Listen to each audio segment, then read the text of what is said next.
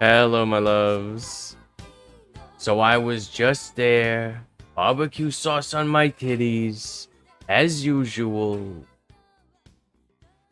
Hey, friends, I'm back. I've been out.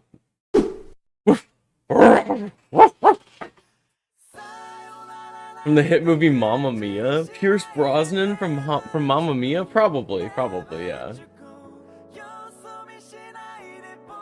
I'm glad everybody is doing well. I'm gonna turn down the city pop just a little bit. I'm sorry, I know. You're gonna be swimming and then getting in a boat? Hell yeah, that sounds awesome. The spell works. You turn music to wait? Yeah, perfect. Add it to your grimoires.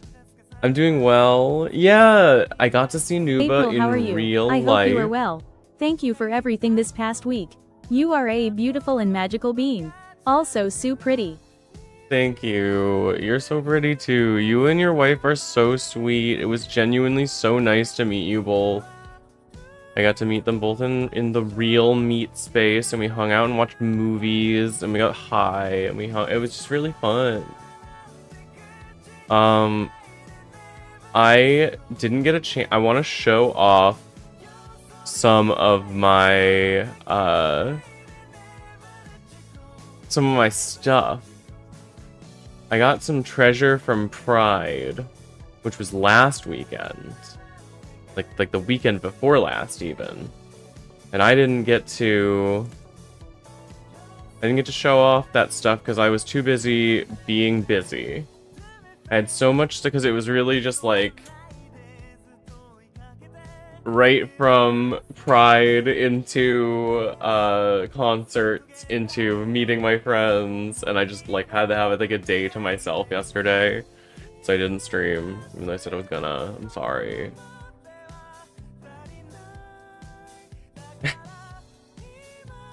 Yeah, you're all sweet. It was super nice to see you. Genuinely, it was awesome. Oh, I should move us over here, huh? Yeah, now they can actually see me. Over on the vertical. Sorry, vertical space. What did I get? Oh yeah, I found like a really nice pine cone. Let me show. I'll show off some of my treasure. Found a really nice pine cone.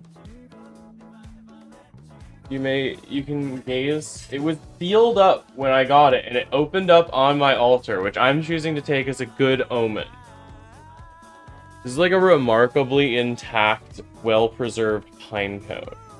And I really like that. Pine cones are a cool symbol because they are a seed that only is able to like spread its seeds if it is on fire, which is just that symbol of rebirth through flame. I really like Phoenix imagery, and it's in a pine cone. It's cool. We love pine cone.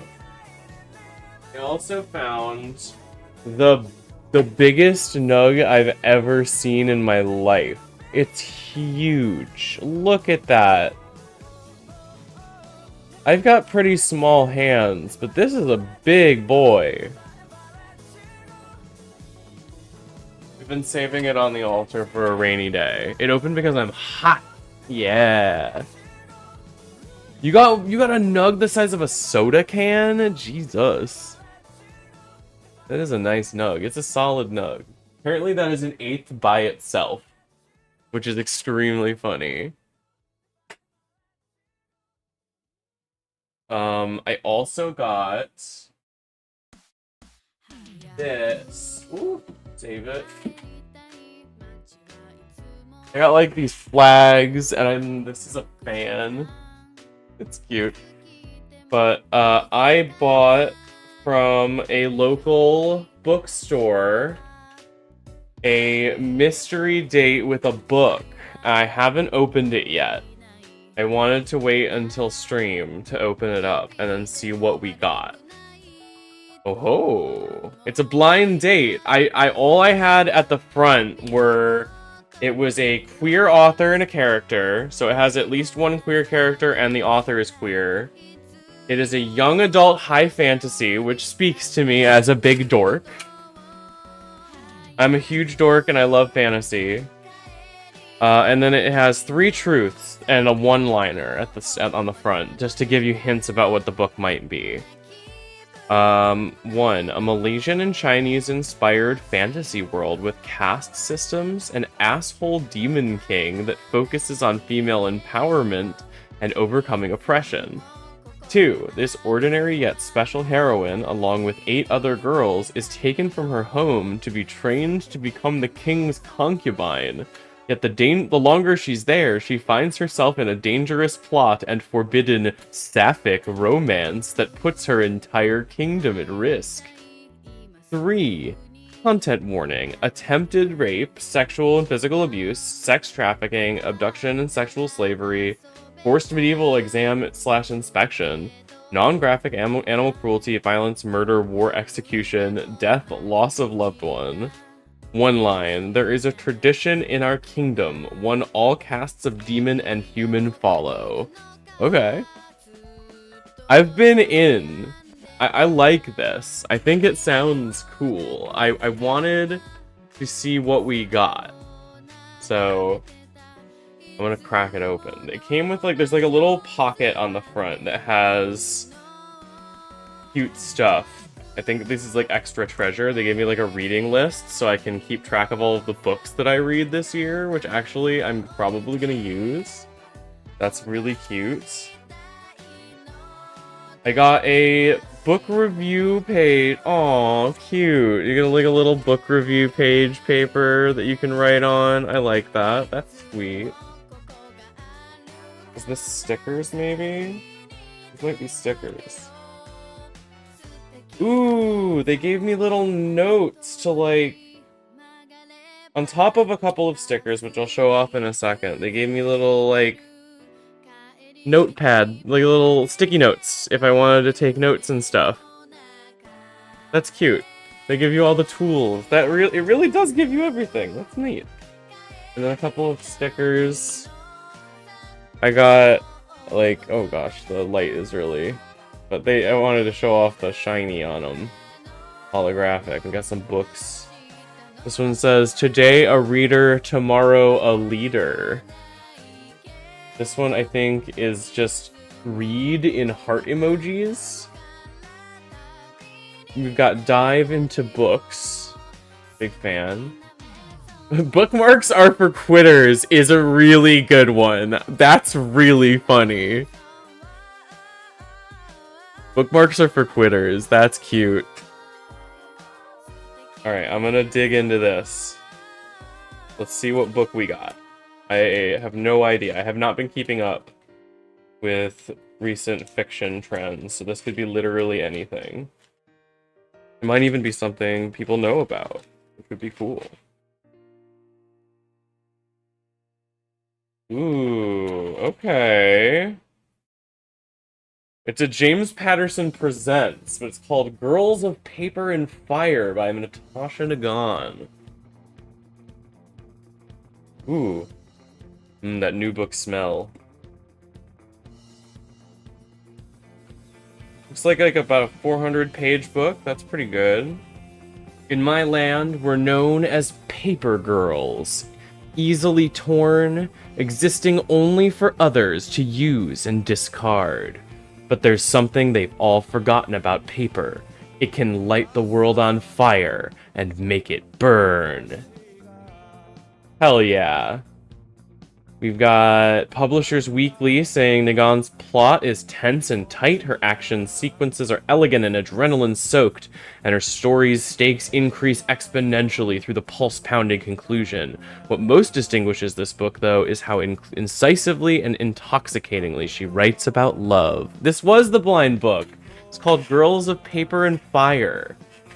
It looks good. I'm gonna dig into this one for sure.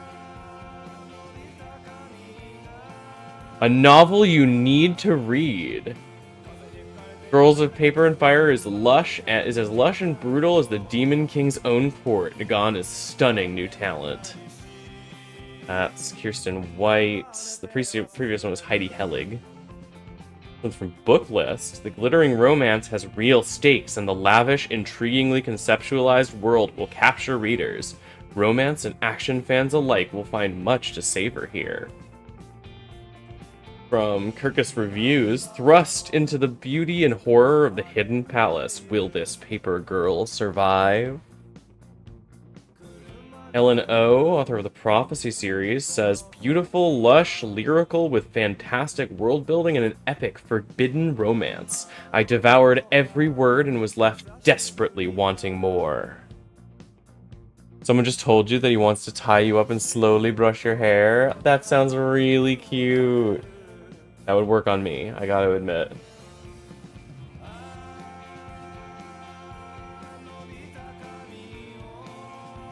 Alright. Well, hell yeah. That looks really fun. I'm gonna dig into this. I don't know if there's anything else in the pocket. I think I got everything. Making sure. Very, very cute. I took a picture of everything for the store, so I'm gonna look up their stuff and see if I can go visit their physical location. Maybe later next week. I love support local businesses. I love supporting local businesses. One sec, I gotta throw this away.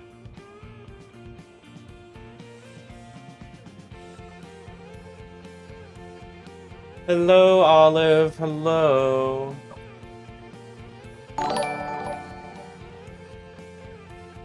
Oh, Ash, thank you so much, Bunny. Thank you for subbing. I appreciate it.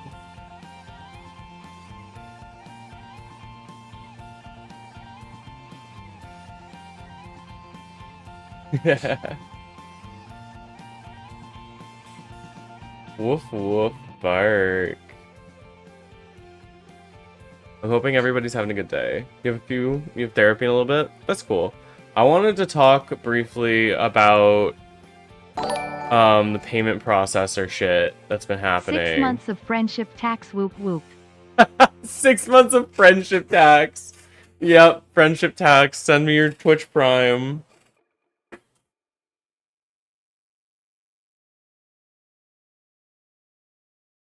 Do I have my phone line open? I don't think I do right now.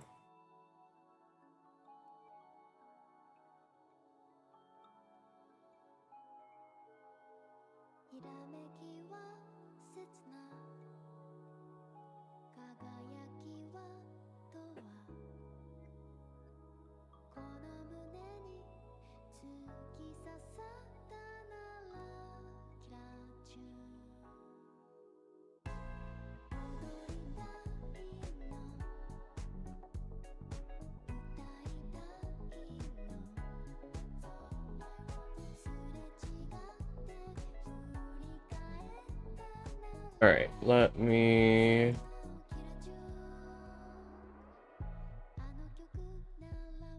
go here. Okay, cool. I think we're all set. Twitch told you an error occurred. Oh no.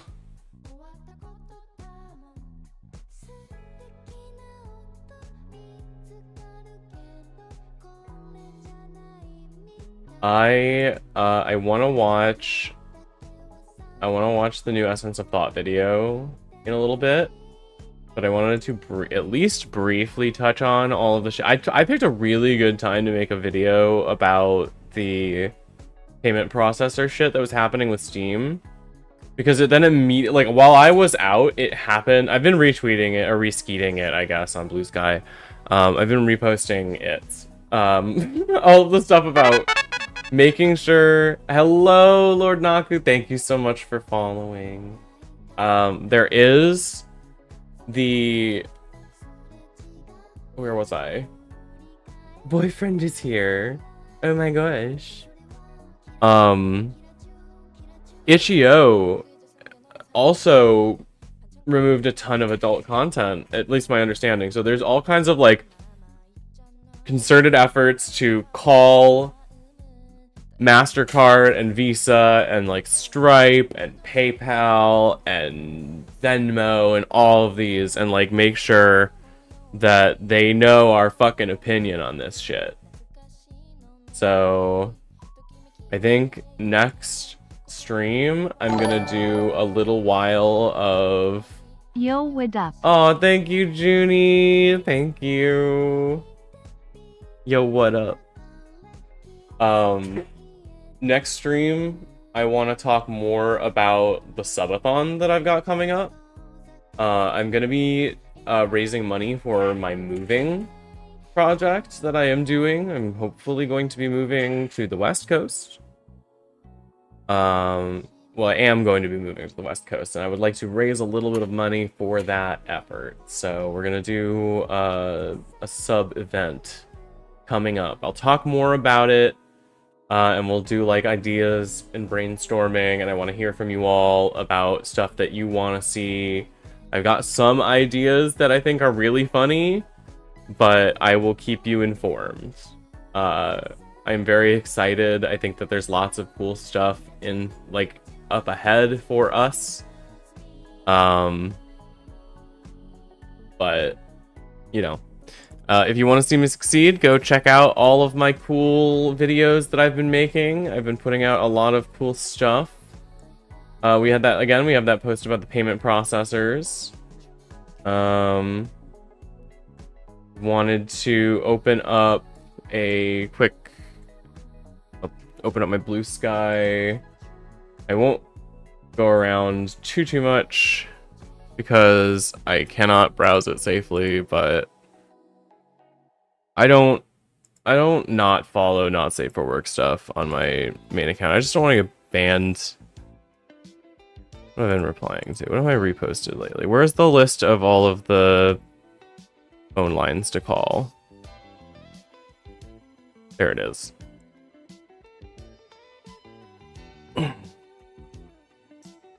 Alright, so I am going to...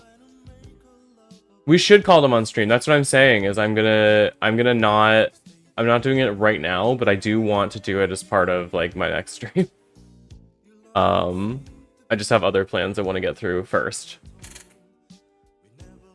So first and foremost, check out this website. There's a NeoCities page. There's other pages as well that usually come with there's reports of verbal abuse have seemingly increased. Okay, so don't verbally abuse them, obviously. Please don't. They are just working. Calling about the video game policy. They started blaming Steam and Itch.io. Yeah.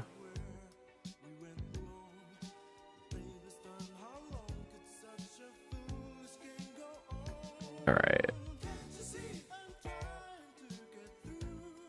Oh, the verbal abuse from the employees.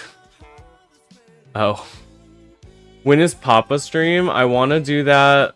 I want to plan that out so we can actually like pick a day and everything that'll work for him.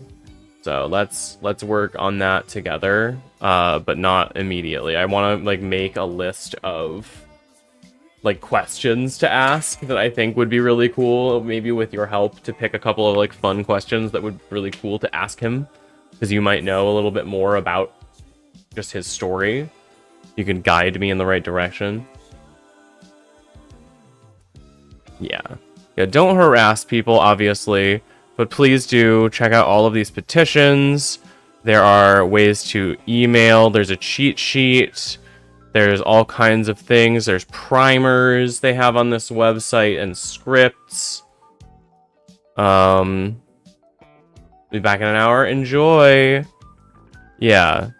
So, you know, check out this website. Check out this website. Check out other things like that. We got reporting from Vice about a group potentially. They use deceptive names as cover, but these have been like lobbying and pressuring banks potentially. I have not verified these sources. I am just showing what I have seen. Please go double check these facts as well. But from what I have been seeing everybody say, the calling and the pressuring seems to be working, at least putting the pressure on. They realize that something is wrong. And then as always, call your representatives. We should do that on stream. I should probably do a segment where we're calling in on stream for the MasterCard and for Visa and all of these processors, and then we'll also do calling our representatives and just do the whole thing, just to show you how easy it is, because it's not hard. You can do it. It's a little scary, but I promise it's not any scarier than anything else. They're not going to come after you. They might be upset, but that's okay. They deserve to be after all of this bullshit. Well, okay, the employees that are working for them don't deserve to be, but the, you know.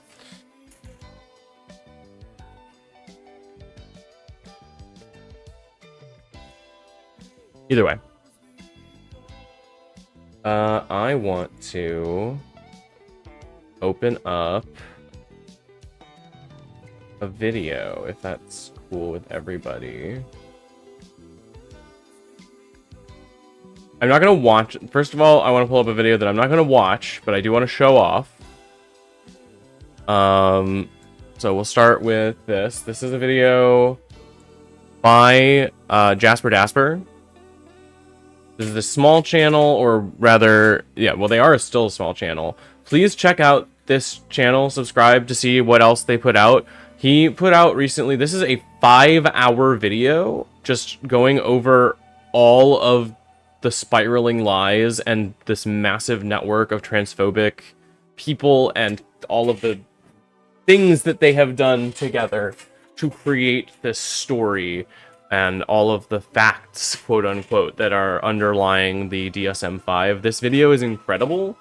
I did watch through all of it, so because I wanted to at least go through it once and verify it. I'm not going to watch it on stream unless maybe during the stream, this like the subathon, I'll watch through the whole fucking thing. He's awesome. This guy rules. He is extremely thorough. And he is extremely human and correct. We love this video. I'm literally just putting it out here. Go give it a view, give it a like if you can. The design is very human. He is awesome. It is a 5-hour video. And a lot of it is heavy because he's really just presenting the information, right? Name and channel blocked by Facecam. Down here. It is called Debunking Transphobia by Jasper Dasper. My bad.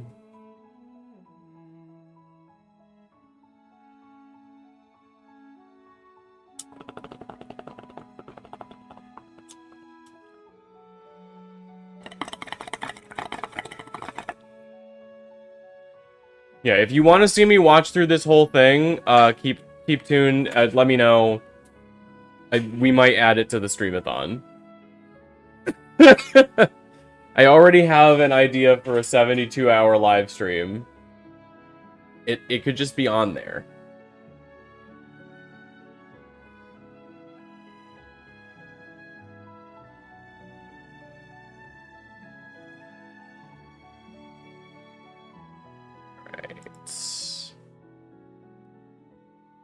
Now I want to actually watch a video and pull up something that I think is really fucking cool and important. I want to show off the creations of really awesome trans creators and one of my personal heroes, a person that I look up to a lot and think that their journalism is extremely hard-hitting. Please go check out Essence of Thoughts channels and social medias. This is a video they put out just today. But Ethel is the one that is going to be presenting this video. And I think she's really awesome. I think a lot of her work is incredible, and I wanted to go through this video because it came out today and show off my cool friends' cool work. Have you ever heard the assertion Let me that... turn that up all the way. I need to hear all. Have you ever heard the assertion that gender-affirming care is non-essential and therefore shouldn't be covered by national health services or insurance providers? Right. Where does that claim come from? How did the US government fabricate a report to justify this narrative? And what does the science actually show us? That's what we'll be tackling in today's video. But first, a quick content warning for the following: transmedia, hate speech, medical violence, and sexual violence. If the work has helped you, please consider supporting us via Patreon so that we can keep the channel running. You can also help us by liking, commenting, and sharing our work on social media. Hi there, my name's... Oh yeah, again, go check out their Patreon. They have all of their references, all of their sources, all of their other videos they're linking. All of them are here. Go look at their Patreon. Go send them money. Please. Their work is really amazing and they deserve more support for it. Thurston, she, her, they, them, and it's time to debunk the assertion that gender-affirming care is non-essential and therefore shouldn't be covered by national health services or insurance providers. And it's important to do so, seeing the current attacks upon gender-affirming care around the world. I agree. I think that it's absolutely something that we need to keep calling attention to. I know that it feels annoying to have to constantly reassert this, but like, to a cis person, I don't know if cis people really get why it's essential, so I can understand kind of the confusion. It doesn't sound like something a cis person would understand. It's hard to even understand it as a trans person sometimes, but I am excited to see what she has to say about the whole topic. This includes my country of origin, the UK, where not only have children been stripped of fully reversible and clinically safe puberty blockers, but local GPs have openly denied their patients HRT on grounds of personal beliefs. This includes trans adults who have undergone a gonadectomy, meaning their body produces practically no natural sex hormone, putting them at risk of extreme osteoporosis and muscle wastage. That's fucking horrible. Jesus Christ. The government is not coming to save us, truly, and it's important to keep calling attention to this shit and displaying just how it's exhausting, obviously, to keep having to display how openly monstrous all this shit is, but we need to keep calling it out. I agree, UK accents are wonderful. The revolution remains untelevised, exactly. We'll just keep here. I love UK accents. I know that there's so many, a lot of people will do like haha British jokes. I'm not a big fan, personally. We need to talk about emotes and stuff too, because that's something I want to get updated for the streamathon. If we do it, we want to talk about emotes and stuff. So I need people's opinions on what kind of emotes and things we want. Oregano. Alright. And one of the arguments I've heard trying to justify this denial of care is that it is non-essential, with said people often referring to it as purely cosmetic, implying that it is frivolous and thus a luxury. That fucking sucks. That is such a disingenuous way to present it. That's so outright evil, and I'm sure we're gonna get all of the fucking reasons that that's evil. But it's like so frustrating that Ethel needs to put this like brain power and energy into something that we should just be able to say, that's fucking evil.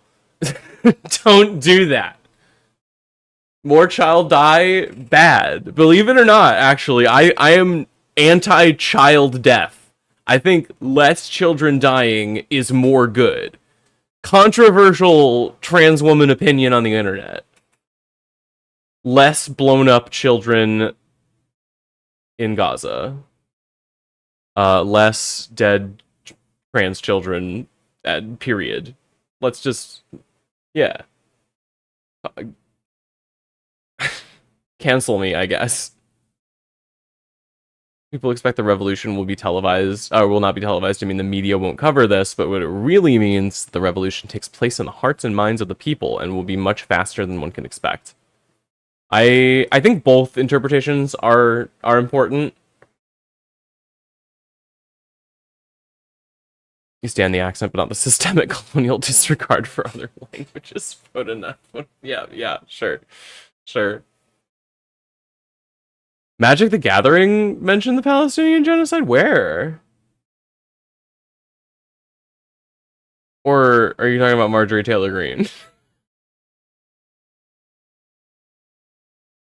This is often accompanied by demands to know why their taxpayer money should go towards medical services for transgender people, an argument I hear especially frequently when defending trans prisoners. That's so sickening to me because people in prison do deserve healthcare. Criminals deserve healthcare. Everybody deserves healthcare. I don't care what crimes you committed. I don't think anyone should die of a preventable disease. Hello. Yeah, that's crazy. I guess she probably means it in like a weird anti-Jewish way, you know what I mean? Marjorie Taylor Greene cannot say something based on purpose. Thank you for following! Hello. This is an argument that has existed in the general discourse since at least 2013. Also, your tax money is not going to fund whatever, like breast implants or whatever. Shut up. That's not real. That's not what happens. You pay money into the government so that the government can use your money or can use like everybody's pooled money for government resources for everybody. You should pay into the government so that everybody gets everything they need. Not, oh my god. We don't get to pick and choose who deserves what. Everybody gets whatever they need. Yeah, absolutely. I want my tax money to fund breast implants. That's what I'm saying. Fund yours directly. Sending you $4 million.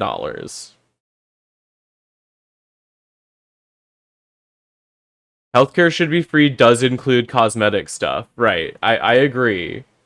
But, again, trans healthcare, even though it's like cosmetic, it's not cosmetic, right? It's the derisive way of saying cosmetic in that way.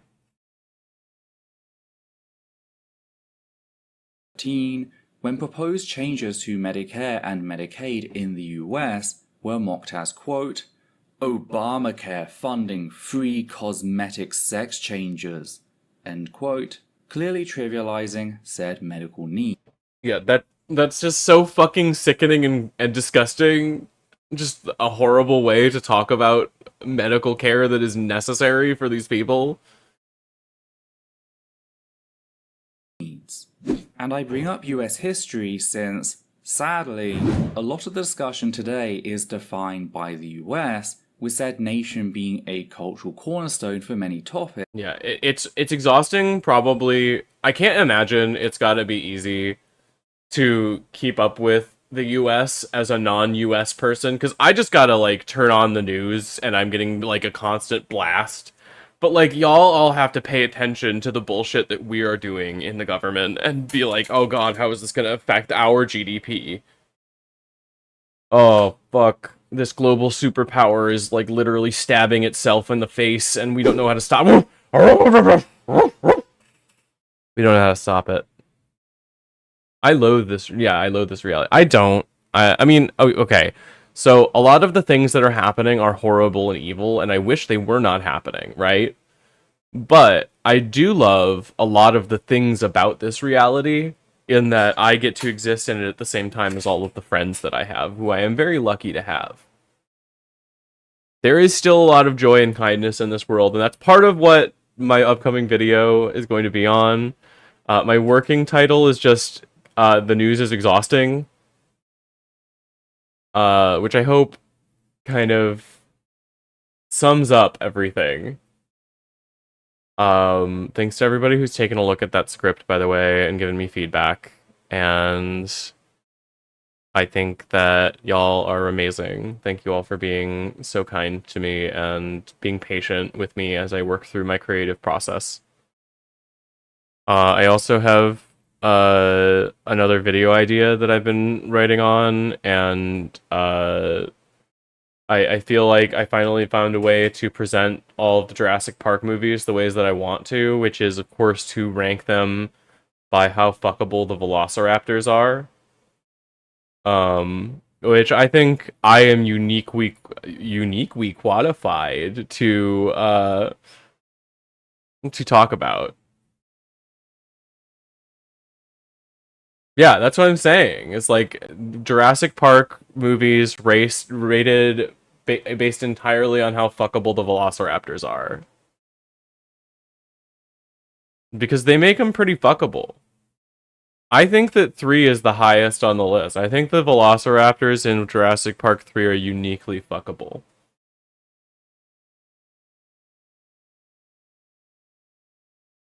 Don't clip that.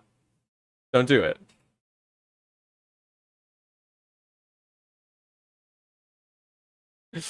Alright. More. It's just. We are in the weeds. Jesus. Including the medical needs of trans people.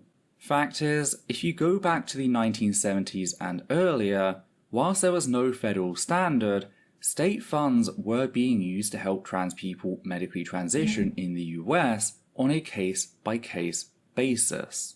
This is something that surprises a lot of people, since we tend to have this very forward-looking, march of progress view of human rights, where things were the worst they've ever been in the distant past, and have slowly gotten better with time. I agree with this outlook. I think this actually also has to do, this is something that affects a lot of things, not just progress in like social topics, which it absolutely does, and she makes a great point here. But it also affects how people view like technology. That like the technology that we have now is the best that has ever been invented. Or that the way that the government or the laws or whatever are put together, or a system is put together because it's the most efficient way or it's the best way, and we would have like figured it out by now, as if not. But not taking into account that it's actually put together a certain way because it's the one that made the most money, right? Don't. God, you fucking clipped it, didn't you? Jurassic Park 3 are uniquely fuckable.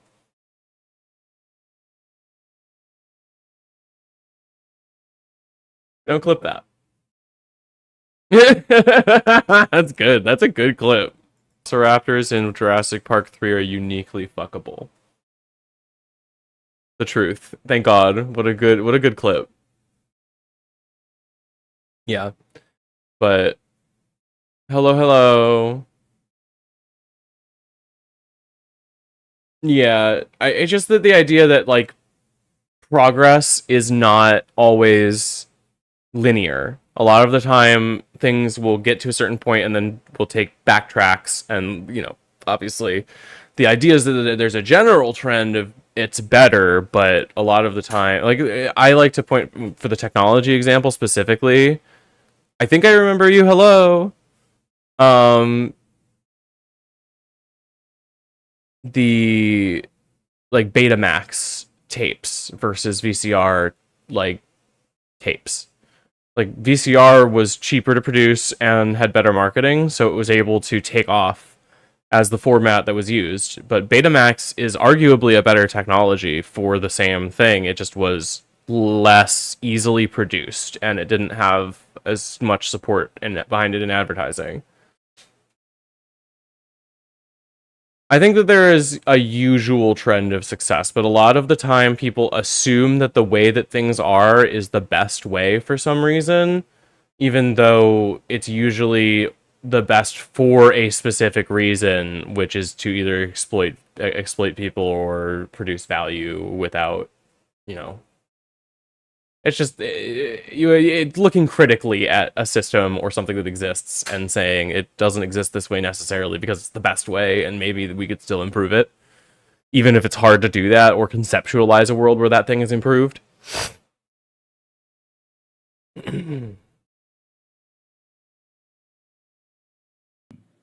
Except things are rarely that simple.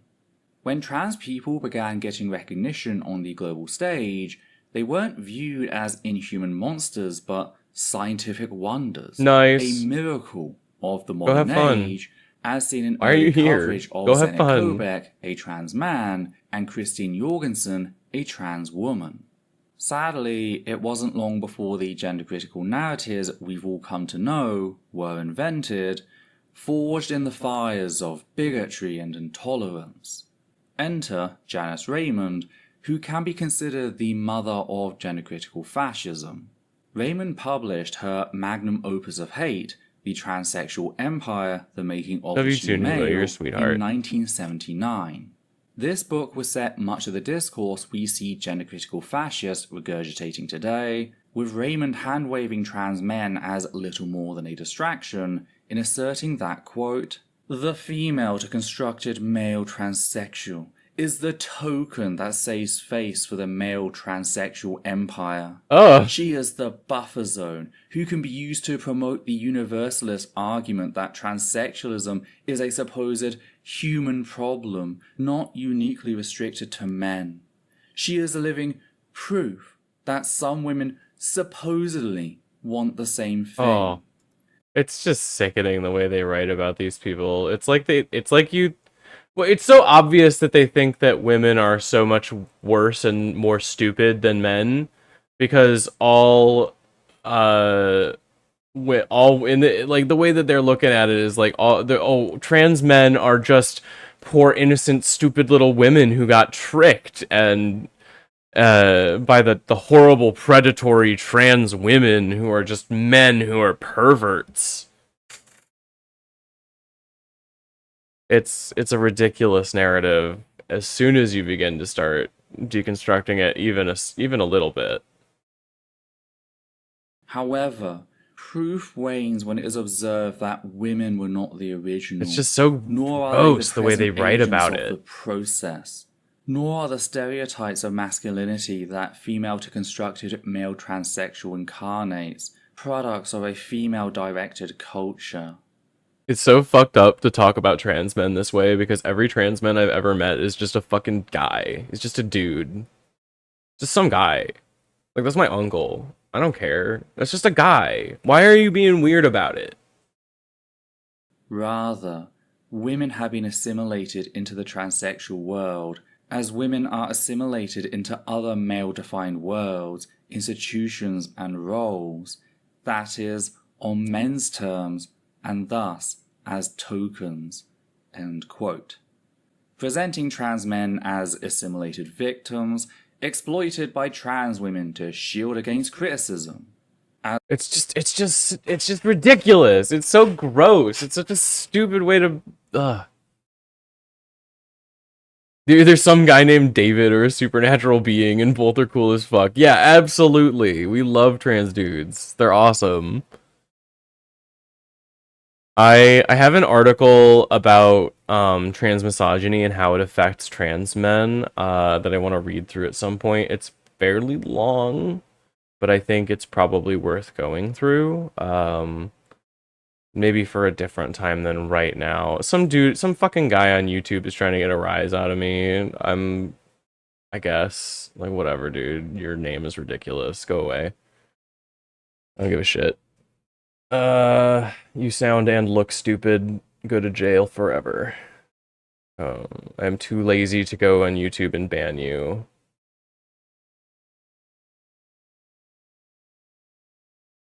Yeah, absolutely.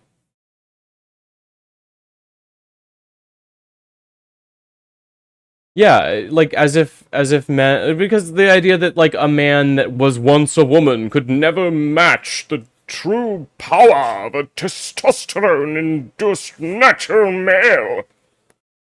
Disgusting. I'm gonna these are the same people that probably would be like, I could beat any woman at anything, and like, no dude, you could not. You're fucking stupid. You're a moron. I'm gonna go refill my bong water, enjoy a few seconds of dead air.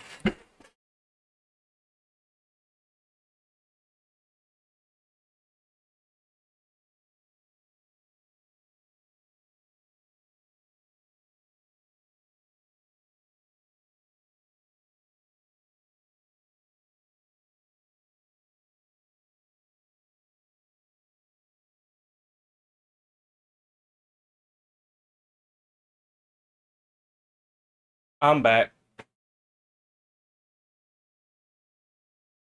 Alright. Ethel, I need more of you.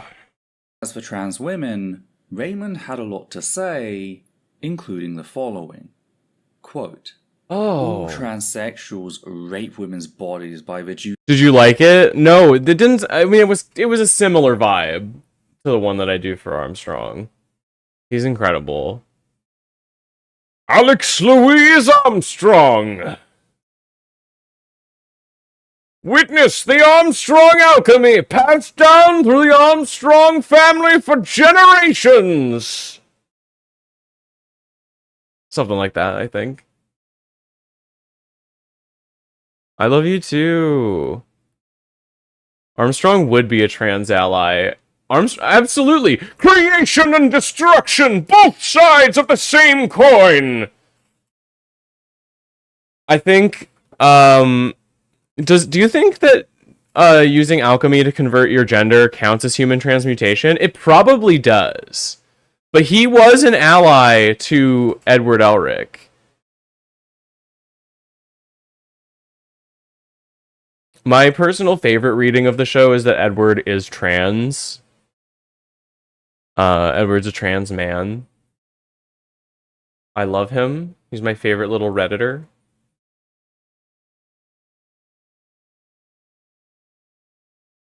Ooh, that's true. They're not they aren't touching the human soul because they can use alchemy to heal people, right? There's medical alchemy. So if you just consider the body as like parts and not touch the soul, maybe that can be done and that's allowed. Because you're not touching the soul. The soul is already the gender that you are, so they don't have to touch the soul to match the body.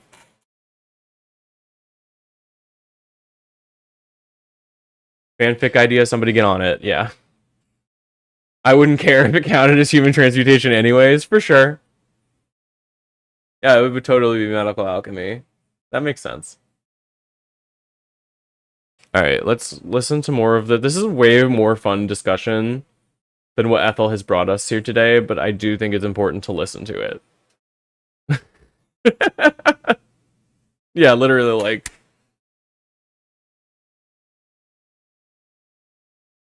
Pray at the altar of femininity. Female form to an artifact, appropriating this body for themselves. However, the transsexually constructed lesbian feminist violates women's sexuality and spirit as well. Rape, although it is usually done by force, can also be accomplished by deception. It is significant that in the case it's such a sickeningly evil way to write about this. It is so clear that this person has so much hate for trans people in general. It's disgusting. Like, to equivalate those two things. Ugh.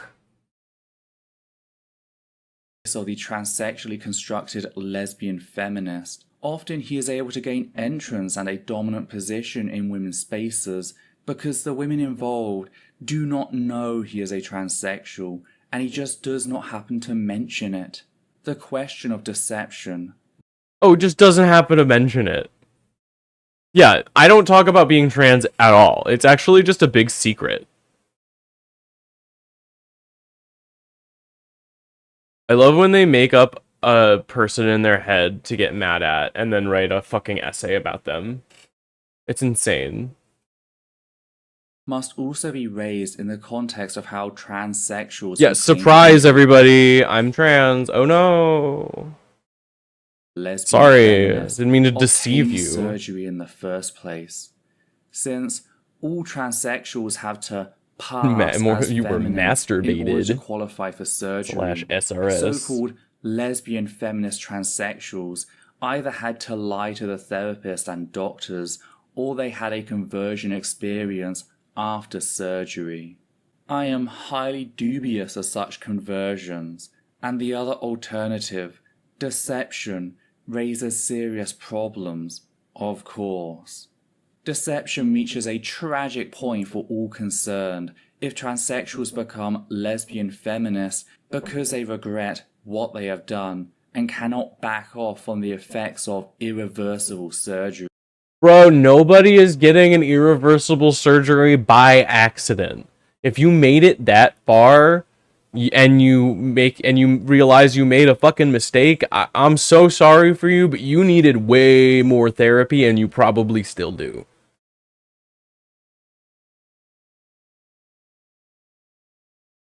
Like, nobody gets that far by accident. You don't just wake up and you have a pussy one day. Like, fucking insane sentence.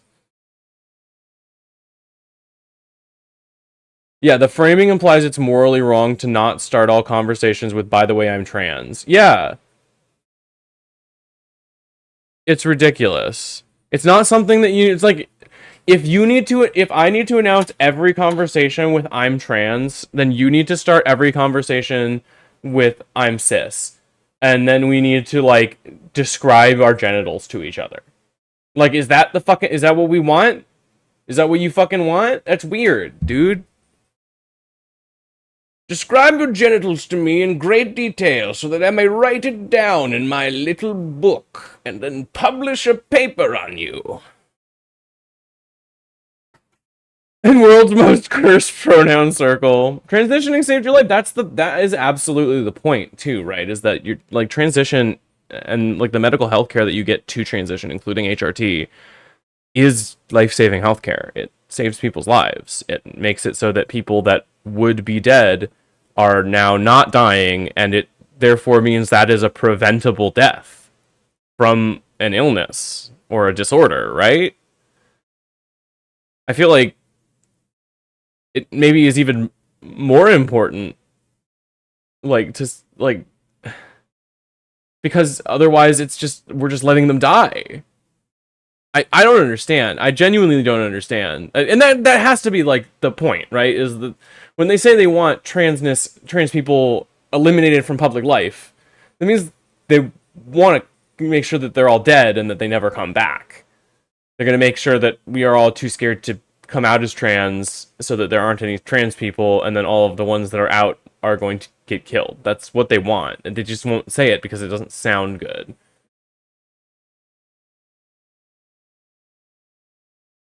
I don't understand. I don't understand the thought process that gets you there. You have to start from the perspective that being trans is wrong, right? And it's something that needs to be solved or fixed. Like, it's a mental disorder. And it's better, it's cis supremacy, right? It's cis supremacy to say that it's better to be cis. And therefore being trans is a deviation from the norm and needs to be fixed. That's transphobic. It's transphobic rhetoric at the very least. Apparently some people just think that mental health doesn't matter, and having transition tied deeply with said mental health makes it somehow less important. Yeah. Yeah, if we just beat the children more, they won't come out as trans as much. It'll be way better. Because then I won't have to be embarrassed that my kid is trans. And I won't have to, like, think about a gross thing I don't want to think about. It's so fucked up that so much of anti-trans discourse is just, they're icky and I don't like thinking about them. But if they're real, I gotta think about them more, and I don't like that.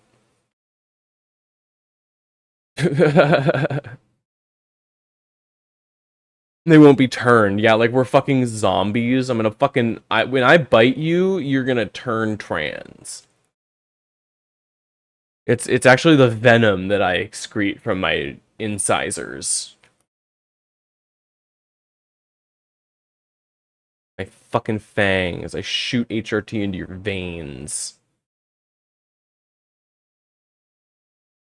Casting my witch's spell to trans babies in the womb.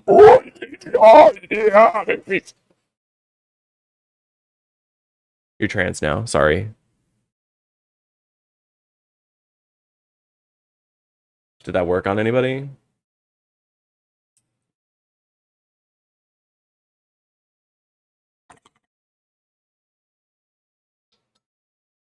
I'm doing God's work.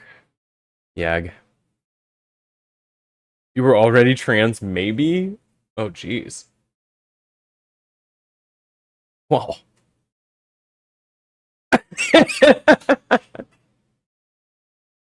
you, like, more trans now? Yeah.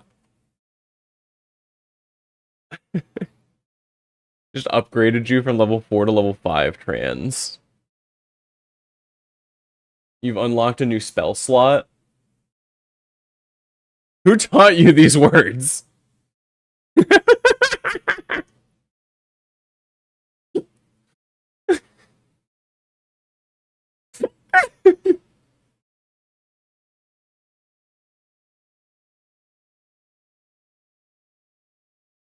The People's Joker. I want Sam Reich to do a an Everybody Loves David style show like Vera Drew did with yeah, David Liebes. I forget his last name, sorry. I want Sam Reich to do that with Neil Breen, where he just gives Neil Breen an unlimited budget and a creative team and lets him do whatever the fuck he wants. Or not an unlimited budget, but like here you get a budget and a creative team, make whatever the fuck you want. Like I want to see Neil Breen directing the Dropout cast to make the most insane movie I've ever seen in my entire fucking life.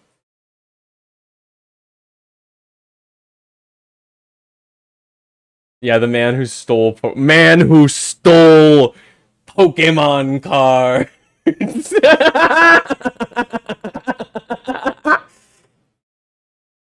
That's really good. That's really fucking funny. There he is. He's in the corner. The world has been so fucking crazy that Critical has been talking about politics. I feel like I'm going crazy. For example, it's not like he's never it's not like he's never not been political or never talked about politics. It's just that like he's just making a whole video about like how the president is clearly a pedophile, and like that's just politics now, I guess. Awesome.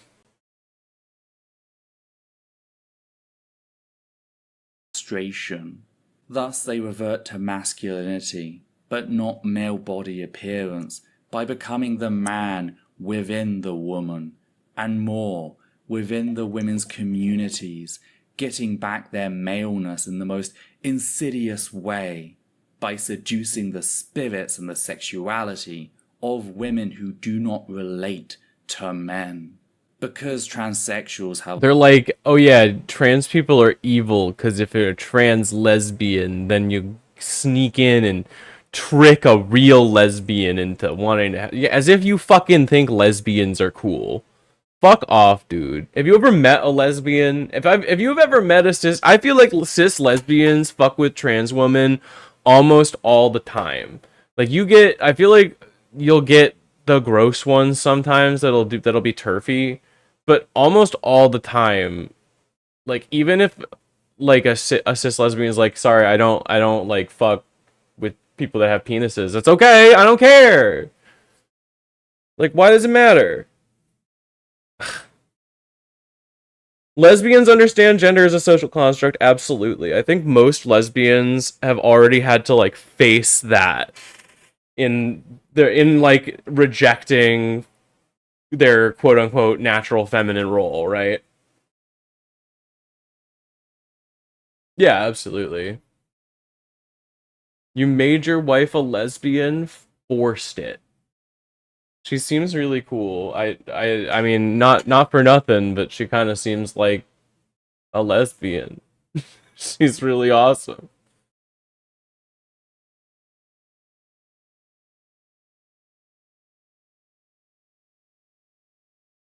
Yeah, I think that it goes to show, like, if Critical is talking about like big politics shit like that, then like that's how widespread it is. It's how far it is into the zeitgeist that like gamers are talking about it. Switching her into attack mode.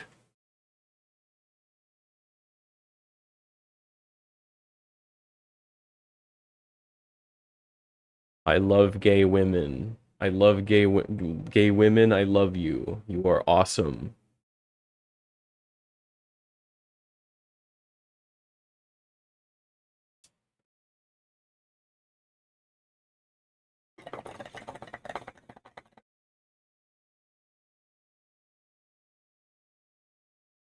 Lost their physical members does not mean they have lost their ability to penetrate women's mind, That's so fucking gross. I'm sorry, this has been on screen, but like, lost just because they chop their dicks off doesn't mean they can't penetrate women still. Like, stop. It's not about that, dude. That's gross and weird. You're thinking about it that way. It's not about that. Evil trans. I think that I want to make a guerrilla filmmaking project and name it something like Evil Trans Movie or like Evil Insane Trans Movie or something like that.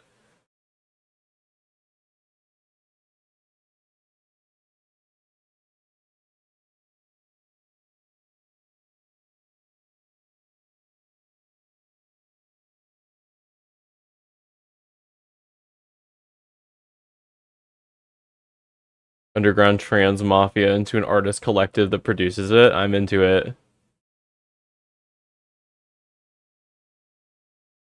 I just want it to be like it just like fucked up insane transgender movie and like it's just a movie about being trans in America right now and how fucked up and awful it is.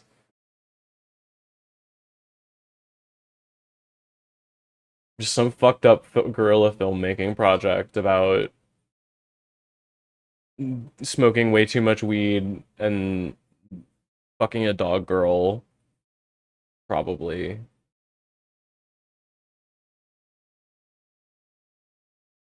Gotta work that in there. The furries have got to make an appearance at least once. It's just Legally Blonde.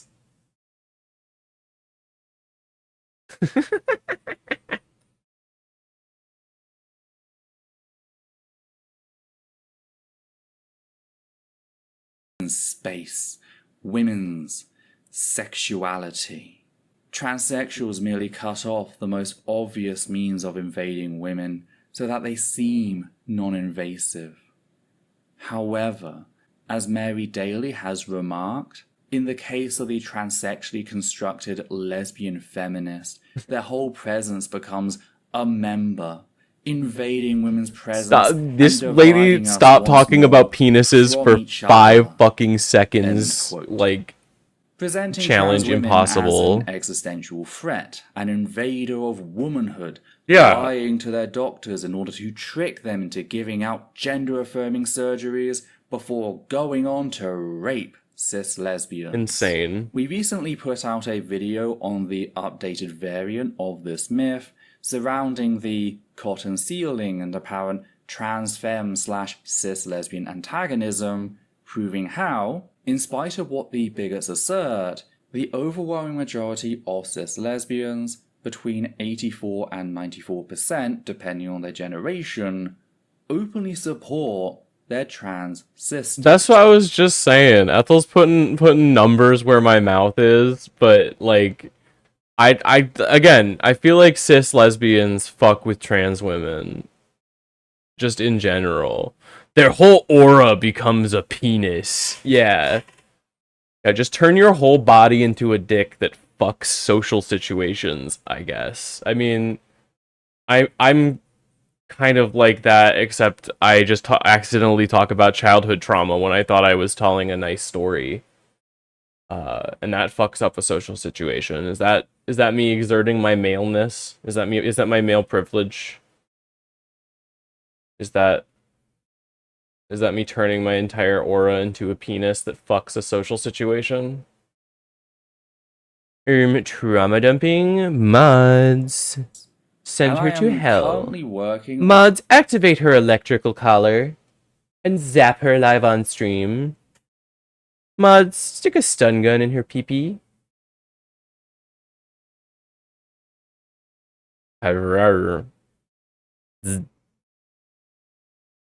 Please take this to hashtag vent. This is my stream. I can hashtag vent if I want to.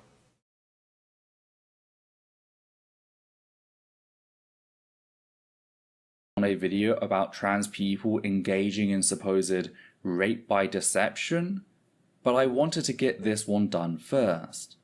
That video will be added to the Debunking Gender Critical Fascism playlist once it's finished. God, she's so fucking cool. God, she's so fucking cool. She has a whole playlist of it. Can you understand how fucking cool this person is to me? I'm so bad at, like, putting my thoughts together and staying relevant and cutting in my journalism.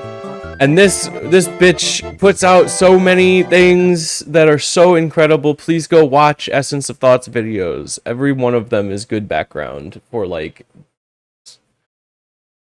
again, I love her voice and she can deliver endless information to me.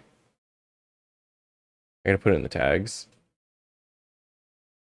What should be done about trans people? She very openly declared that, quote, I contend that the problem of transsexualism would be best served by morally mandating it out of existence. Does a moral mandate, yeah, just to hit the however, children. Necessitate that transsexualism must be legally mandated out of existence? What is the relationship between law and morality in the realm of transsexualism?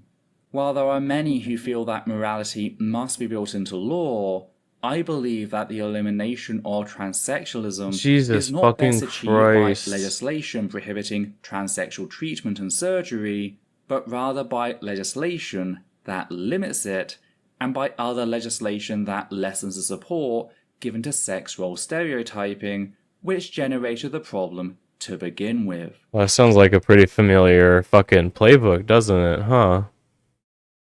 That's fucking crazy.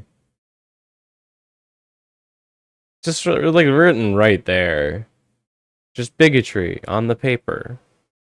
End quote. I wonder what she could mean by legislation that limits it. Sadly, we didn't have to wait long to find out, as explained by trans historian Kristen Williams. Hey, Maxie. Williams' work caught the attention of someone at the National Center for Healthcare Technology, or NCHT, a government-funded body in the US that was looking to cut costs from Medicare and Medicaid by reducing the number of medications and procedures that could be claimed as essential. And one of the things it was looking to cut was gender-affirming care for trans people. And they were really fucking sneaky about this too. They originally had it in there as gender-affirming care for trans minors, and then it got changed, like in a small edit, to just be all trans people. could not get gender affirming care through Medicaid, which freaked a ton of people out. Then it's gone back and forth and being in there and not in there, and I genuinely have lost track of it. I've been trying to keep my head out of the news because I needed a couple days to like rest and recover before I got my head screwed on the right way. This is like the closest I've gotten to reading the news in a couple of days. They got taken out of the bill before it passed. Awesome.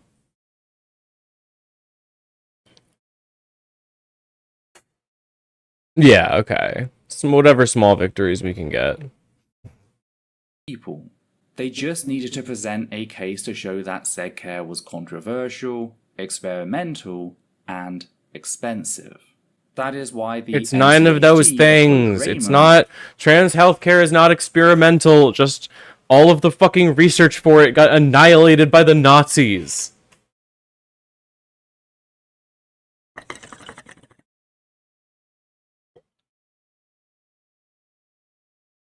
Not experimental. You just think that vaccines cause autism and you're fucking stupid.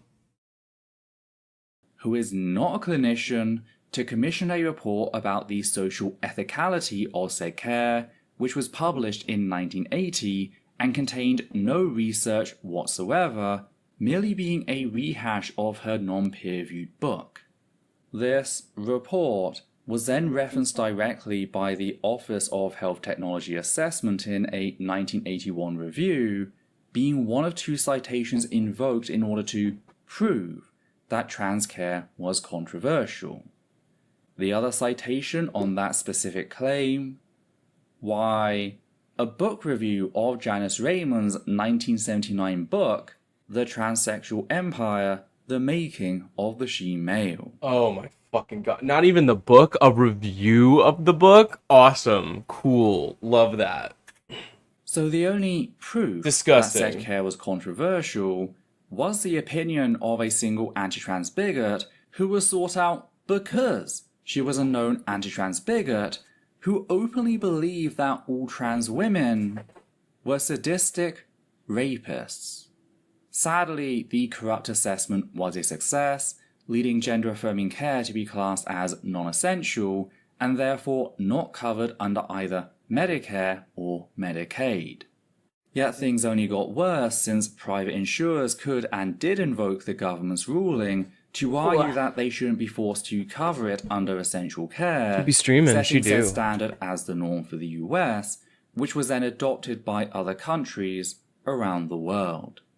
What really stuck out to me as I glorious. returned to this topic in 2025 was just how familiar this entire thing was. How you doing, Clue? We have covered the Cass review extensively on this channel, showing how its author, Dr. Hilary Cass, lied about pre-existing research and indeed even her own methodology.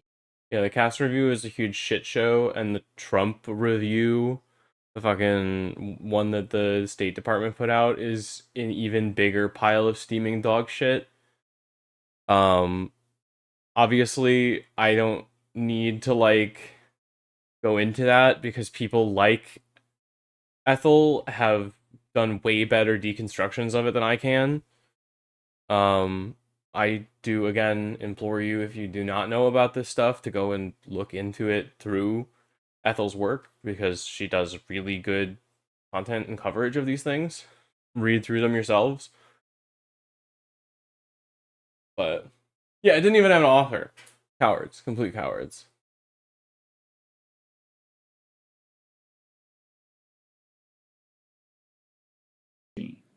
We also provided evidence that Cass had a known anti-trans bias going in, pushing gender-critical propaganda onto her colleagues, and that the then Tory government boasted that it had deliberately stacked health institutions with anti-trans bigots because it knew the Cass review couldn't stand actual scrutiny.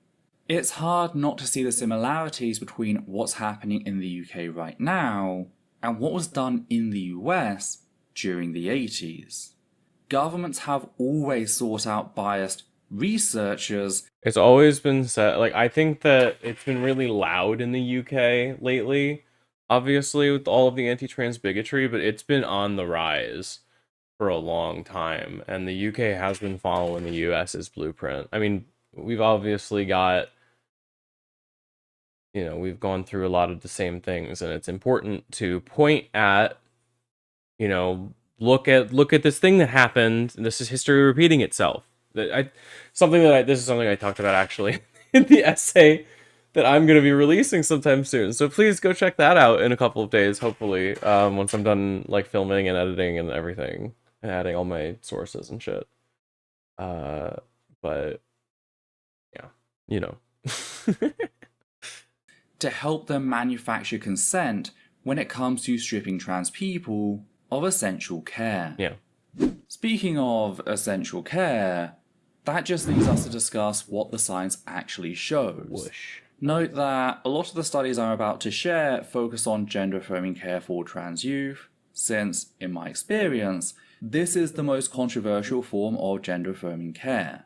I have never met someone who thought gender-affirming care was essential for trans youth that didn't also feel the same regarding said care for adults. I'd also just like to note that these first few studies were lined up by Rebecca Watson of Skepchick in her 2023 video debunking Sabine Hossenfelder's anti-trans pseudoscience. The first study we're going to take a look at, titled Association of Gender-Affirming Hormone Therapy with Depression, Thoughts of Suicide and Attempted Suicide Among Transgender and Non-Binary Youth, was published in the Journal of Adolescent Health in April of 2022 and found that the, quote, use of gender-affirming hormone therapy was associated with lower odds of recent depression and seriously considering suicide compared to those who wanted gender-affirming hormone therapy but did not receive it. For youth under age 18, gender-affirming hormone therapy was associated with lower odds of recent depression and of a past year suicide attempt. End quote. I think it's genuinely fascinating how much of the current attitude around trans people in the UK and a lot of the propaganda that's being spread right now in general about trans people can be traced back to J.K. Rowling, which is part of why I think it's really important to not support Harry Potter, any of that franchise bullshit, because the money that she gets from it, she spends trying to make trans people illegal in the UK and supporting people that are also trying to do that both in the UK and the US and in other places in the world. She is like one of the important money vendors for this fucking anti-trans hate mob. And I mean, obviously, again, Ethel has covered this shit before on her channel. Please go check out Essence of Thought. All of the coverage that she does is incredible and very cutting. I make sure to she helps me stay informed about stuff, especially about stuff that does not directly affect me because I'm not in the UK, but it's stuff that I want to know about so that I can make sure that I know how people are doing all around the world, because I don't just care about me. I want everybody to be okay. I want us all to come out of this somehow happier and better, but if things keep going like this, that's why we got to keep talking about it. Keep making sure people know that it's not okay to be this way. It's not okay to treat people this way, and that the things that they spread in this propaganda is wrong. All lies. Another study, Mental Health Outcomes in Transgender and Non-Binary Youth Receiving Gender-Affirming Care, which was published in the Journal of the American Medical Association Open Network in February of 2022, found that, quote, in 104 trans and non-binary youths aged 13 to 20 years, receipt of gender-affirming care, including puberty blockers and gender-affirming hormones, was associated with 60% lower odds of moderate or severe depression and 73% lower odds of suicidality over a 12-month follow-up. End quote.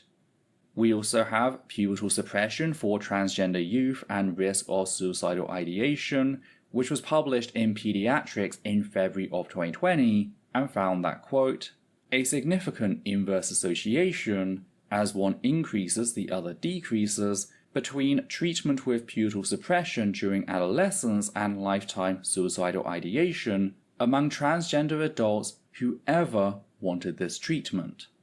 These results align with past literature, suggesting that pubertal suppression for transgender adolescents who want this treatment is associated with favorable mental health outcomes. End quote. Who could have fucking thought? The last study Rebecca brought up was psychological profile of the first sample of transgender youth presenting for medical intervention in a US pediatric gender center, published in 2017 in the American Psychological Association's Psychology of Sexual Orientation and Gender Diversity, which found that, quote, older trans and non-binary youth seeking medical intervention experience poor self-competence, higher levels of anxiety, and decreased happiness and satisfaction than the younger patients.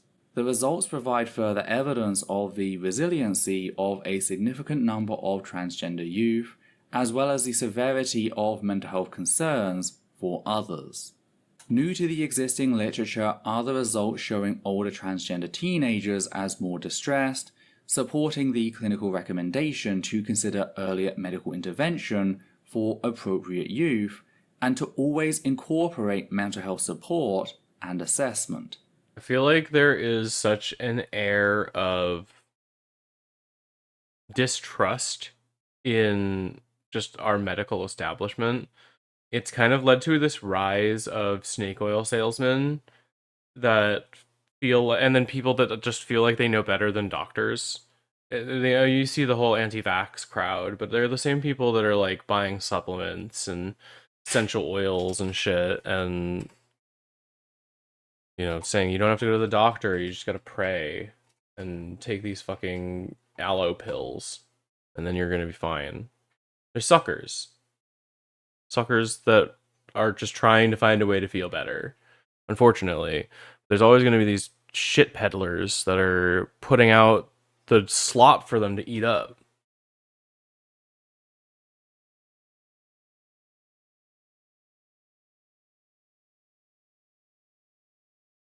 And like you get so many people trying to say that even helping trans kids out of this situation is like akin to pedophilia, and that's fucking ridiculous. These people are suffering. These kids are suffering, and they don't have any agency or a way out of the situation, and you're just gonna fucking make them go through something that like really fucks with your brain.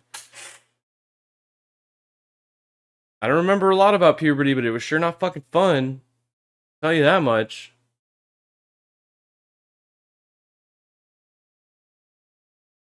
End quote. Again, thanks to Rebecca for lining those up so neatly. Adding to our studies, we also have psychological functioning in transgender adolescents before and after gender affirmative care compared with cisgender general population peers, which was published in the Journal of Adolescent Health in April of 2020 and found that, quote, transgender adolescents receiving puberty suppression had fewer emotional and behavioral problems than the group that had just been referred to transgender care and had similar or fewer problems than their same age cisgender peers on the youth self-report domains. End quote. Next, we have psychological support, puberty suppression, and psychological functioning in adolescents with gender dysphoria, published in November of 2015 in the Journal of Sexual Medicine, which found that, quote, at baseline, gender dysphoric adolescents showed poor functioning. Gender dysphoric adolescents' global functioning improved significantly after 6 months of psychological support. Moreover, gender dysphoric adolescents who also received puberty suppression had significantly better psychological functioning after 12 months of puberty blockers compared with when they had received only psychological support. End quote.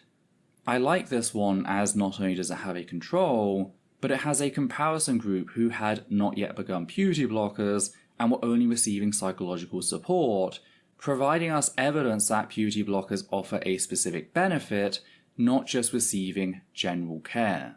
A lot of the resources, and this was in the debunking transphobia video that I showed off earlier. But one of the things that is brought up is that a lot of the evidence for to take away puberty blockers is based on the idea that like we should make them wait to take puberty blockers because they might, I don't know, might hurt them or something. But there's just so much evidence that puberty blockers in general are safe and that any risks that they have can be mitigated. It just, and especially since cis kids are still getting puberty blockers for precocious puberty through all of this, and there's no like, you just don't want trans people to have them is the only thing, because they're so scared that like a cis person might manage to go through and fall through all of the cracks that they are willing to take away trans healthcare for the people that would actually benefit from it and whose lives it would actually save, because they don't actually care about trans people, they care about cis people. And even on top of that, there might even be just general fear that transness in general kind of throws into whack. It's like, hey, if you're questioning the gender box you were supposed to be put in, why, that's not fair. I don't question the gender box I'm supposed to be, I got told I was supposed to be in, and that makes me mad. And I'm not going to process that. I'm just going to take it out on you. It makes me mad that you are rebelling against the system. Just important maybe to think about those things. It's like, why are you so upset that I don't want to be a man? Like, what makes you so mad about it? Most of the time, the opposition to this whole idea lacks care for evidence and will not be swayed by explanation. The point I've seen is control. Yeah, it's control over what people can do. If they can tell you what a trans person can do with their body, why can they not tell a woman what they can do with their body, right? Why can't they tell anybody what they can do with their body? Then they don't want you to have bodily autonomy. They want you to do exactly what they want. And then they want to discard you like a robot when your parts start failing and you need to go to the medical system. And then, oh, sorry, you're on the line for all that. I'm not gonna pay for your medical bills for the injuries you sustained for working for my company. Yeah, that's the insurance's job. That's a different industry, not my fault.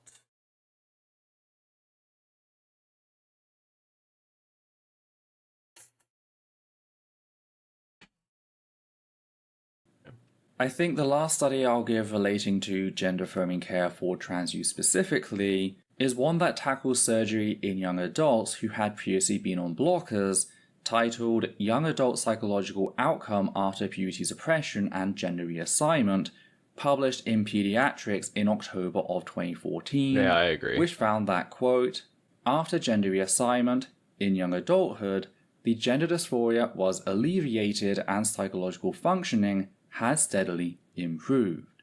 Well-being was... It makes me so frustrated that you can just literally look and see trans people living happily as normal fucking weird people, and then you're like, oh, that's actually bad because they're not cis. And you don't even think about that might be some cis supremacy. Similar to or better than same-age young adults from the general population.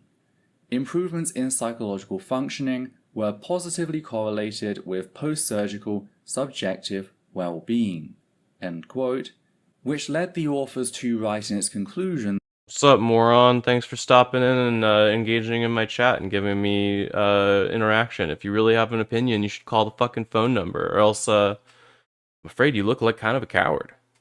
That, quote, a clinical protocol of multidisciplinary team with mental health professionals, physicians, and surgeons, including puberty suppression, followed by cross-sex hormones and gender reassignment surgery, provides gender dysphoric youth who seek gender reassignment from early puberty on. Yeah, sorry, every once in a while somebody scrolling through their YouTube shorts gets recommended me because they haven't figured out they're trans yet, and they get really angry in my chat, and I just have to tell them they look like a moron.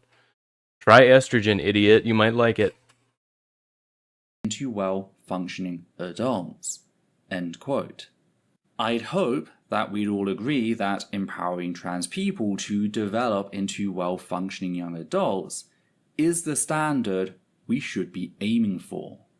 Moving on from studies focusing on trans youth, we have gender-affirming surgery improves mental health outcomes and decreases antidepressant use in patients with gender dysphoria, which was published in February of 2024 in Plastic Reconstructive Surgery, and found that, quote, "A total of 3,134 patients with gender dysphoria were included in each cohort. Patients in the surgery group had overall lower rates of mental health conditions, substance misuse, and antidepressant use. There was an absolute decrease of 8.8% in antidepressant prescription after gender-affirming plastic surgery, and significant decreases were found in post-operative depression. That's anxiety, like a really significant decrease. Just from... Literally just from doing the surgery, that's an 8% drop? That's fucking crazy. suicidal ideation and attempts, alcohol misuse, and drug misuse." End quote. Then we have association between gender-affirming surgeries and mental health outcomes, which was published in April of 2021 in the Journal of the American Medical Association Surgery, and found that, quote, "Transgender people..." Again, a lot of the statistics that are cited for like desistance rate and stuff like that is all fucking lies and fake. Truthfully, the regret rate for gender affirming care is like less than 1%, when I think the average regret rate for a surgery, like a kidney surgery or something that saves your life, is 15%. So it's so low. Nobody that's getting gender like genuinely would be considered a rounding error in any other situation, but we're gonna like throw the entire cart out with the horse here because like there's a chance that somebody might regret getting a gender affirming surgery. Not to mention that most of the, again, I'll bring it up, but most of the things that they cite for gender affirming care done on minors is cases of cis boys with gynecomastia getting their breasts removed under the age of 18.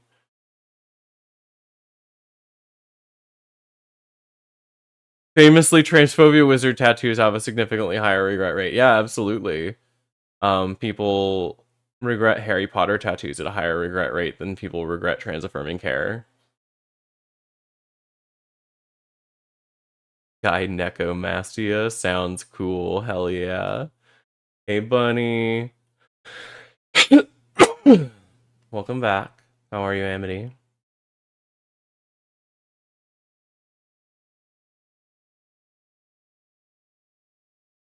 You're back at your mom's place. That's nice. History of gender-affirming surgery had significantly lower odds of past-month psychological distress, past-year tobacco smoking, and past-year suicidal ideation compared with transgender people with no history of gender-affirming surgery. End quote.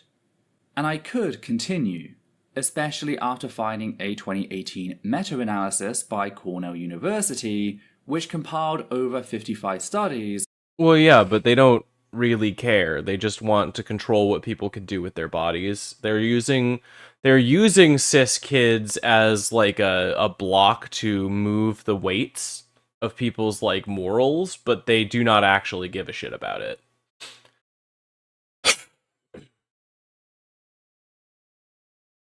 Yeah, if folks made those same comments about heart surgery, they would sound fucking crazy. You weren't born with that heart. That's not natural. That's a Frankenheart. Oh, you met a teacher from before you were a girl? How'd that interaction go? I hope it was positive.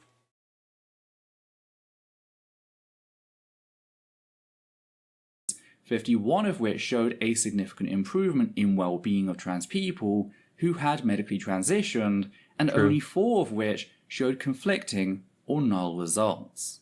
So if you still want more evidence, there's a good place to start. This forms quite the consensus, demonstrating I that love her little avatar's smile. It's so cute. It really is. I love it. It just looks so positive and happy. I love her eyes. to start. This forms quite the consensus, demonstrating that trans people who receive support in being allowed to medically transition show significantly better health than their peers who didn't, bringing them up to and sometimes even surpassing the baseline set by their cisgender peers. I mean, That is a massive improvement. That sounds really in quality fucking good. of life. One trans people have as much right to as any cisgender individual, yeah. marking said care as essential. Though, what do you think? Have you come across this claim, and if so, where? What do you think I've definitely are the seen it. similarities between Raymond and Hilary Cass? Are you a trans person who has transitioned? Yes, I Would you am. mind sharing the way it's impacted your life? Do you know of any other anti-trans myths you'd like to? I'll share how it's impacted my life. Being trans is something that's exceptionally frustrating, but is also genuinely the most important thing I've ever done for myself. It is me taking control of something that I've always had in the back of my head and actually finally looking in the mirror and seeing a person I'm happy with.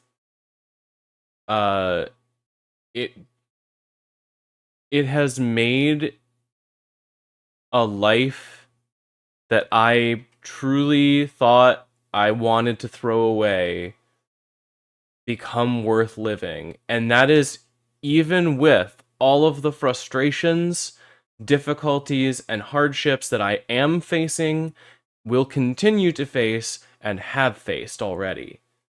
All of those things happening to me, I would do exactly the same thing again. I would just do it fucking earlier. That's my only regret, is not being able to do it earlier. It would have changed the trajectory of my life if I had been properly educated on trans people and had the proper health care and a place with no judgment to explore that. But because I had to explore it in a world where there's so much stigmatism against it, it made it very fucking difficult to get there. And I had to build up a lot of a life that then I kind of needed to throw away. It sucks. It really fucking sucks. It sucks to be trans, but it doesn't suck transitioning, right? It sucks to be trans because of the world that we live in, but it does not suck to transition. It's the most important thing that I have ever done for myself. Yeah, even in the face of intense repression, I'll never regret it. It's the best thing I've ever done. You'd have never joined the army. Was the army really important to you? I would love to get your perspective on that. I've heard a lot of I've heard a lot of people say they don't like they didn't like their time in the army, but I mean, yeah. Yes, being trans doesn't suck, but not having the options to be to transition suck. Read the room, Ragnarok. What the hell?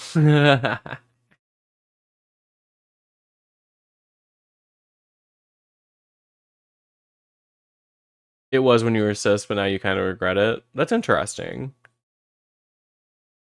I think that being trans is obviously it's been really important to me and to my identity. It's helped me be more in tune with me as a person. I have made genuinely beautiful connections with people. I feel like people like me more, and I like me more the way that I am now, even though there are struggles. Not everything is perfect. And transition didn't fix my other shit that's wrong with me, right? I still have other health concerns. I still have, like, chronic pain issues. I still have all of my other shit to worry about. I'm still depressed, but it's a lot fucking easier now. Yeah, being a victim to societal transphobia sucks, not being trans. Yeah. You can call it if you want to, but I'm gonna finish off this video. Do you know any anti-trans myths you'd like to receive their own standalone debunking?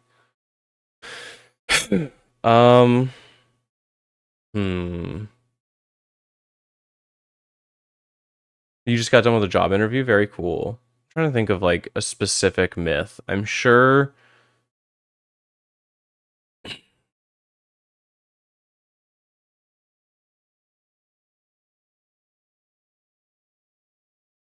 I think it's always fun to look into the amount of like trans athletes that actually exist and like how many trans athletics bans are being passed and all of that shit, and then you look at it's just one guy, one like trans kid, one trans dude who wants to like wrestle or something, or it's like one trans girl who wanted to join the cheer squad or something. Like, okay, we're fucking banning it for everybody. It's also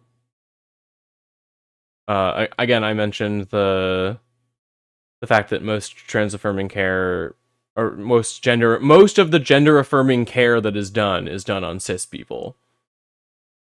Like, I think it would be really fun to just kind of put it all on a chart. Yeah, fuck these 2 children who want to play basketball. Fuck you, state law. I think that if a law is passed that affects less than the amount of people that you can count on both hands, you have to go to their face as the politician and personally explain why you're doing it to them. You need to do that. You have to explain to these children personally why you are telling them that they cannot do it. You have to do it on TV. They can cry, but you can't. If you cry, we shoot you.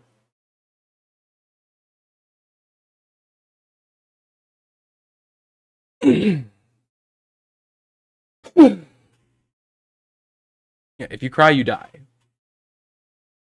That's the name of the show.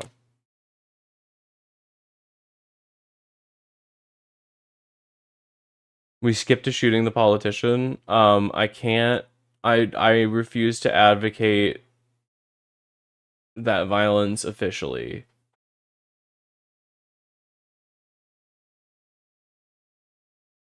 Well, the UE index is insane right now. Officially. To receive their own standalone debunking. Did I miss something you noticed?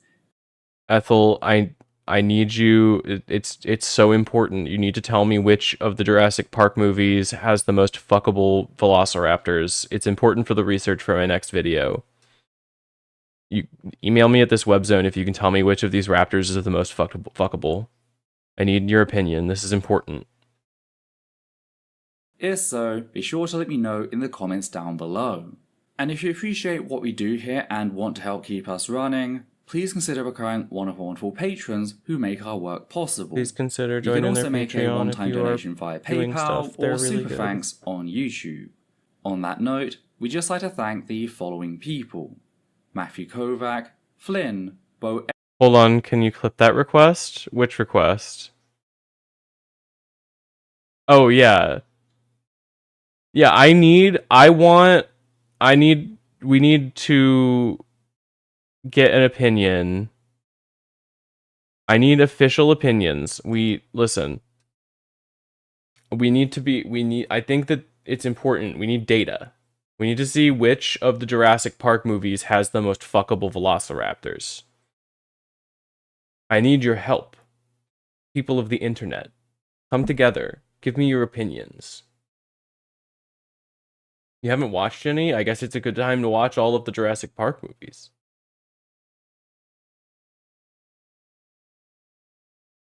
If you say Jurassic World, you're gonna explode. I'm saying Jurassic Park 3 has the most fuckable velociraptors. I think that's true. I think that's an easy win.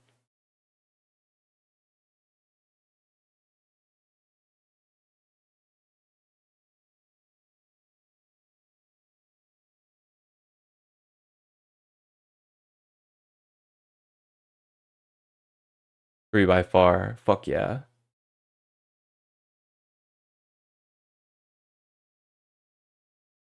I think that if you make a trans category for sports, there need to actually be enough people in that sport to like justify that category that are actually playing that match that, and there just aren't.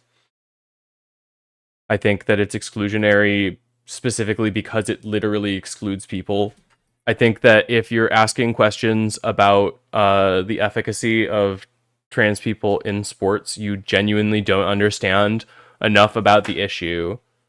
And I implore you to look into what the actual effects of HRT on the human body are and how they affect your hormone production as well as your muscle density and things like that.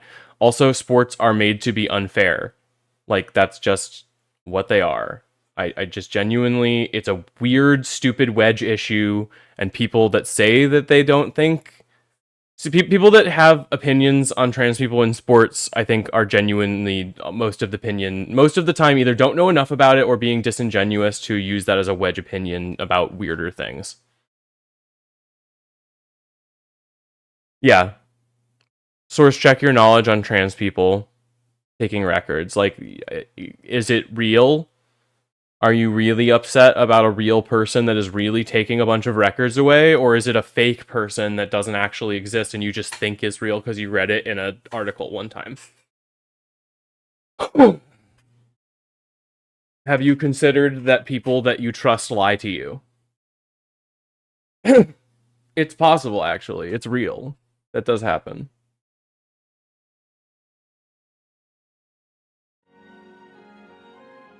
I'm turning on the city pop again.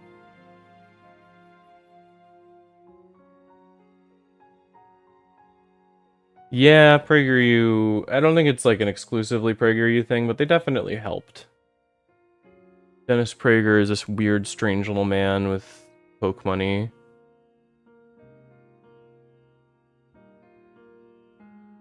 Yeah, no problem. I'm happy to genuinely talk about this stuff. Like, that's my job. I don't mind talking about it. It's just... like, it is rare that there is a person who wishes to engage in good faith on these things, you know what I mean? And so, you kind of gotta be on your guard. April lies to you? I do sometimes. I'm an unreliable narrator on occasion. Mostly when it's funny.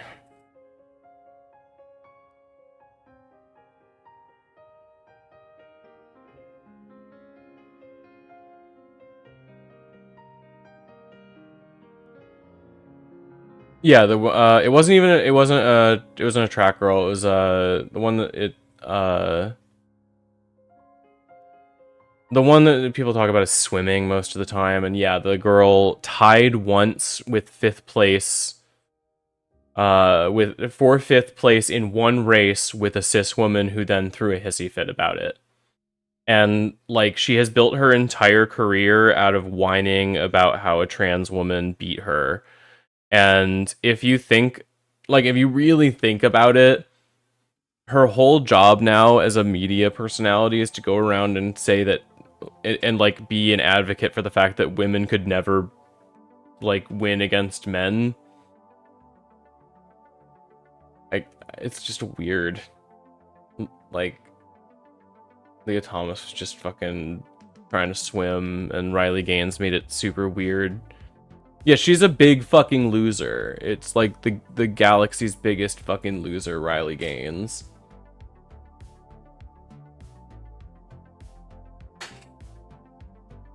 Yeah, she like tied for 5th place in that one race, and her overall placement was like 25th or something like that. Yeah, it was crazy. Doesn't... I'm getting a call. Hello there, friend or foe? Let me make Your mom's sure you're going through the right headset so I can hear you. Alright, try again. Oh, did somebody say a curse word and then leave? Oh, there's the Riley Gaines video. Eden posted it.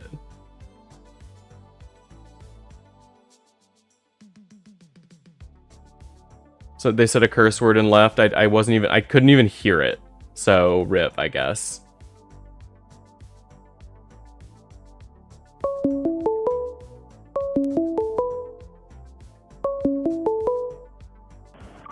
Hello again, friend or foe?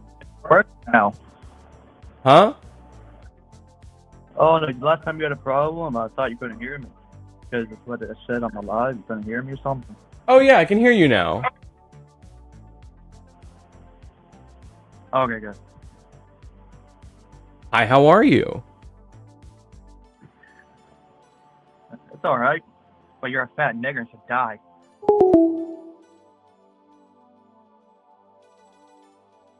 Okay. Sure, I guess. What? Immense.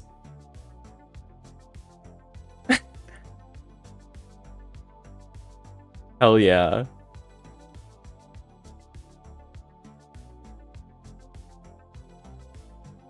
That was like baby's first hate mail. Hey, another one. Hi, hello, friend or foe? Friend, it's me. It's Ragnarok again. Hi, Ragnarok, how are you? I just got home from my job interview. Oh, very cool. How was your job interview? Worrying a little bit. Because, when answering the questions they gave me, I got told good answer multiple times, which, is supposed to feel good, but it kind of feels patronizing. Like Family Feud? Like, good answer. Yeah. Good answer, or oh, we haven't heard that response yet, or things like that. So, I'm not sure if that's a good thing or not. Yeah. Well, I mean... And I really want this job so I can get the hell out of food service. I have my fingers and toes all crossed for you. I appreciate it. Thank you for... It's a job that will also suck equally because it's warehousing. Okay, but, fair enough. It's better than food service because anything is better than food service. Yeah, fair enough. Yeah, if you don't jive with food service, it's definitely not the career for you. Let me actually grab my headset real quick. I so did I it can because it's quick and get easy. audio. It was never a long-term plan. I have a question for you, though. You do? What's the question? What word can you make shorter by adding 2 letters? Shorter. Or short. You can make shorter by adding 2 letters. ER. Good job. The amount of people who didn't get that at my job is... You underestimate my power. You worrying. think I am a fucking buffoon. Yes, because I saw evidence of exactly that. How dare you? How dare you? I wouldn't be your friend if I wasn't jokingly mean to you. I feel like... Because jokingly mean is better than regular mean. Fair enough. A little bit of teasing is appropriate. Bullying out of love is better than bullying out of malice. Well, I think genuinely, it's good to tease your friends as long as it's got like a positive note to it. Oh yeah. I never understood the type of, let's be honest, cis men friendships that are just about calling each other slurs all the time. Yeah. That's so Especially sad. slurs Alexa that play you can't Cruel to say. Be Kind Magicians cover. What is Incredible. that? Hold Oh, hello, Mr. Merman. So, oh, your cat is also bothering you. Yeah, she's bugging me. He's sitting his big butt right Yeah, there my, so my he cat can is complain. too, and it's a problem because I still have dress shoes.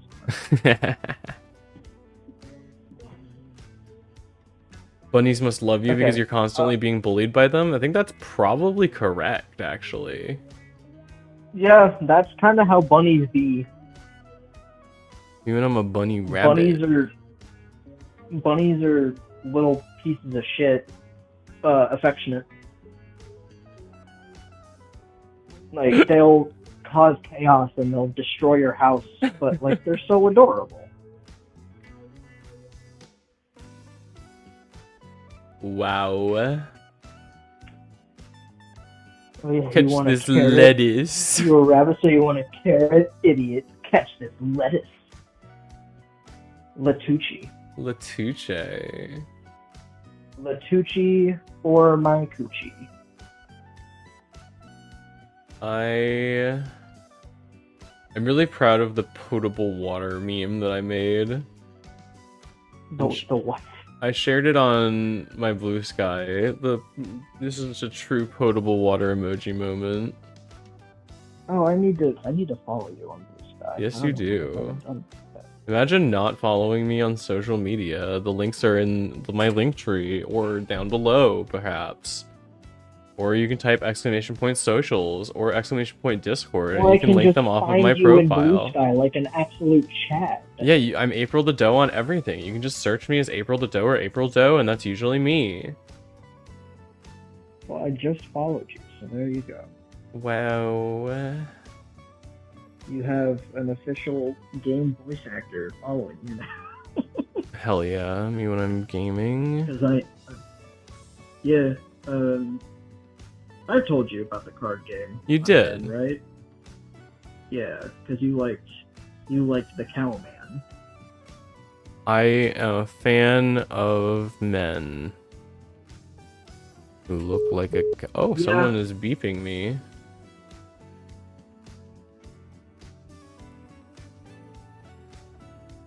It's actually illegal to be a bunny whose name is longer than 5 letters.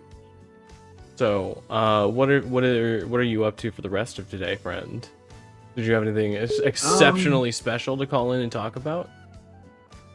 No, it was mostly just to annoy you and Oh. sufficiently pester you. Okay.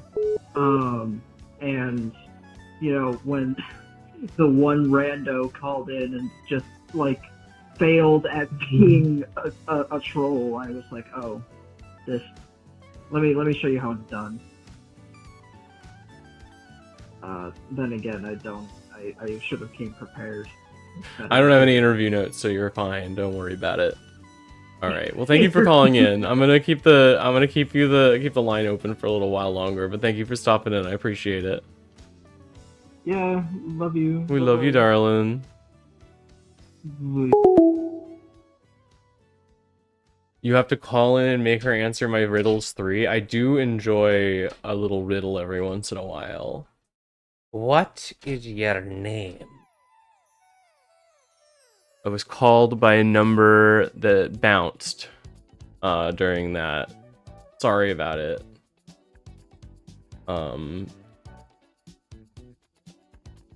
guess I should, like, probably be a little bit honored that I'm big enough to, like, get random shitbirds calling me to, like, say a slur in my ear. They just are very desperate for my attention. They want a beautiful trans woman to talk to them so bad. Hello, friend or foe? This is Friend. Hello, this sounds like Nuba. This is Nuba. Hey Nuba, how are you, sweetie pie? I'm doing great. It was I'm super recovered nice from seeing traveling. you. Yeah, from traveling. You had a pretty big journey ahead of you when you were leaving. Yeah, But I it am was really pretty bad. it was a bad journey. I'm sorry to hear that.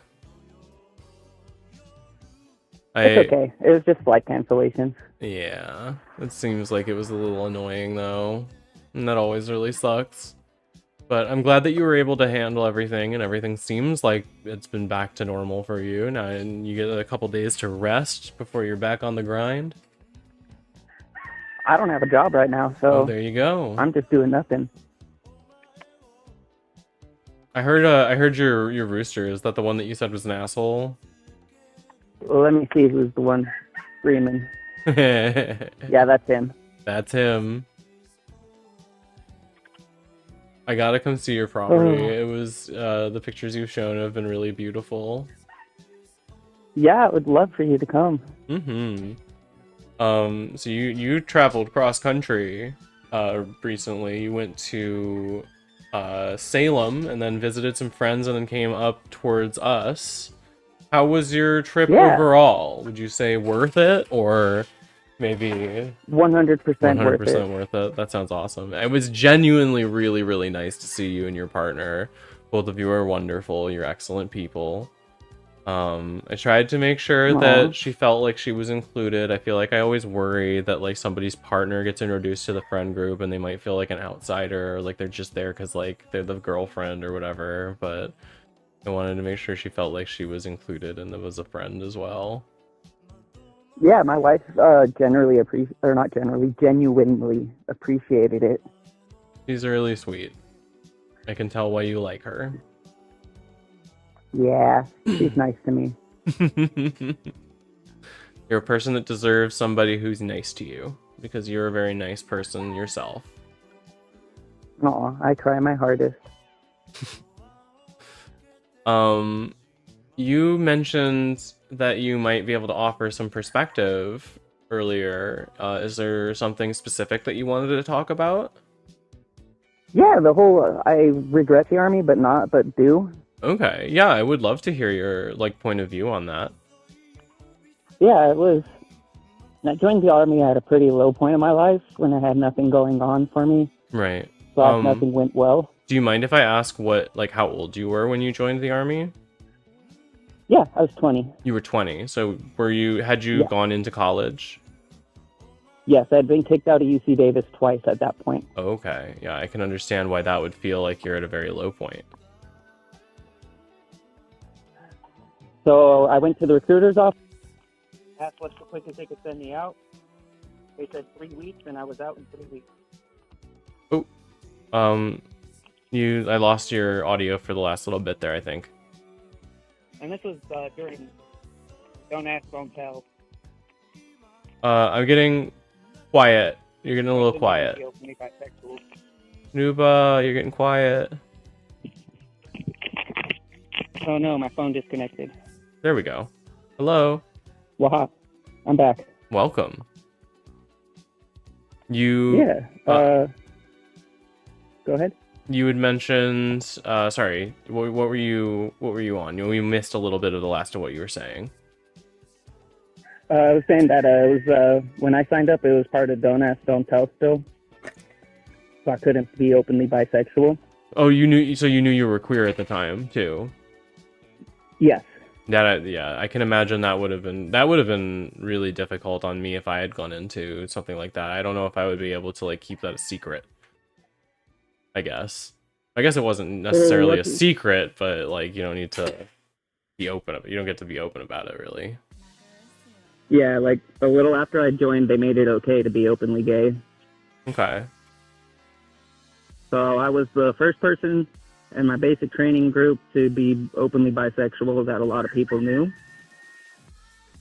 Okay. Most people took it well. Just one person really didn't like it. But whatever. Yeah. Well, it's definitely... So I definitely think it's bullshit. I think there's a lot of like bisexual people that get a lot of extra stigma on top of just being queer. Because I think people think that bisexuals are like wishy-washy, which is so fucking stupid. When we're not, it's just... Silly TV, Ragnarok, for sure. But either way, it was important to me because it was a way to get out of my hometown and get money for school since I had been kicked out of college. Yeah, absolutely. I don't know, I took the carrot and the stick at the same time and kind of sacrificed my body just to get ahead. Do you feel like overall it was like worth it for you? You mentioned it was important at the time, and I think that there is an important consideration of that too. Yeah, I think it was important, but I don't think it was the best option for me. Right. I would rather I don't understate the military as a resource for people to get out of situations that they're in that are really bad. But I wish there were other options that weren't so openly exploitative. Yeah, that's like the big issue. I wish that you had had other path forward than going into the military.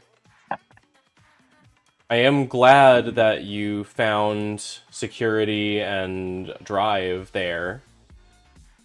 And I'm sure that in some aspects it was a worthwhile experience for your own personal growth, but I wish that you had had better resources at your disposal. Me too. But it is what it is.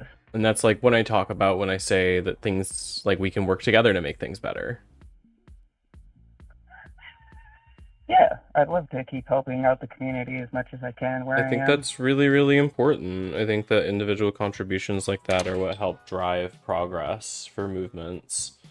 And obviously, like, having your community, it's so nice. Like, it was something I said, I hugged you the first night, and I was like, you're real.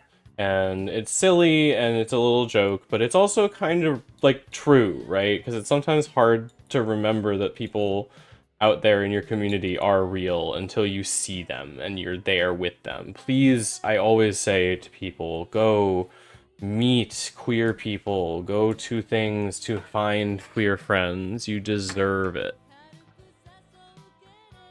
You deserve the kindness and the joy that comes from meeting your friends and meeting queer people in general. I'm really glad I get to see you.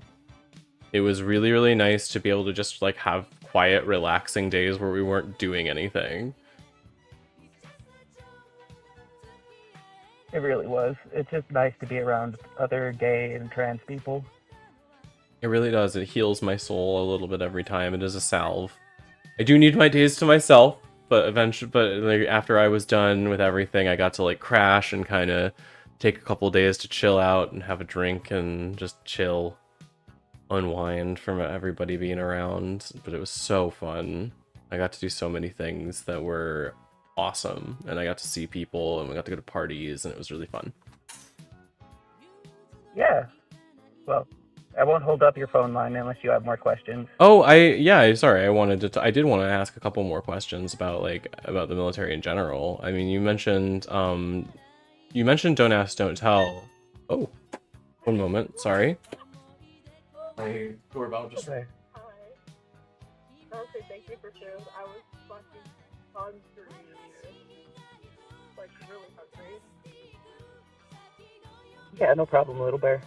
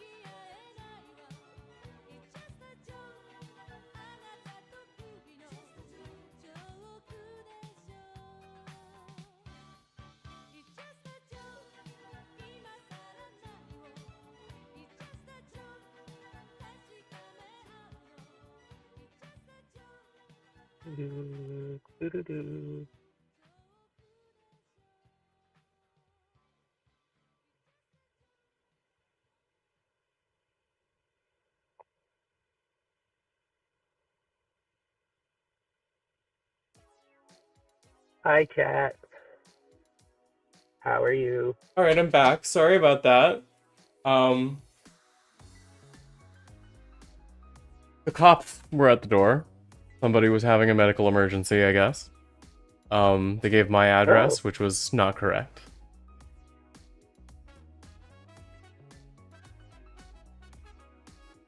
That's scary. Yeah, well, oh well.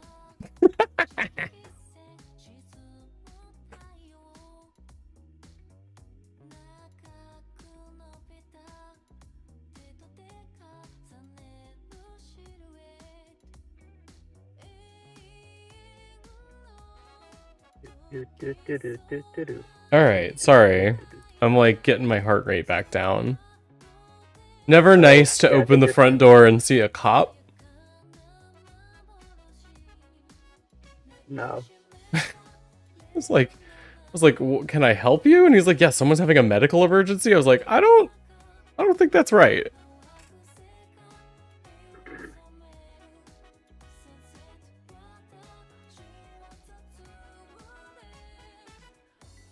Ooh. Alright, I'm gonna refill my water. Neko.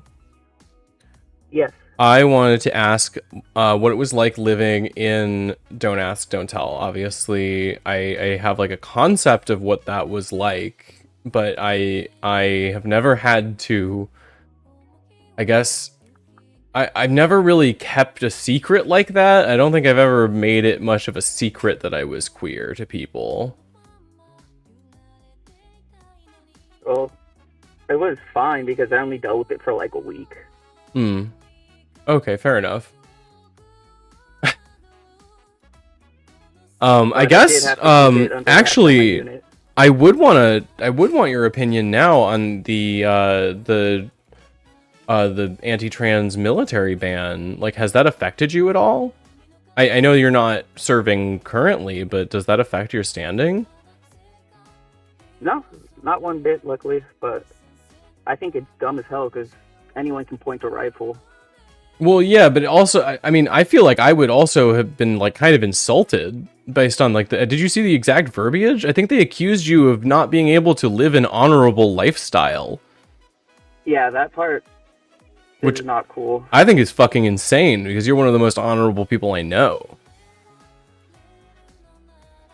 Yeah, they're just trying to get rid of people that they see as a problem or a liability in any way. Mm-hmm. And trans people just happen to be the best scapegoat for that at the moment.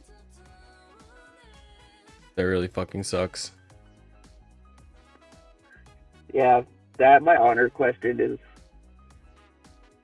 really painful because I lived my life like serving this country for 6 years. Yeah. Only just to have this dickhead president decide that, nope, you weren't honorable. Yeah, you're not capable of it. That's fucking insane. Like, you put yourself out there just like anybody else that's in the military did. Or does. Exactly. And, like, from my understanding, it was not an easy time for you or for anyone that I've known that's gone through it. No, it wasn't an easy time. It was painful. I can imagine. Well, maybe I can't even imagine. That is the kind of thing that I wish you had never had to go through that kind of shit. But yeah, unfortunately, the military like thrives on getting people to get into it because they don't have any other option. Yep. And that predatory practice, they know it. I mean, they run more ads when the economy is bad.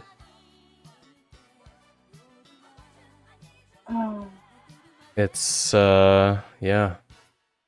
It's a predatory industry. I've always like seen that, and I guess it was interesting to me as an idea to get like perspective. I'm sure I'll come back to you and ask you questions when it comes to specific stuff of like having that perspective. I mean, you put 6 years in, that's a long fucking time. That's longer than I went to college.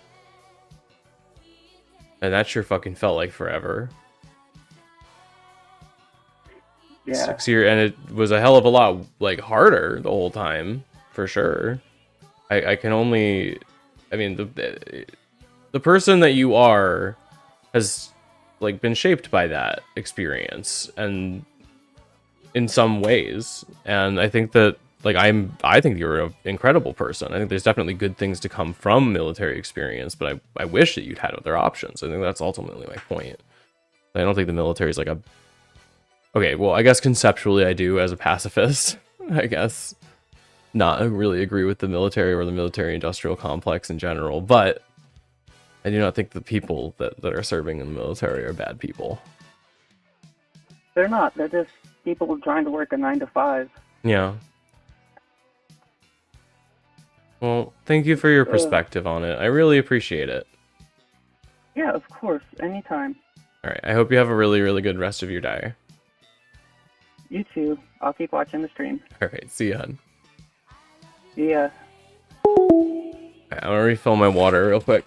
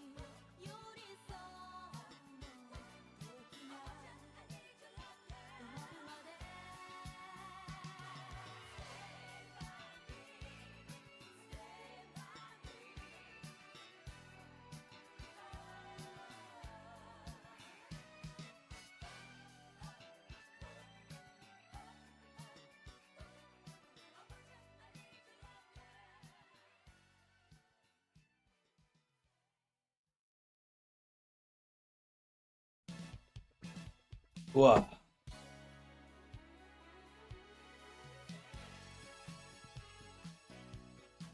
Ah. So maybe you have been affected by this. I'm sorry, honey.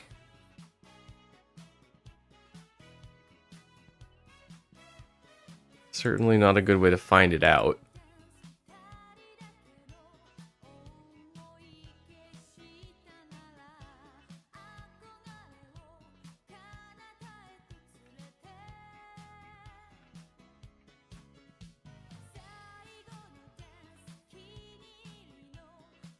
Just taking a look at other stuff that's been going on.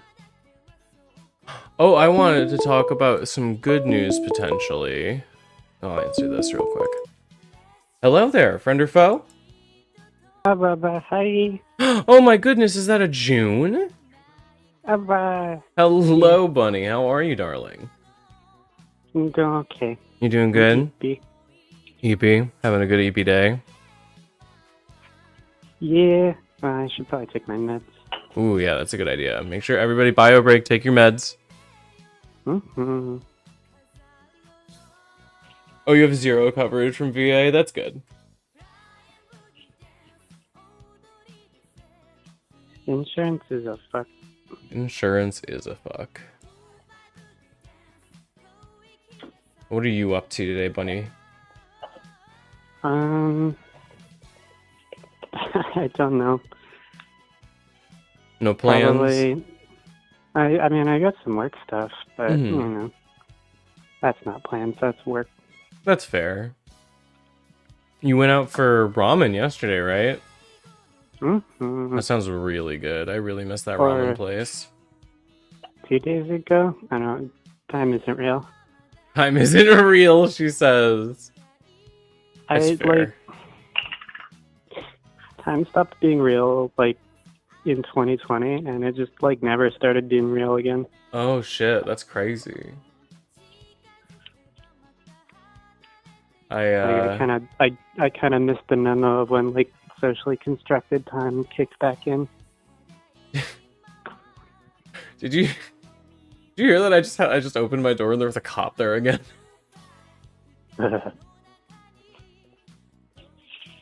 He was like so exasperated. He was like, someone's having a medical emergency. I'm like, not in my fucking house, they're not. Like, I'm confused. Why are you here? Yeah, of course I'm exasperated. I was like, can I help you? Like, what do you need? The medical emergency is I don't have enough carrots. That's so true. You should. I don't have any carrots to offer you, but I should give you some. fucked up. She hates me. That's fucked up. She's literally throwing rocks at me. Not possum enough. Send help. I got my first hater.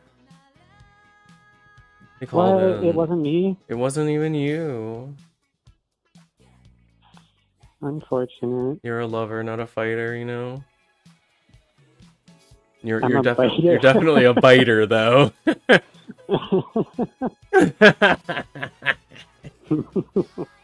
This is my beautiful Yarr, yarr, girlfriend June and her gnashing teeth rip and tear my flesh. yarr, yarr. I am going to be moving out to go see June very soon. Mhm.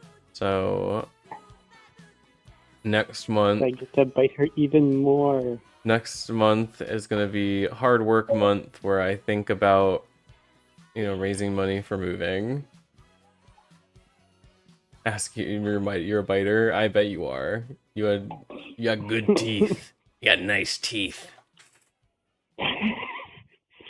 Hey, me and my partner noticed you from across the bar, and you've got, like, really nice teeth.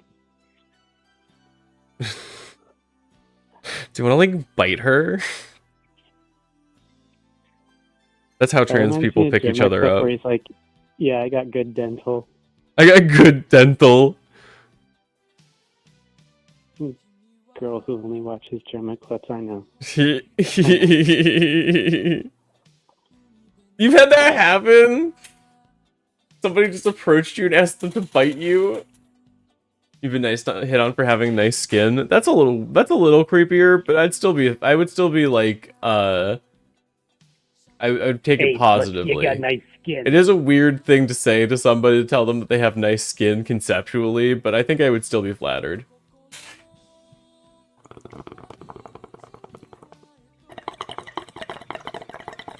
Yeah, I don't.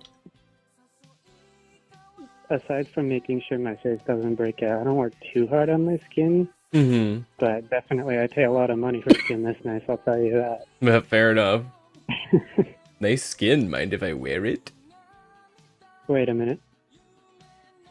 Yeah. There's a lot of things to still figure out. I gotta get my real ID done, which I'm doing soon, probably this week. I need to I need to find somebody with a working color printer so I can print out my passport documents. Can you do it at like a library? I can probably get the form printed at a library, because that one I think they actually say you have to do it in black and white, and it's the fucking passport office. They will throw a fit if you print it in color, I'm sure. Okay. But I need to take a photo and print it out and bring it to them. So I do need like my printer just can't print color. It Okay. barely handles black and white for some reason. So I'm like, okay, I need someone with a photo printer. Fair enough. Tomorrow, do you want to go to the DMV tomorrow? Was that still the plan? I hadn't heard anything since then. I remember it was a little, sorry, Olive is asking in chat. It was a little bit in the air. The last time you were all like, oh, we got to check them and see if we can do it. So it's still the plan. Okay. Yeah, that would be cool. We'll figure out how we're gonna do it then. I'll talk to you after stream and we'll figure that out. But I guess we're going to the office tomorrow to see if we can get our real IDs, hopefully. And that would be a really good first step. And then I gotta get like luggage settled. Yeah, it'll be a good trip. And then we're gonna be out there for a little while. I need to talk to my brother, who I'm going to be meeting with next week. Because How's that good. It's been very positive so far. going? But I need to talk to him about some like stuff. Yeah. It's personal. I'm not gonna get into it too much. Not really a big deal. But he is planning a big event, and I wanted to ask some questions.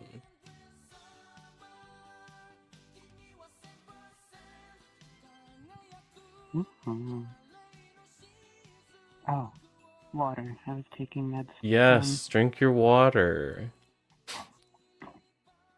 That's the thing. I was walking in 3 circles around my apartment for. You're so cute. She hates me so much. That's not what I'm saying.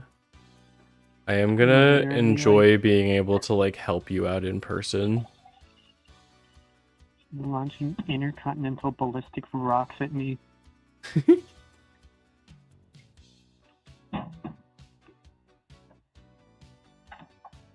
Ah, blah, blah, Yeah, that'd blah. be nice. Oop. Papa. I started playing RuneScape again. I made a lot of progress from where I was. I'm almost done with Recipe for Disaster subquests. I just need to do Awowoges. And Phone beeping at me. I don't know. oh, goodbye. Goodbye, my beautiful bunny wife. Her phone was beeping, so she had to go. He stopped. I did briefly. I didn't have a membership, and I couldn't continue what I was working on, so I got frustrated. Yeah, no problem, honey. I'm just joking.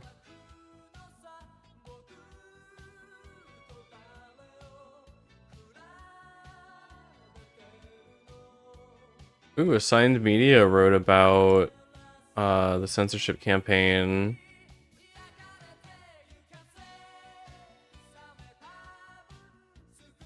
Ooh, we can talk about this.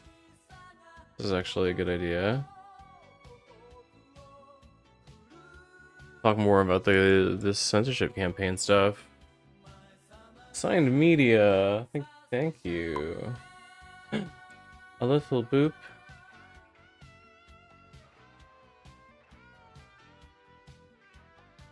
Alright. Posted today, the 30th of July. Censorship campaigns harms queer livelihood.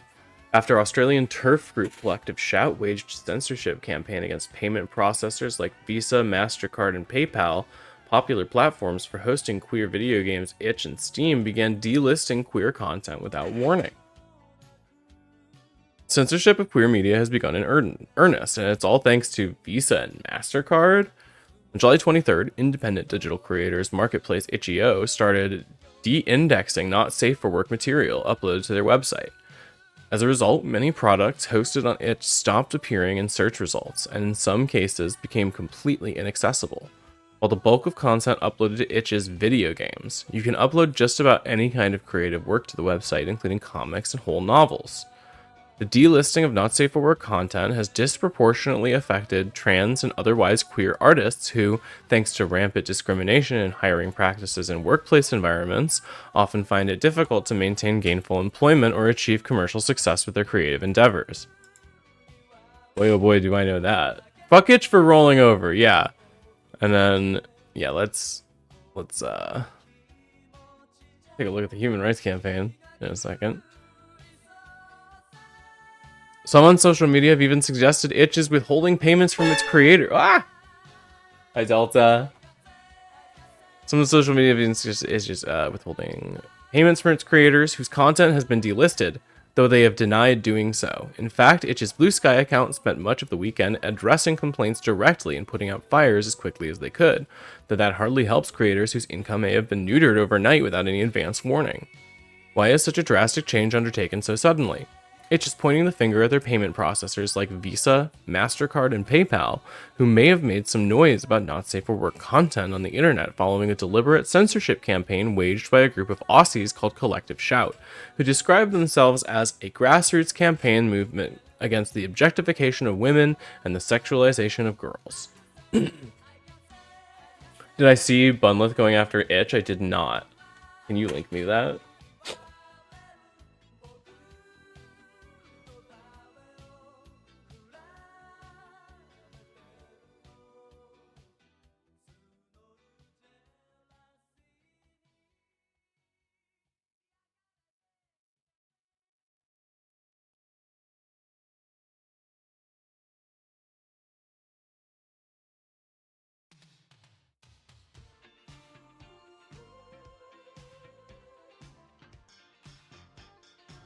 Ooh, Mistress is on lunch. Say hi for us.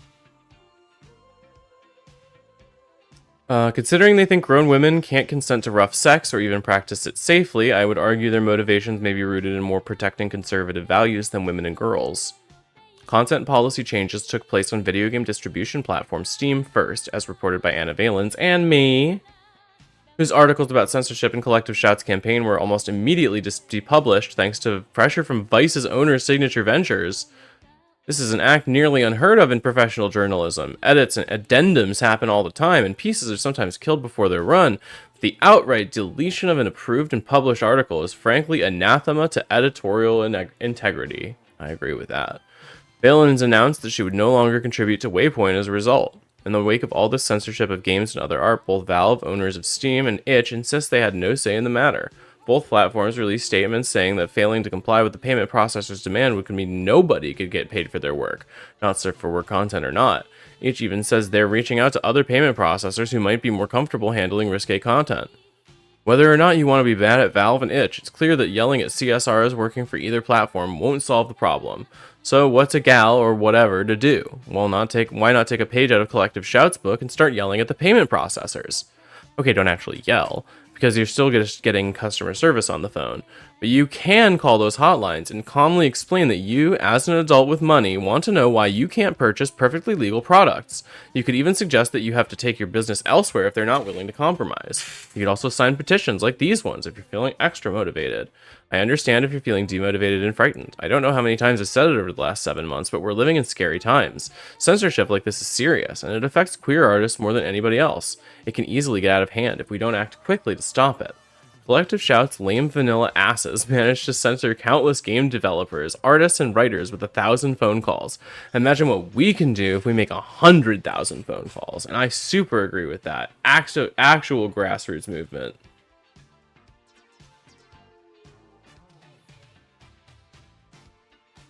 Yeah.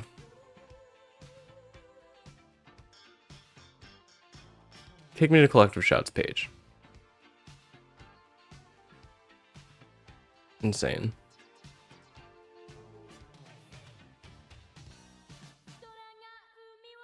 This is just anti-kink shit.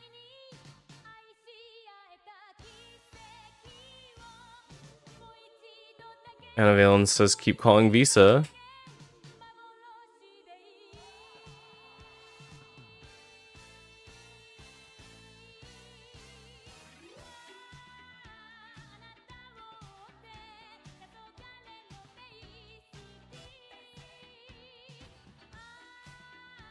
This I saw for sure.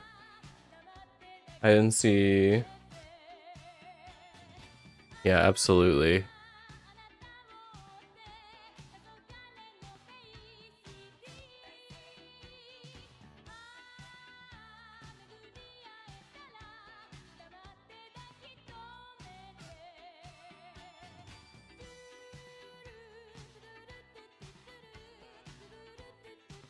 Yep.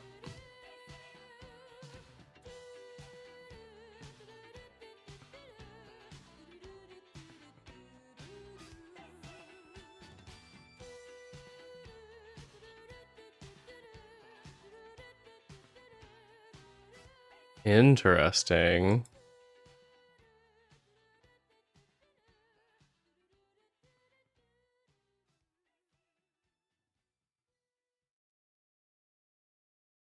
Right.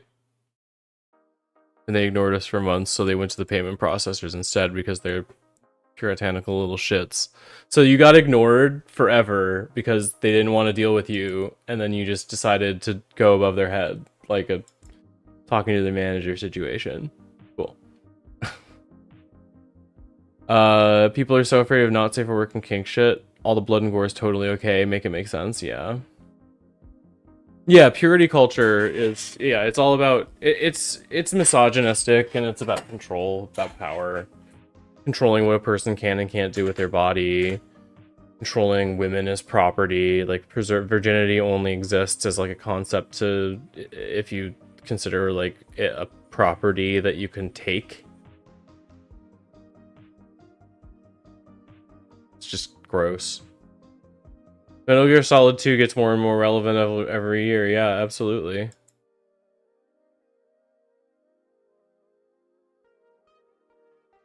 Alright. Amity. You can dial in now. I'm sorry for making you wait.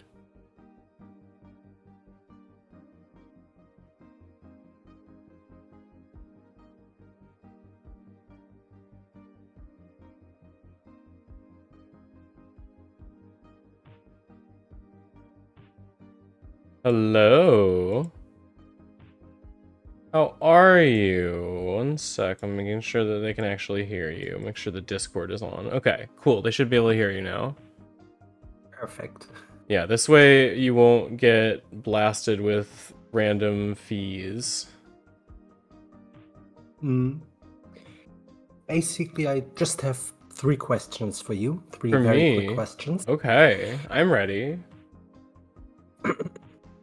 What is your name? April, the dough. What is your quest? Well, I seek the Holy Grail. What is the airspeed velocity of a coconut-laden swallow? Well, do you mean an African or European swallow? Well, I don't know. Oh, well, oh, there she goes. Flying off into the sky. Goodbye. Oh, was that all? Oh, that's so cute. You're so sweet. Oh, she's got. Oh, she's such a sweetheart. What a dorky bunny. Amity followed your strat. It's all about control, what people can do with their money, what people can say, where they can say it. It is all just fucking bogus bullshit, and I hope every last one of them roasts alive. Yeah. Fascists do not deserve to exist. Yeah, absolutely. I think it's unfortunate, and it's something I talk about in the essay that I've got coming up. But I think, unfortunately, like, fascism is really alluring for people, because people like a strong central authority figure that they can trust, right? We're taught even to, like, want that in our stories and things, like, you know, like a king who sweeps in and saves the day, you know, one big hero. But you started up your computer just for that. You're so cute. But a lot of the time, the people that are stuck in fascist ideology are people that want to grow and get better, or have the ability to. It's very rare that somebody's beyond saving, I think. Maybe I'm just more positive about it in general. And maybe I'm naive about it a little bit, but I try to be reasonable, at least.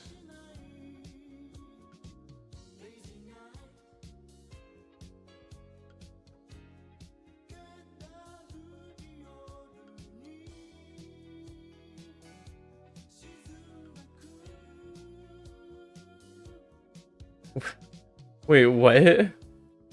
Okay. This seems like probably a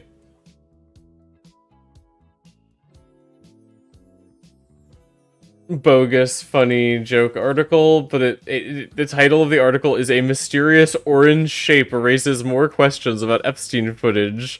Mysterious orange shape was recorded ascending the stairs to where Jeffrey Epstein's cell was located the night he died." It's so funny.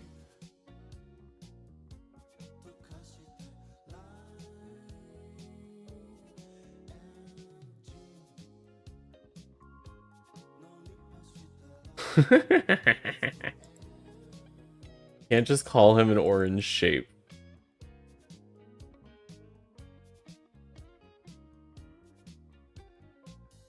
You can't just call him that. That's fucked up.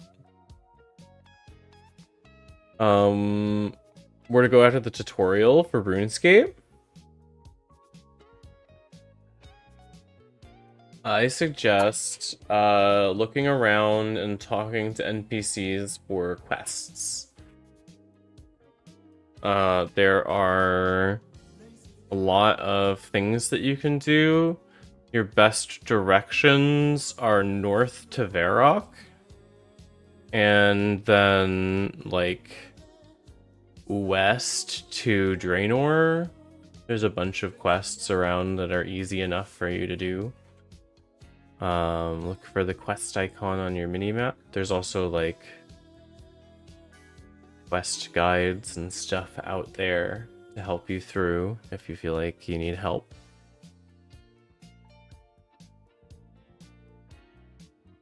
I'm not a big fan of South Park. Did you see the move they pulled? I did. I am not like, I don't really like South Park as a show. It's just not really like a show I like to watch. And I kind of think that the guys that make it are kind of chuds, but that's like a personal gripe. I just don't really like their comedy. I think that the like, centrists are stupid.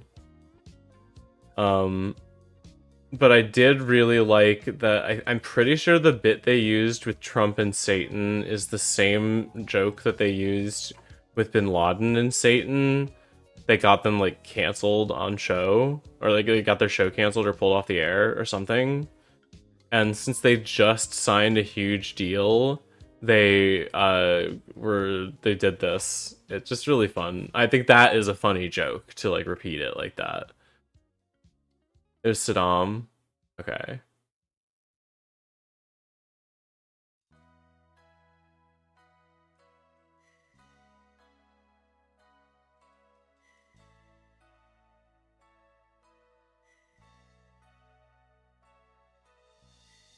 Yeah, after their network killed Corbert's show to Kiss Up, yeah, for sure. I can see like why they would do it. That they're the kind of people that would make something like that. And sometimes you need kind of shitty white guys to get like radicalized, right? They're not like again, it's not really my sense of humor. I laughed at him having a teeny wiener. That's funny, but like I don't know. But I think that it's still like it's still important to nod to it as like a thing that they did. It's very funny. You need the property devaluing gunshot, even if it's from the neighbor you don't like, for sure. They've been more left-leaning recently? Okay. Do they still have weird opinions about trans people?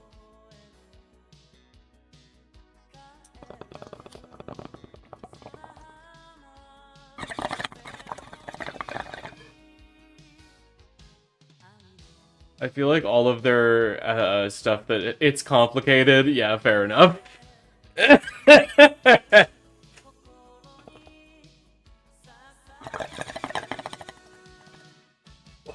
No, I don't think they hate us. I think they hate people that have an opinion.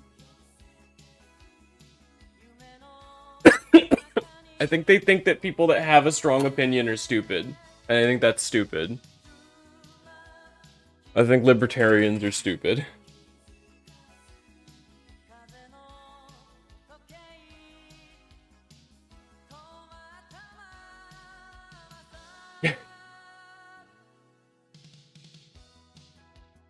I'm not an expert.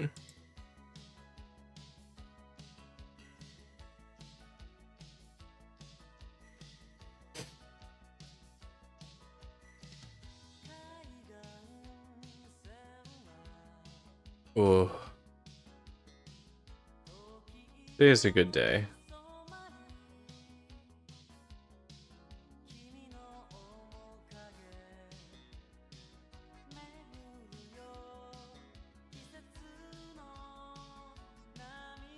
Oh yeah, I've seen that channel. I think overall their coverage has been like fine. They seem like they're just kind of normal dudes who struggle to understand complicated concepts. And like, sure, that's fine. Let them make a TV show that makes fun of Donald Trump. I don't really give a shit.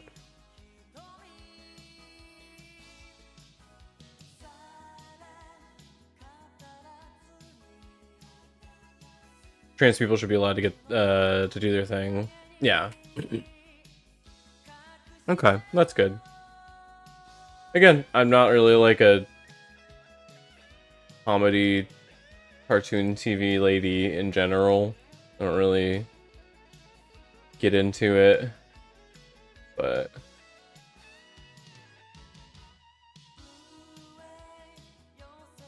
yeah, and I think that's great. I'm glad that more people are talking about it.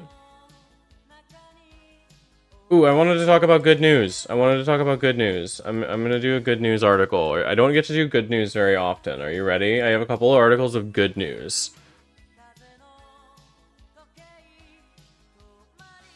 I am not...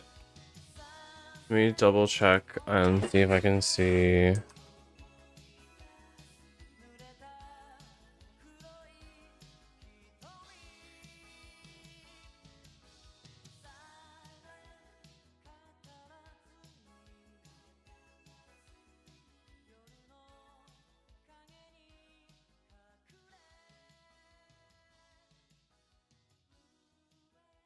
Okay.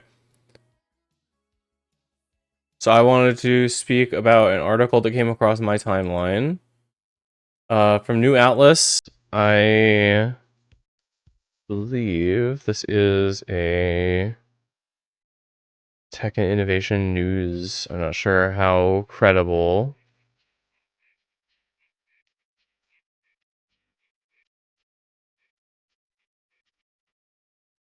But I wanted to speak about the first 100% effective HIV prevention drug approved and going global. Again, I want to do some research into like the efficacy of some of these claims, but I actually just noticed my leg is bleeding, so give me one. If I am having a medical emergency.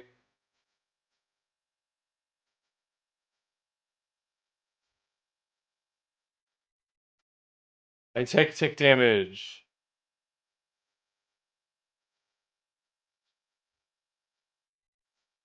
I did it again.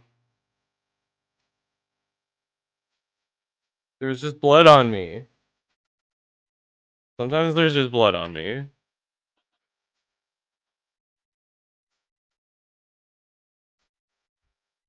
Okay. So.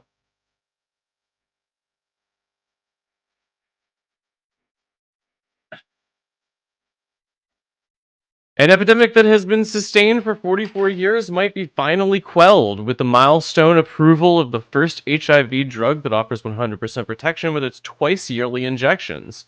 It's a landmark achievement that stands to save millions of lives across the globe. The makers are also providing affordable access to the drug in the US and beyond, signing royalty-free licensing agreements with 6 generic manufacturers to produce and supply it. In the US, the Food and Drug Administration, FDA, has approved the novel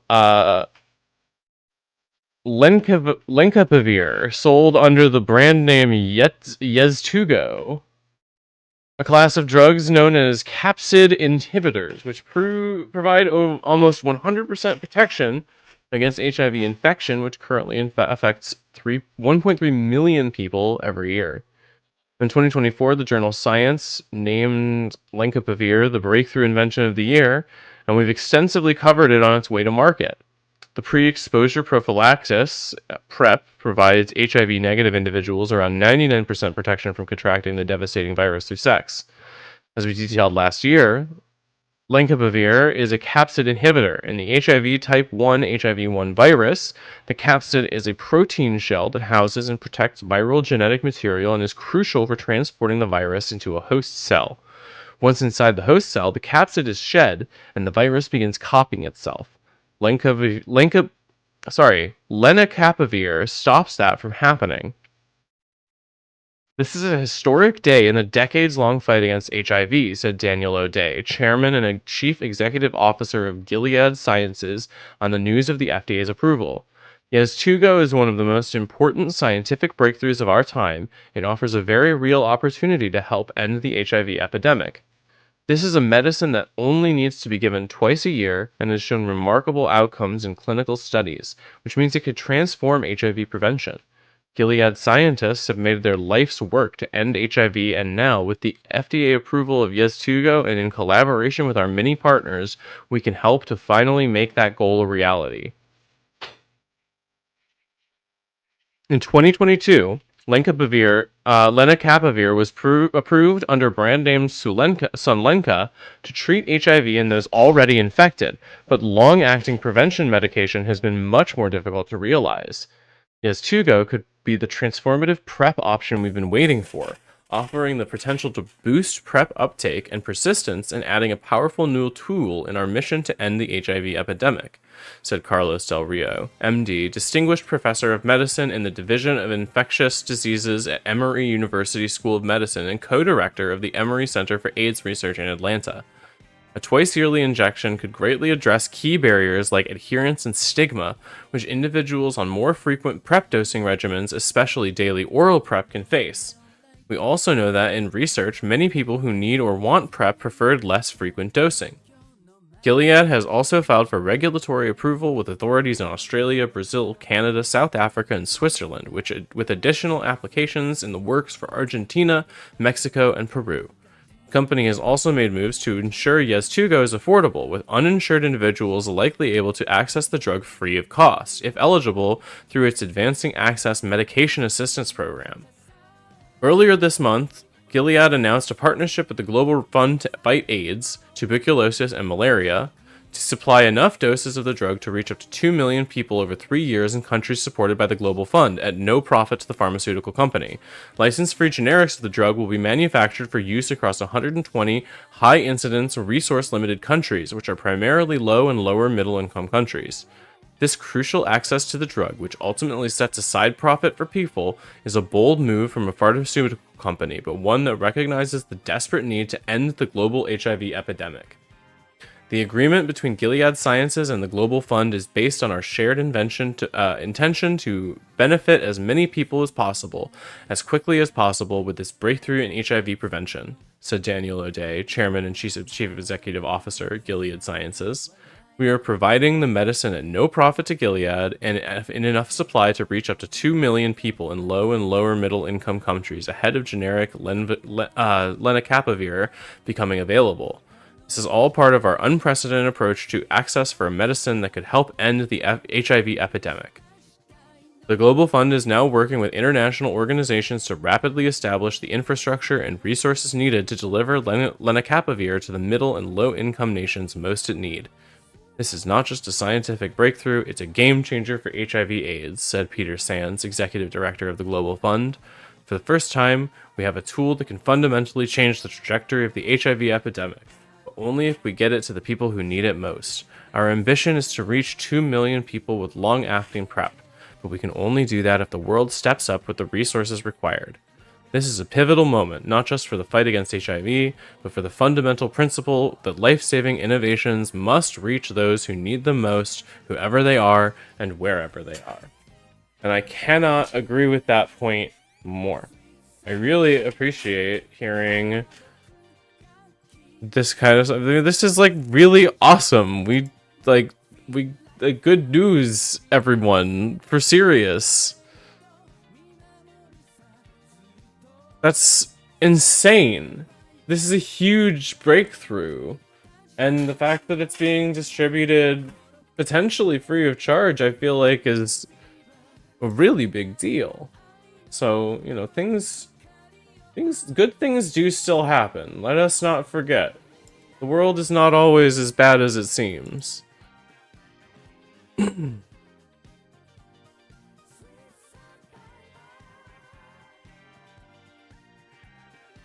Yeah, imagine telling people in the 80s and 90s that AIDS would be cured by 2030. Absolutely.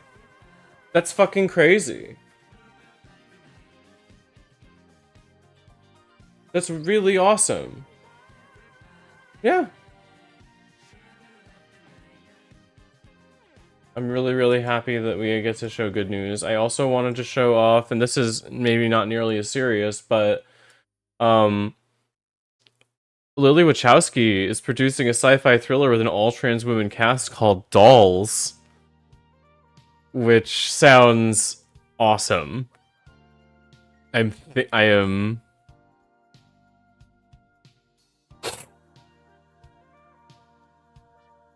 short film.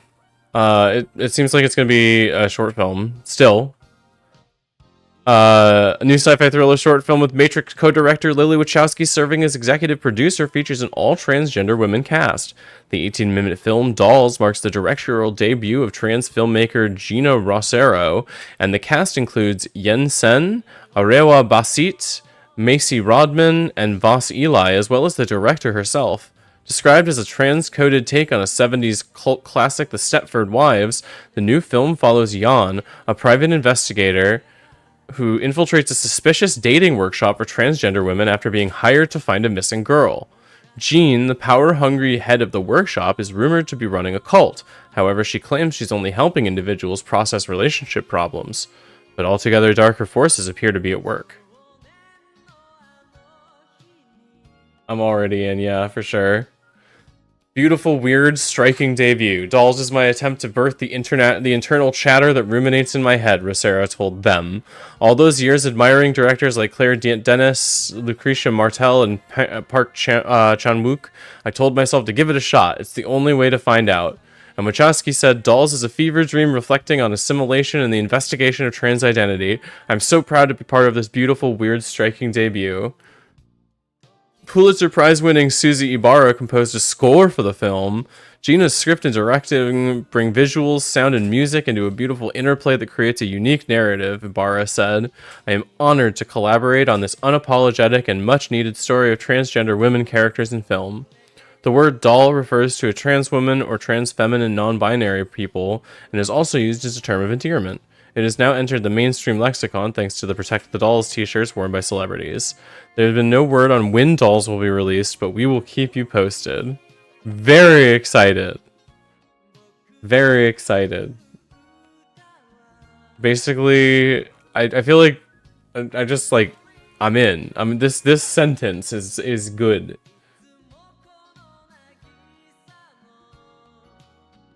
So, very excited.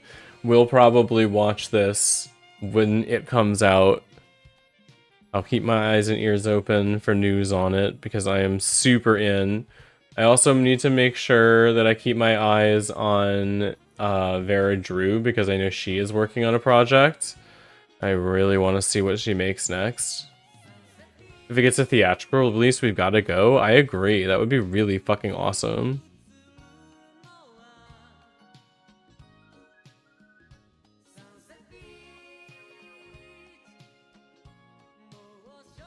All right.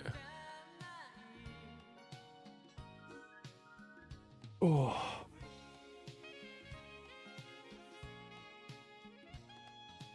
So, I am very, very excited. I need to rewatch The Matrix. It's a good movie, even without the trans like allegory in it, but it does have that. It do got that.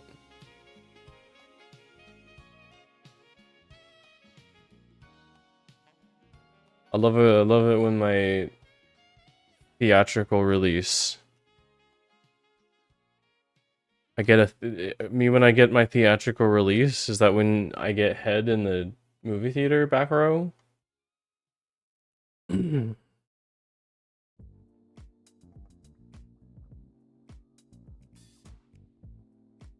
know what the fuck I'm talking about.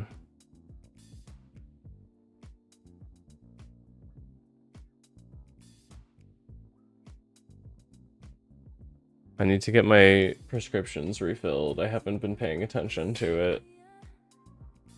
But I need to get it done.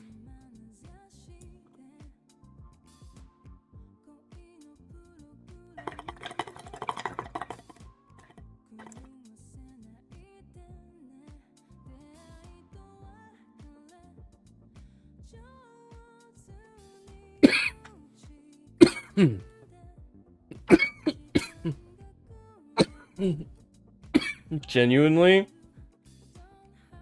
I kind of want to just dig into that book I just got. But I feel like that's not an interesting stream experience. You know what I mean?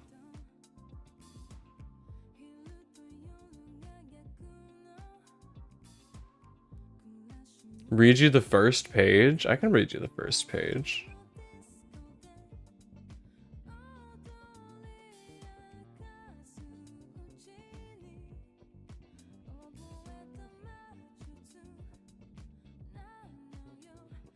This is again, Girls of Paper and Fire by Natasha Nagan. Do you want to watch that Eden video? Oh, that's a good idea. We can. Let me read a little bit from this.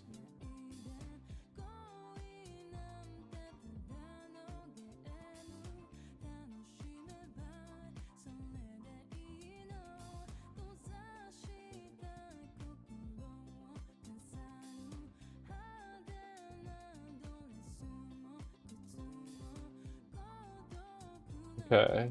Seems like there's like some rules about what castes exist, but that's fine.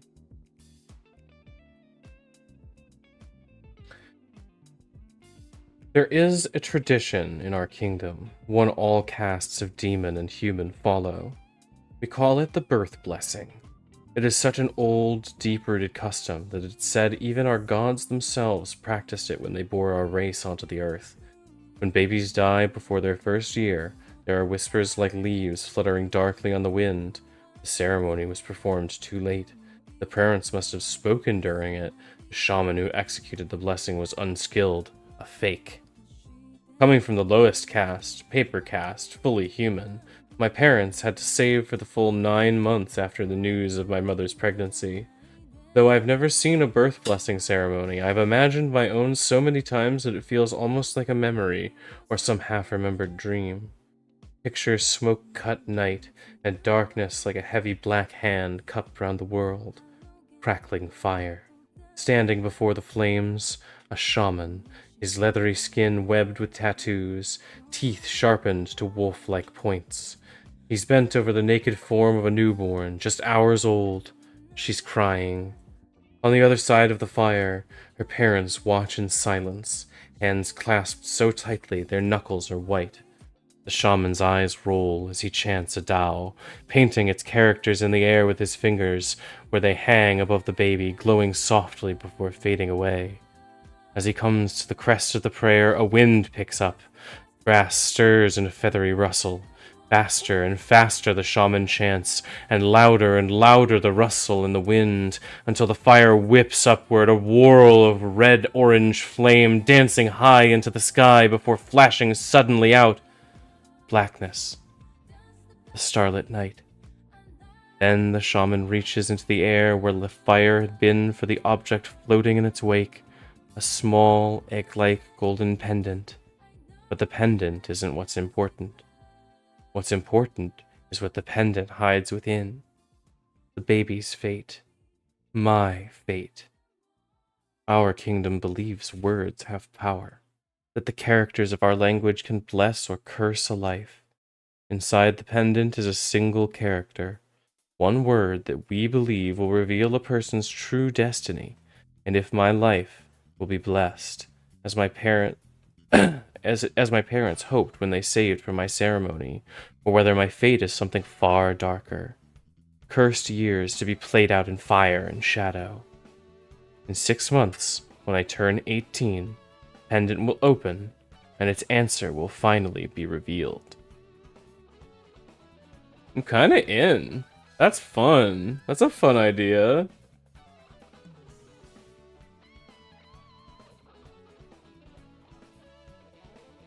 That's the little foreword. How many pages is the first chapter? Like 6 or 7.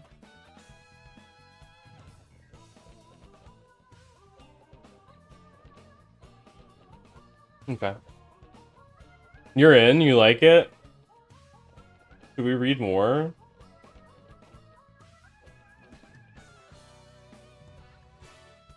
Or do we want to watch the Eden video? I kind of want to watch the Eden video. I'm not sure if, like... I don't want to get copyright struck again for fucking reading.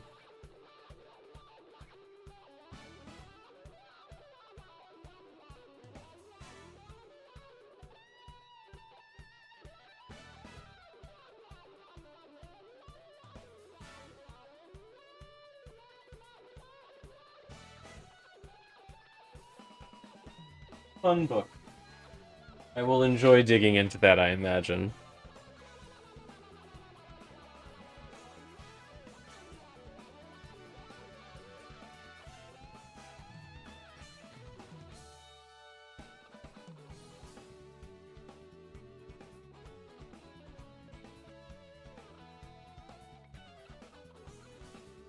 I hope everybody's having a good day.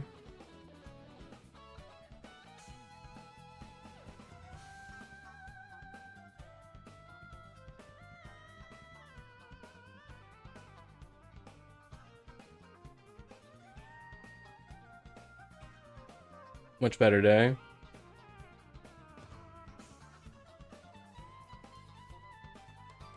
Let me pop open this Eden video. Oh yeah, this is her video on Riley Gaines. We were literally just talking about this. Big fucking loser, Riley.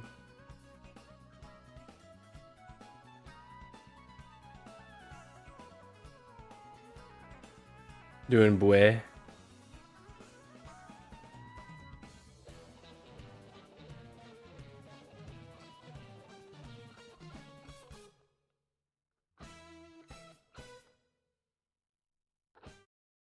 Sorry, Galactic Funk. Give me just 1 sec to refill my water.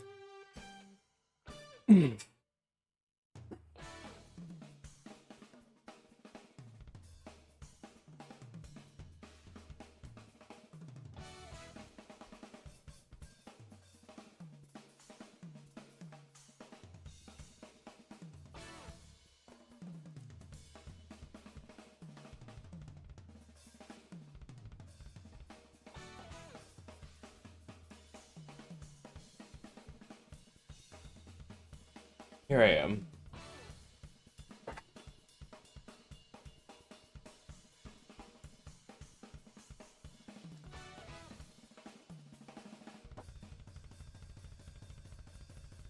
Oh. He's got curves, ladies and gentlemen. She managed it. I think you're so pretty. Boo.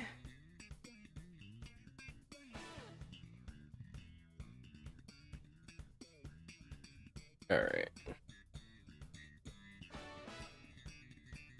May hurt. Are you lived here?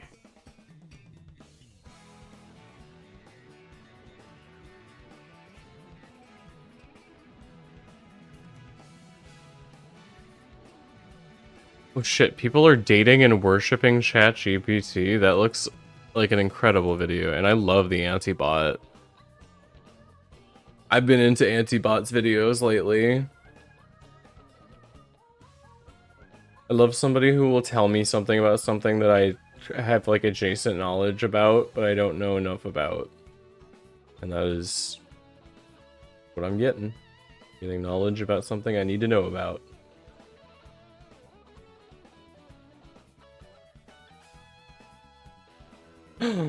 Oh, hello, Mr. Merlin. Hi, baby. You know, hop up in my lap? Is that why you're coming here, to be so baby?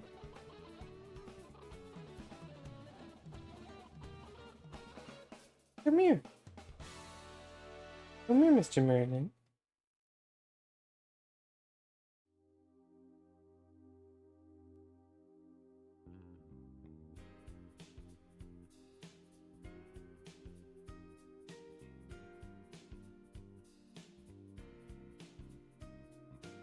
You ran to mommy. Oh, you were begging. Begging.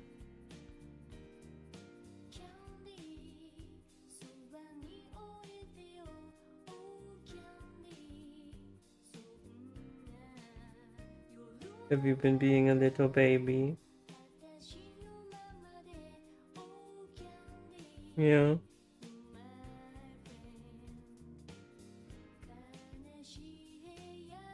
This is the goblin. He's so cute. He's giving me headbutts. He's so good. My baby boy. Mr. Merlin.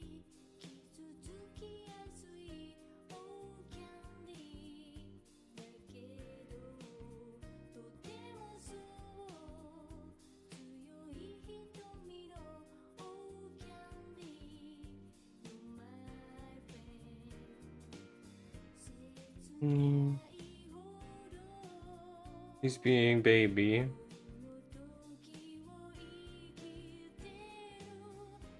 People wish to see. Merlin, the people want to see. Hello. Say hi.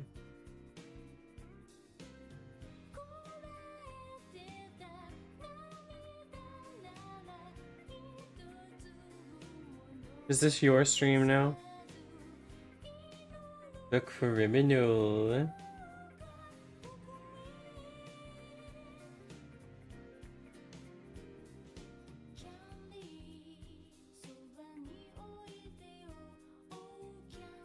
He's being so baby. He's purring so loud too. You probably can't hear it, but he is. He's sniffing at everything on my desk now.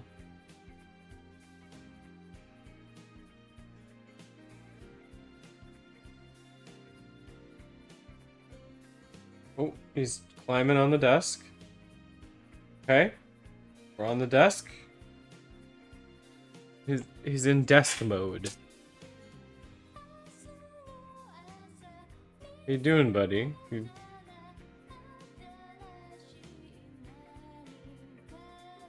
What's up? You just wanted to sit there on my desk?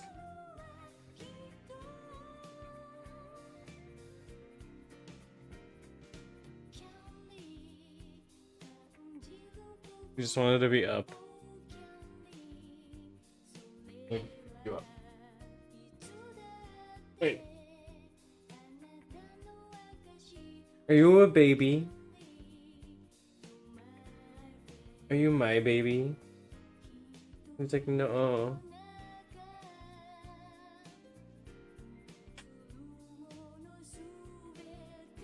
You sure look like a baby.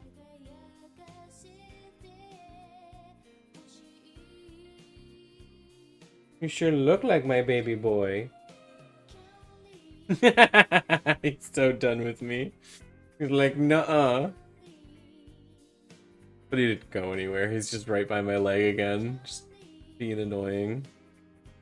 He just didn't want that much attention. He has to get down to check his pocket watch. Yeah. It has to be, he gets exactly 15 minutes. Or slam the cabinets. He's gotta go slam cabinets. Doon to doon. Doon to doon. Doon to doon. Fuck you, Merlin. We love you. You're a baby. That's my son. He's wretched. I love him.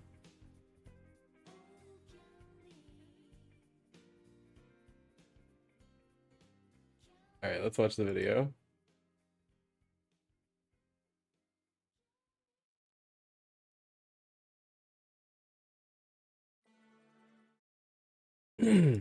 Hi, have you ever wondered why there is so much disproportionate coverage over transgender athletes when there aren't even that many transgender people, much less athletes, in the United States to begin with? Why is such a marginal, hyper-specific group of very young people given so much national coverage when the scale of the disruption and the violence happening all around the world and internally within the United States is massive? There's so much other shit you could be talking about. Why are we so concerned which genitals are on which division of the local collegiate tennis team in Louisville, Kentucky? Why is this the news? I don't care about this. Nobody cares about this. The public conversation around transgender athletes has been meticulously and exhaustively drug out by the right-wing media. Eden is just so funny.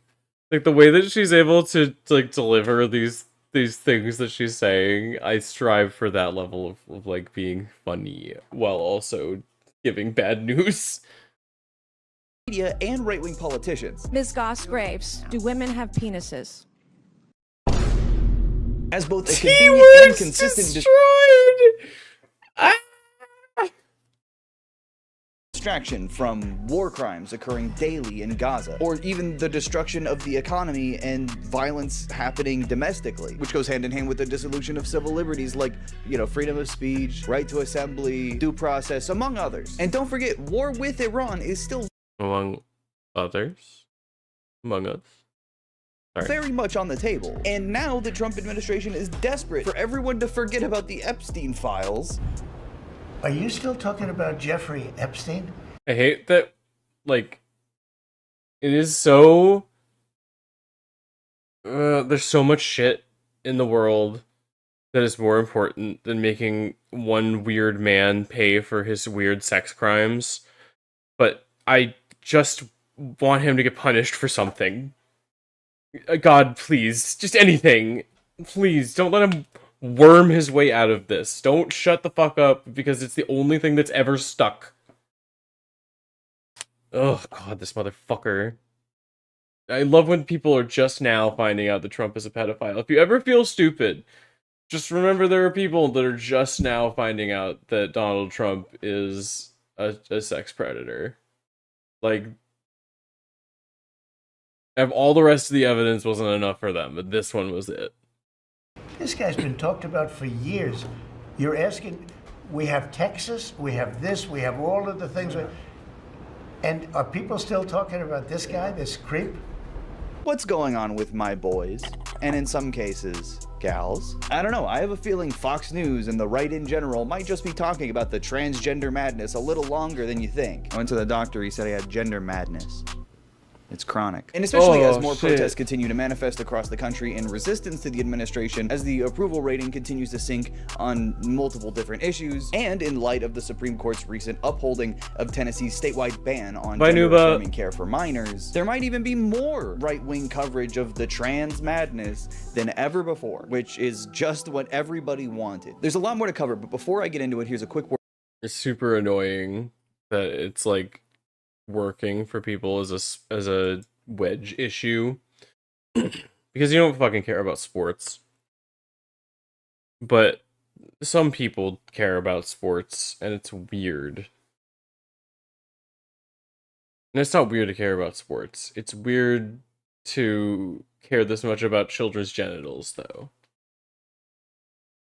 The channel, let's get back to it. We know that this conversation is bullshit. It's a wedge issue, and not to mention there are like 12 trans athletes in the entire country, and none of the policies passed to legislate against them actually protect women or children. In fact, in many, if not all cases, it's just the opposite. These right-wing transphobic policies put women and children in danger, like institutionally. Despite that, mediocre, joyless, cynical, and desperate cisgendered women in right-wing media circles seem eager to pile on to trans women, especially when it comes to talking about athletics, because I guess they see it as an easy target to spread their dumbass agenda. One of the most prominent women at the forefront of anti-trans propaganda in sports is Riley Gaines, a former NCAA women's swimmer who one time tied for 5th place with a woman who happened to be trans, Leah Thomas. This was, of course, for Riley akin to a war crime. The NCAA didn't even have 2 5th place trophies. She had to hold the 6th place trophy. That's true. That was so. Mail her the 5th place trophy later. And honestly, that's so hard for her. That I'm so sorry that she had to deal with that. Honestly, that sounds heartbreaking. Honestly, maybe I was wrong. Maybe trans people are the problem. I think the NCAA handled everything extremely poorly, starting from when we finished and I went behind the podium to collect my 5th place trophy, and you know, they kind of blatantly told me that Leah would hold the 5th place trophy and that I could pose with the 6th place trophy for photos, and would be mailed a 5th place trophy in the mail. And it's amazing that she survived this. Putting Riley to the It literally didn't have them. I bet you could have just gone up to her and been like, "Can we trade trophies?" and she wouldn't have fucking cared. These people are always the bad guys in sports films. Yeah.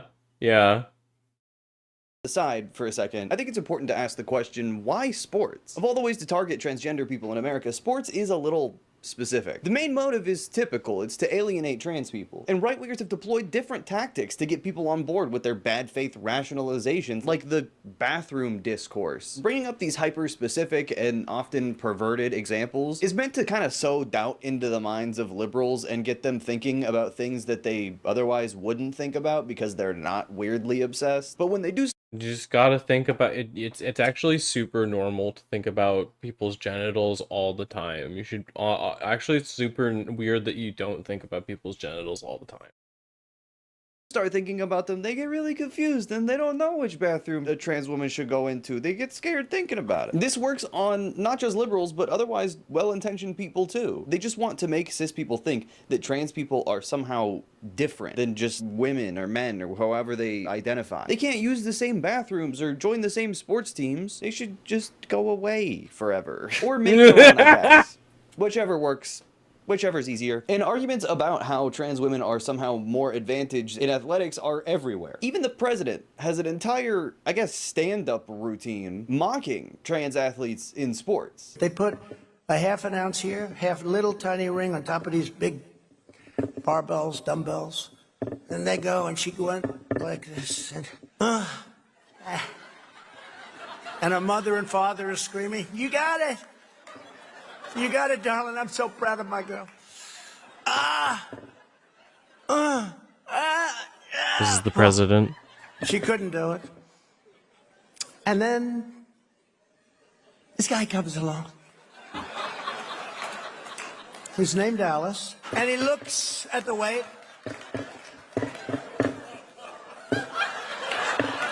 World record, world record. He's been doing this for like 5 years. His first ever speech after leaving office in 2020 included this bit. You know, for years, the weightlifting, every ounce is like a big deal for many years. All of a sudden, somebody comes along and beats it by 100 pounds. Boom, boom. And he did it as recently as 2 or 3 months ago. Now, you look at the weightlifting where 18 years it stands. The record stood for 18, think of it, 18 years. And they put an eighth of an ounce here and an eighth of an ounce here, little tiny little bit. And she's going to do it. "Mom, I love you. I'm going to do it for you, Mom." And she goes, and she lifts, and she gets it. And, "Mom, I'm going to do it, Mom." Can't do it. And then a guy comes along. Who the fuck is this guy? Or a gal or whatever. How the fuck? Hey guys, Oh god, no. back to my No, go, channel. God, go I'm back. going to do it for you, Mom. No, no, not more. Not more, please. And then a guy comes along. He's the worst. How the fuck did this guy convince anybody that he isn't the guiltiest human being that ever existed? He's the worst.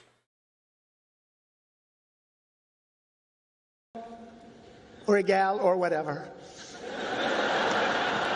A transitioned person comes along, 206 pounds. He's like if one of the Mucinex, like, booger creatures came to life and was evil. Yeah. So, yeah, President Trump is, like, the most obviously guilty pedophile ever, right? Like, he's a horrifically awful, terrible man, and we have always known this. And people are just kind of, like, doubling down on the fact that they've decided to sign up with the shitty evil man, I guess. Sure, whatever, dude.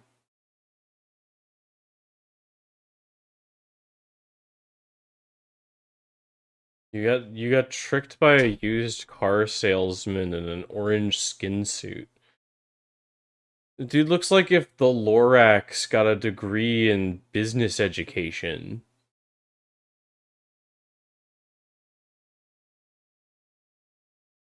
They put the little thing on, and he goes, boom, boom. And breaks the record like by 119 pounds.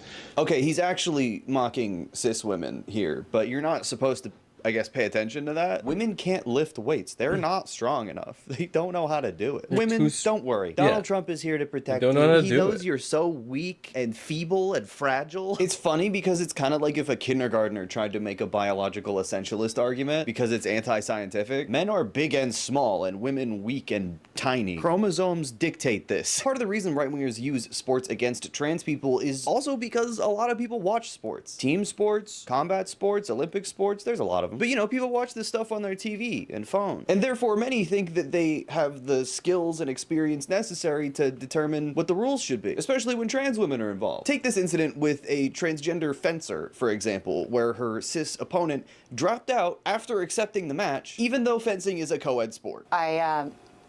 I just got really sad and I started crying because this was like the last thing I wanted to deal with in my competition. Like, sorry, this is just transphobia. She doesn't have any advantage against you. It just proves how easy it is to get national attention, strictly from just not wanting to participate with trans people. Really gross behavior. You instantly get a fucking interview on Fox News and get to testify in front of the House of Representatives and treated like the victim, because you were being prejudiced and bigoted. There's another question I think is also very important to ask when it comes to Riley Gaines and the narrative around trans people in sports in general. Why is there such a focus on swimming? I think part of the focus is fetishistic. Athletic swimmers obviously wear very revealing single-piece swimsuits to compete, and as gross as it is to even acknowledge that this happens, transphobes do objectively love zooming in on both cis and trans women's groins to analyze if they're trans. And most of the time, they still get it wrong. Maybe because of Riley Gaines, there's a focus on women swimming. But either way, Riley Gaines has risen to be a prominent figure in right-wing media because of her transphobic attacks on Leah Thomas after tying with her for 5th place. Of course, Riley did not stop there. Nowadays, she's going on Fox News talking about how transgender is a pedophile cult. I think the scarier thing here is there are no limits, right? We should be asking ourselves what's next. If we are willing to deny sex, okay, are we willing to deny age? Which I personally believe this is the direction that's going. She's just such a fucking freak, and she's built her whole career on being just a hateful fucking freak bigot. I don't understand what kind of rot needs to get into a person's soul to turn them into this. It genuinely scares me. I believe the gender ideology movement as a whole really is an attempt to normalize pedophilia across the board. And I think that's what we're seeing with this movement. Man, you get 5th place once. You're just gonna say that? You can just say whatever the fuck you want on news, I guess. And you can just leave your fucking iPhone alerts on.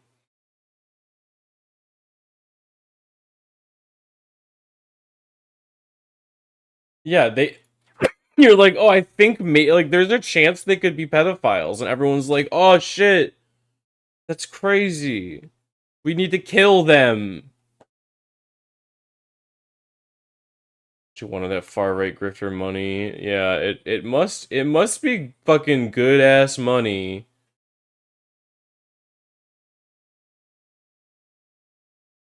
Way easier to sell out than be better at sports. Yeah, help, I tied for 5th place and they made me hold the 6th place trophy.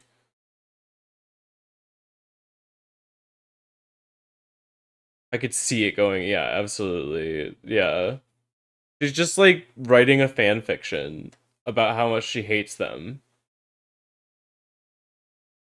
And then I guess you discover the Illuminati. Crazy how that works. Now, Riley has actually earned herself multiple SEC championship medals, which are definitely real and valid accomplishments in collegiate athletics. But to be honest, her own behavior and her own priorities have completely tarnished that very record, ironically enough. Riley Gaines is not known for her athletics, and probably never will be. She's a tool for more powerful interests, and she chose to do this to herself. And even though Riley initially said she supported Leah Thomas and her transition, she still blamed the NCAA's rules for even allowing her to be there in the first place, which is honestly the most fucking pussy shit I've ever heard in my life. Yeah, you know, she swam really hard, but if she wasn't there, then I would also be in 5th place. The rules are the problem. But of course, it didn't take her long to fold completely on the respectability politics and start calling trans people child abusers. In my opinion, part of why Riley Gaines was so quickly successful with her right-wing grift is how quickly she adapted to the tenacity and the slanderous nature of transphobic talking points online. But the funding and the PR from the Leadership Institute probably didn't hurt. If you don't know, the Leadership Institute is an organization funded by the Kochs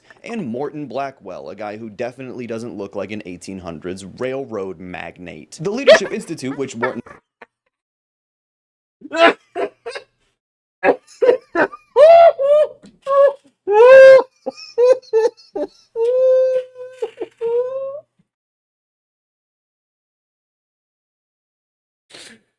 Oh my goodness. Do not call me a gnome! How fucking dare you! No! No, do not clip that! Don't clip it! Don't do it! You can't! No! Stop it! No!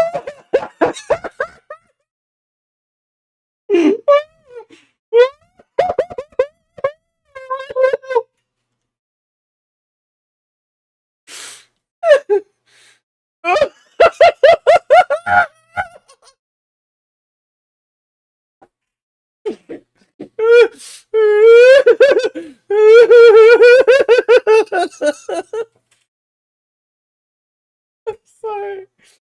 Oh shit. Oh fuck.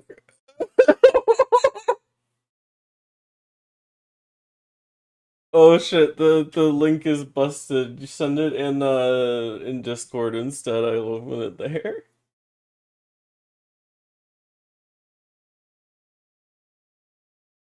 Oh fuck.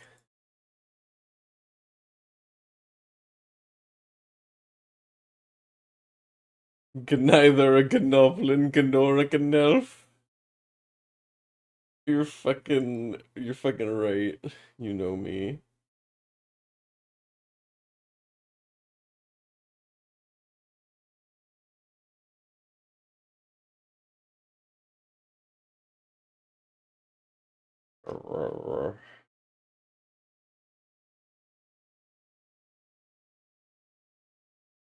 Oh, back your title of first hater.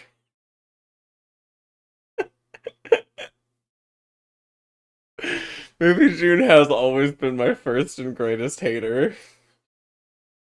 It's all been a big fucking plot so that she can make fun of me at will.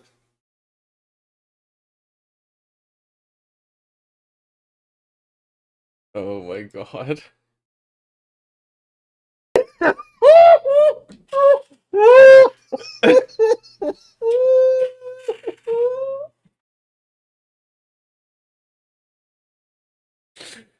Oh my goodness. Do not call me a gnome!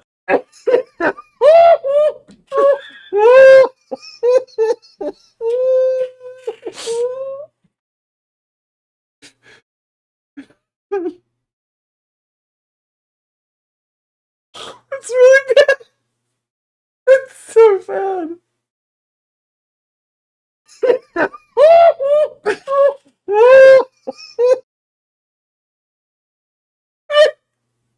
No! Don't! Girl has only ever seen Sherman clips! Shut up!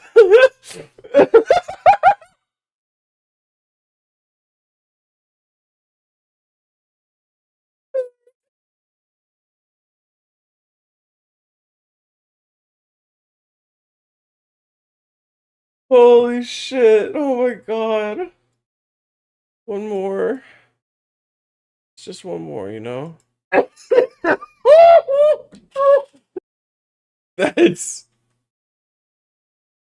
That's fucking awesome.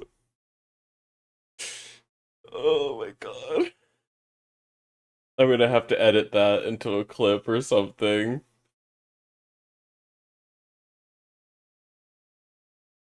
Oh my god. Blackwell founded and runs, launched the Riley Gaines Center on its campus. Their website says the Riley Gaines Center will protect... I think something I want to talk about is, I'm not sure if it gets brought up in here, but there is actually evidence to suggest that it's harder to swim if you're a transgender woman than a cis woman. So the fact that she tied for 5th might actually be more impressive for the trans woman than for her. Just, I don't know. Just like it starts to fall apart when we start digging away at it, at least even a little bit. And I feel like maybe that is a sign of the times. Protect the female identity, affirm the basic biological truth that men are men and women are women, and defend freedom of speech. Sorry, that was just a really funny run-on sentence to me. Men are men, women are women, and defend free speech. The 3 genders. Get over it, liberals. He will also provide support, training, and resources to those who want to defend women's identity and uphold. Yeah, if you're on T-blockers, for sure.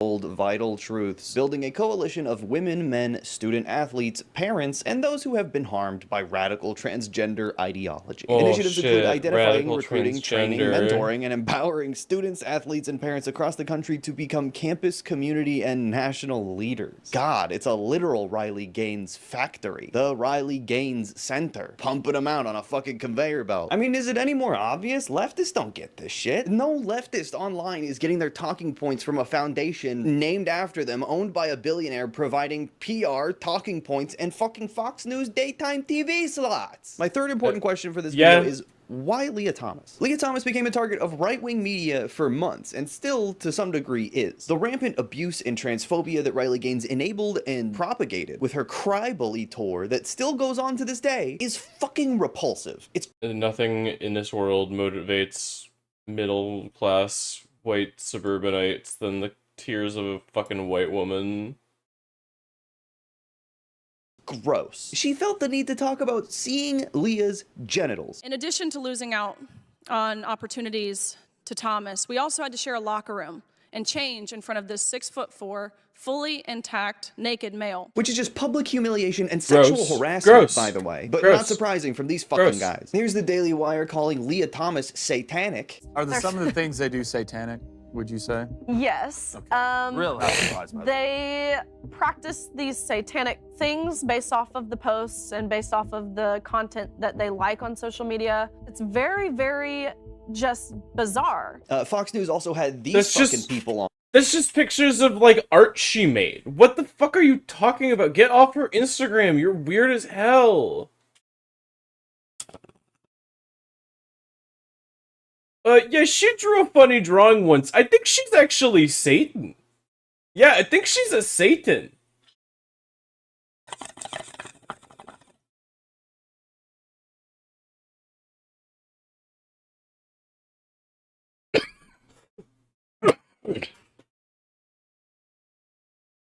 I think gender is actually Satan.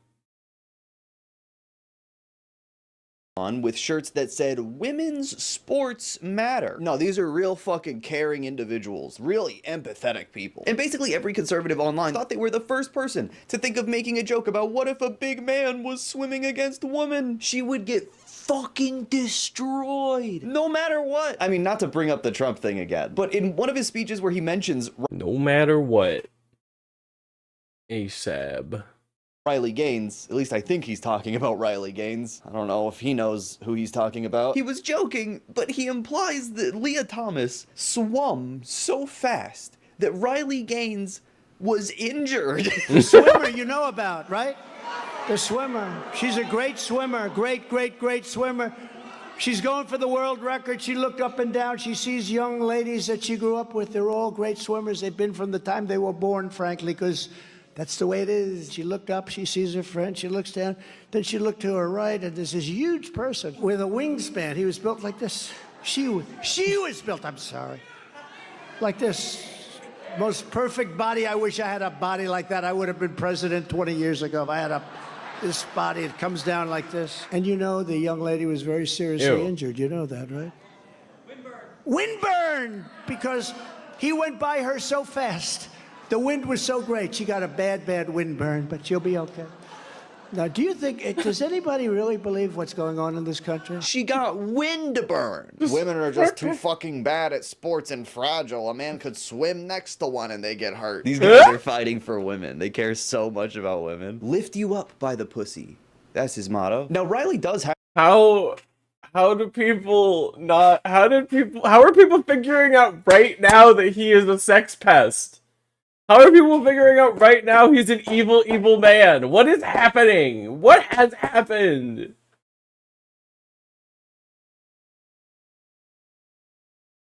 Transition gives us access to AoE spells. That's so true.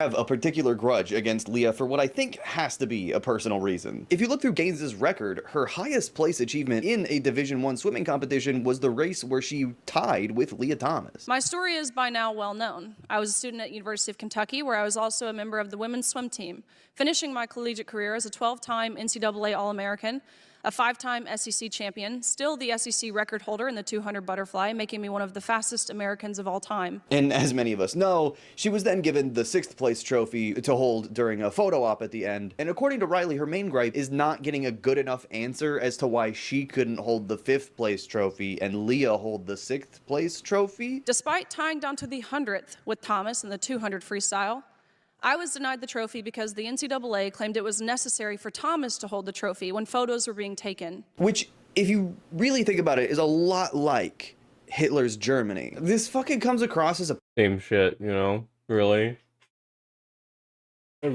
Honestly, I think maybe she is oppressed.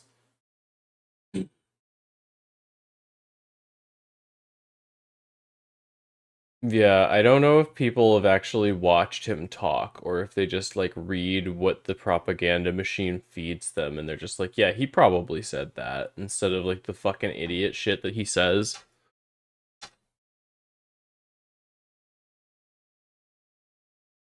Parody of itself. But it does make a little more sense. He's like an embarrassing little clown. Again, like, he kind of looks like... It kind of looks like somebody squeezed a hot dog a little too much, and the tip exploded. I don't understand why that guy is in charge of whether or not I can get a gendered... Why are we asking him? Why are we asking pedophile president if my gender is cool?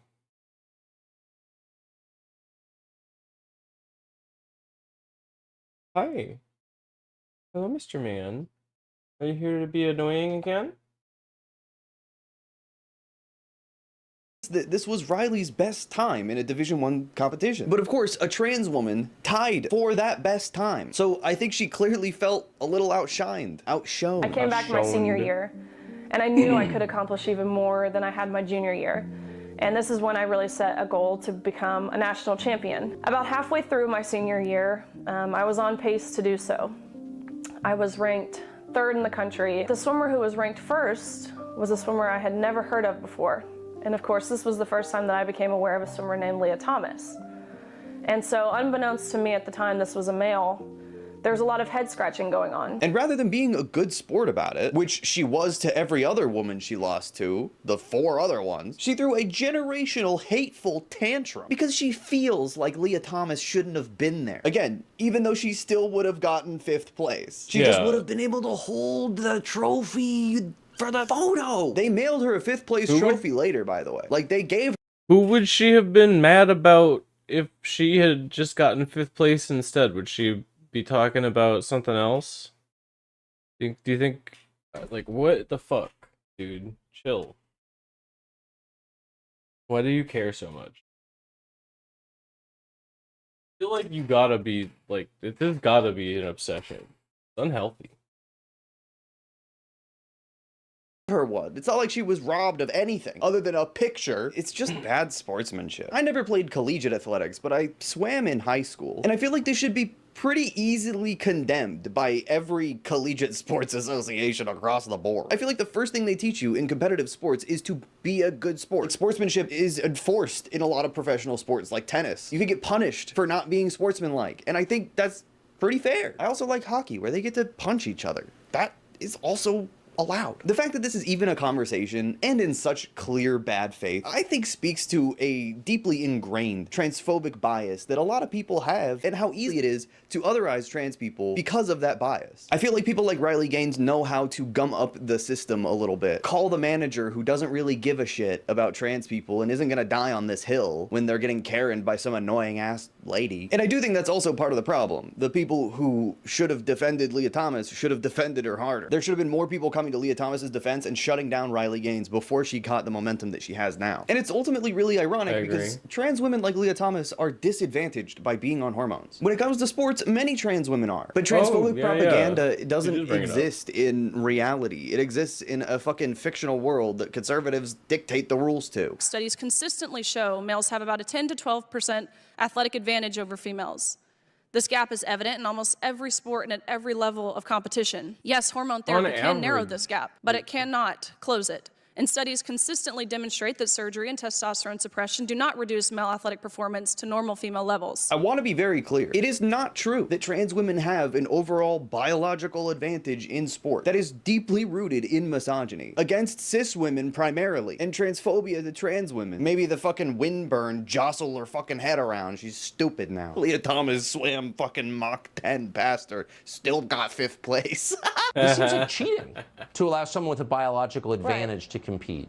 You are exactly. You're hooked on my shirt, baby. I think there's, okay, there you go. A difference between your sex and your gender identity, and so I think that it's just been totally misconstrued and lost, in the past couple years or so. But it's finally gotten to the point where it's being shown. And Obama invented transgenders in the 2018, right, or 2012 or whatever. Obama did it.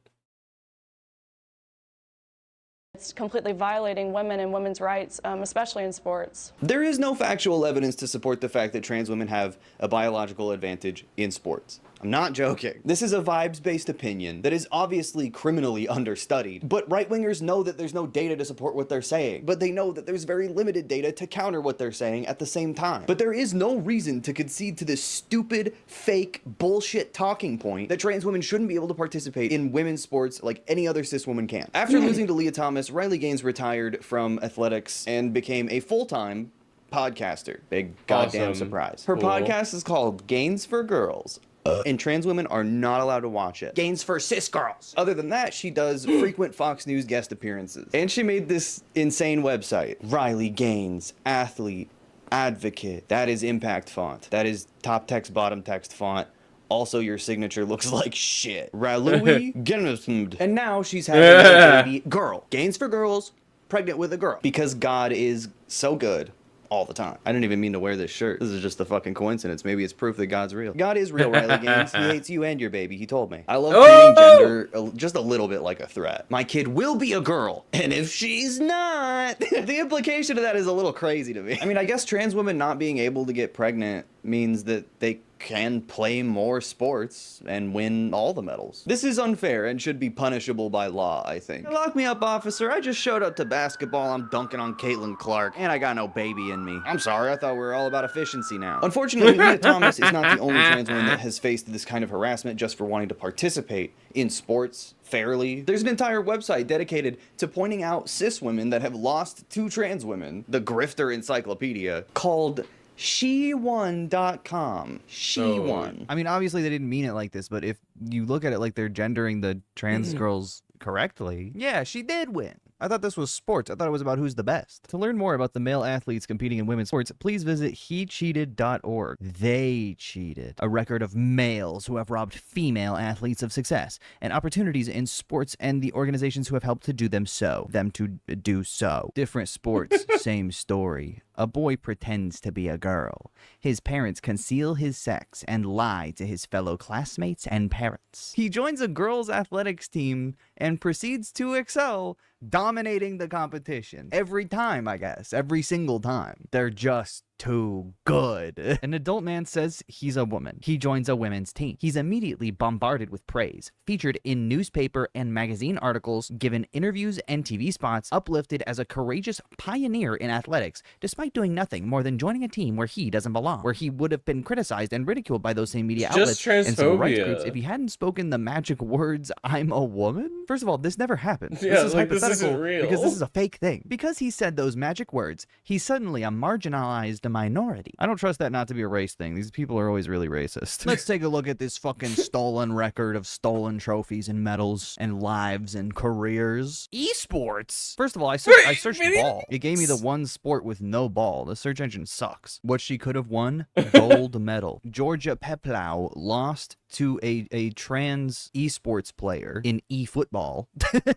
Why do you need to separate esports by gender? That doesn't even make sense. And what advantage would trans people have? Trans women are just better than cis women. Cis women They're are just not better good at at video anything. games. Soccer, track and field, pickleball. Again, I looked up ball and it gave me track and field. The fuck is this website? Analysis. Number of women by sport.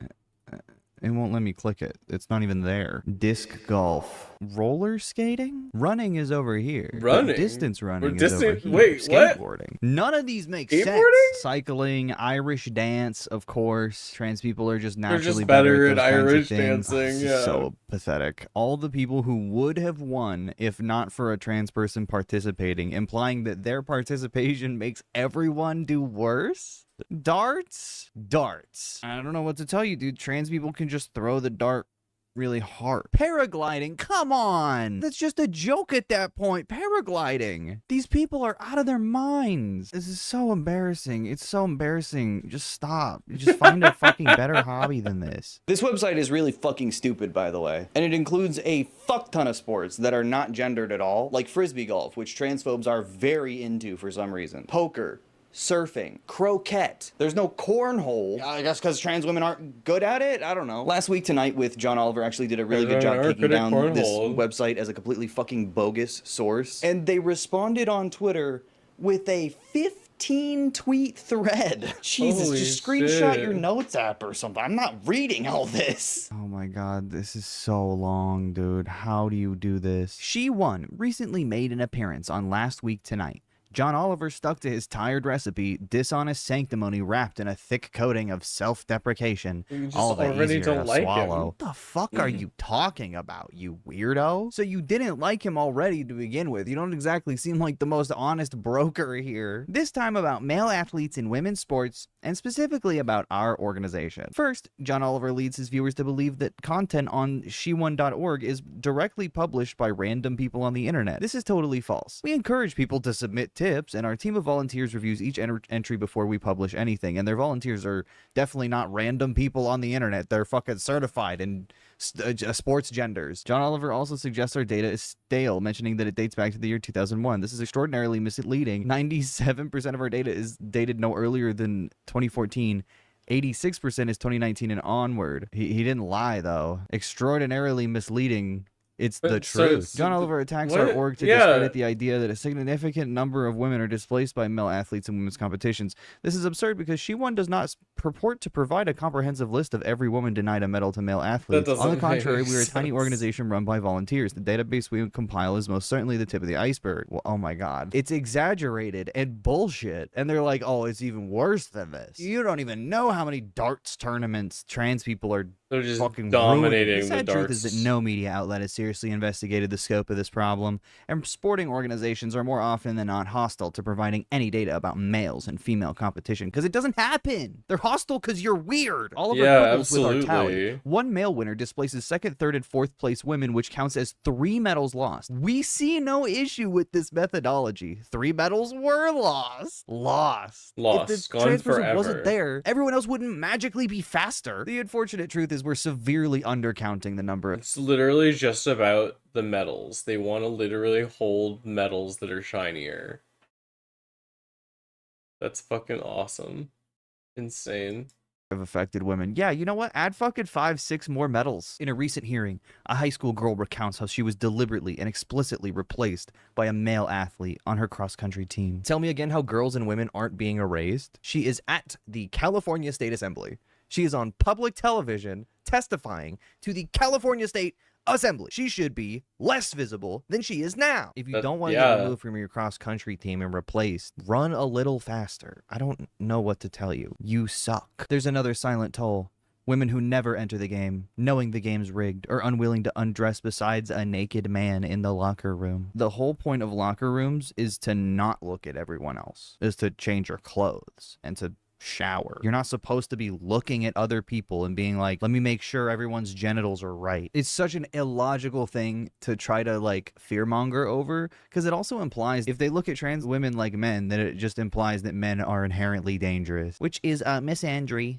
Looks like you're a misandrist, and it looks like we're finally on the same side. What the fuck, man? Where's all the men's mental health posts about this shit? John Oliver makes an extraordinary effort to paint this issue as left versus right. He goes out of his way to frame the young advocates he's chosen to focus on as far-right conservatives. Yeah, what? Of course they are. Showing countless clips of them being interviewed on Fox News when he's not ridiculing their athletic ability. Yeah, they're really good. They're not mad because they suck. They're mad because they're transphobic. And they're not right-wing. What the fuck is this thread? Why did I read this? You might have seen recently that... I love her delivery so much. Just the way she says that shit is so funny to me. Eden's funny as fuck. Riley Gaines got into a controversy with Simone Biles, and I have a lot of fucking shit to fucking say about this. It's genuinely fucking sickening how Riley Gaines got away with what initially started this. Riley Gaines found a high school with a trans softball player and publicly harassed the high school softball team. You have to be, and I'm not even joking, a criminal pervert to do stuff like this. You're going to the prison at the core of the earth. Now, Simone Biles rightfully called out what Riley Gaines was doing, saying, you're truly sick. All of this campaigning because you lost a race. Straight up sore loser. You should be uplifting the trans community and perhaps finding a way to make sports inclusive or creating a new avenue where trans athletes feel safe in sports. Maybe a transgender category in all sports, but instead you bully them. One thing's for sure, no one in sports is safe with you around, which is completely fair and true. Her suggestions are a little all over the place, but it just goes to show that Riley Gaines doesn't actually care about finding a solution and just wants to be cruel for the sake of cruelty. Simone Biles followed up with bully someone your own size, which would unironically be a male. And you could tell this struck a nerve, not just with Riley, but with the broader conservative movement as a whole. Literally since the moment Simone Biles posted this, Riley has been shitting herself and crying about how mean Simone Biles was to her and how disappointed she is. You need to do better, says the person who was bullying a child. She said, this is actually so disappointing. It's not my job or the job of any woman to figure out how to include men in our spaces. Again, high school softball. You can uplift men stealing championships in women's sports with your platform. Men don't belong in women's sports, and I say that with my full chest. You are a fucking sick human being, like genuinely, dude. And of course, Riley Gaines also made a fucking stupid car rant in her Cybertruck. It looks like shit, Riley. It's as ugly as you are. You're fucking made for each other. I guess in an attempt to be inclusive and virtuous, decided to sell out all women and girls who have dreams to achieve and to succeed, and to specifically personally attack and body shame me. Your jawline looks like a Cybertruck. And because this is about women's sports and, you know, how sacred it is, Riley Gaines has to pretend like she respects Simone Biles' athletic career, which if she actually did respect Simone, she wouldn't have called her a sellout to all women and girls and consistently attacked her online. It was I harassed this person into silence, so I'm right, I guess.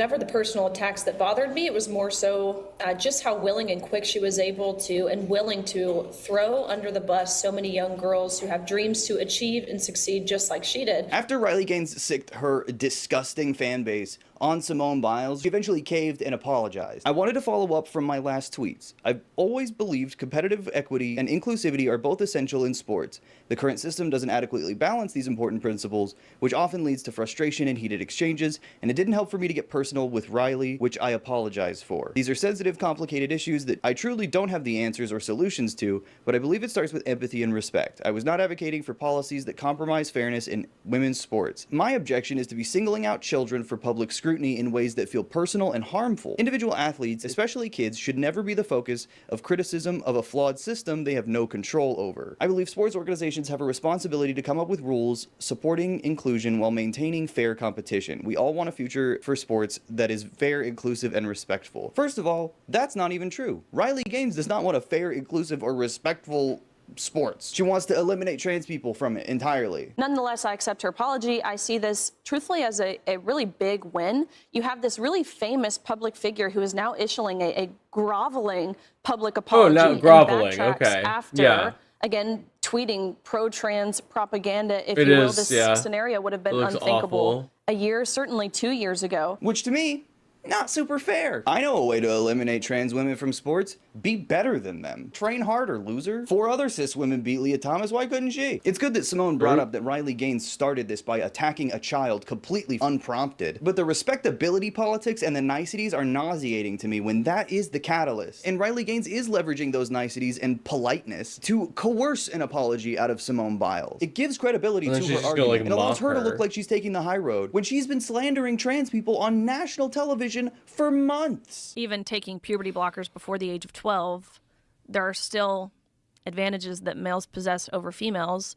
And even if they didn't, it's the women's category. Yeah. It's not for men. So Shut up, Riley. You look like a thwomp from Mario. I'm not saying this is a rule, but a law of engagement with Republicans and conservatives in general, especially transphobes. Do not apologize to dishonest, bad faith bigots. Do not apologize to right-wingers. They are wrong. They don't want you to apologize to establish more clear and effective communication or a better relationship. They want you to apologize to leverage their argument and weaken your position, sometimes at the cost of kids. It's never worth it. And Riley, if you're somehow watching, you're a bad person. You're a liar, you're a fraud, and you're mean. You should be doing a fucking apology tour for the child and multiple other women you've slandered and bullied just for playing sports, just for wanting the same experience that you had and the same opportunities that you had. Playing sports because they want to, despite the environment that you contribute to that continues to make it not only hostile, but unsafe. But you're too busy reveling in an apology that you didn't deserve. But you're the good guys at the end of the day, right? So it doesn't matter what you do. It's always for the good reasons. Riley Gaines has been on a right-wing media tour for basically her entire public career. The creepy billionaire money does help with that, for sure. But she's also made herself very useful for the right, and she knows it. She's been on Tucker Carlson, of course, The Daily Wire, like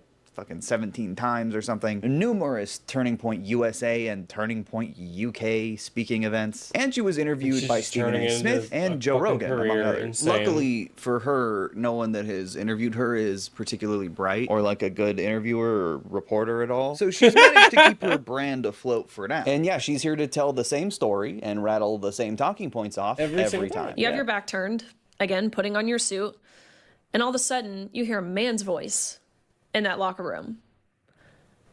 You turn around, you look up because he's so tall. And there's a 6'4" man undressing, taking off his women's swimsuit and putting on his street clothes. Wow.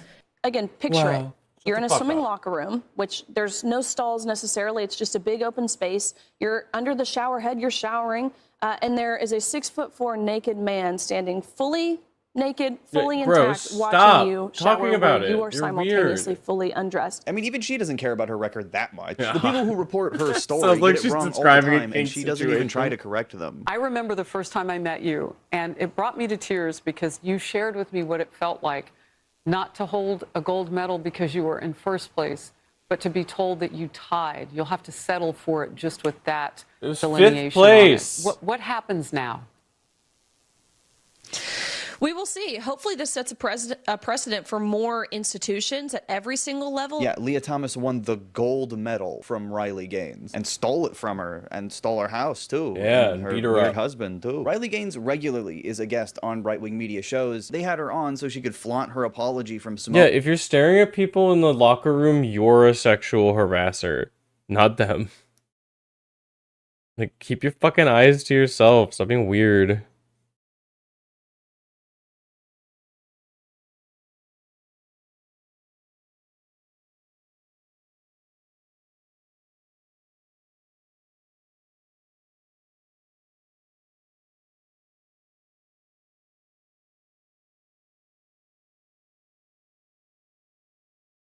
Sorry, I'm packing a bowl. She is a creep and a weirdo, and she's a loser. It's like, again, it's weird. It's weird. The transphobic mind is a weird one. You have to be obsessed with people's genitals.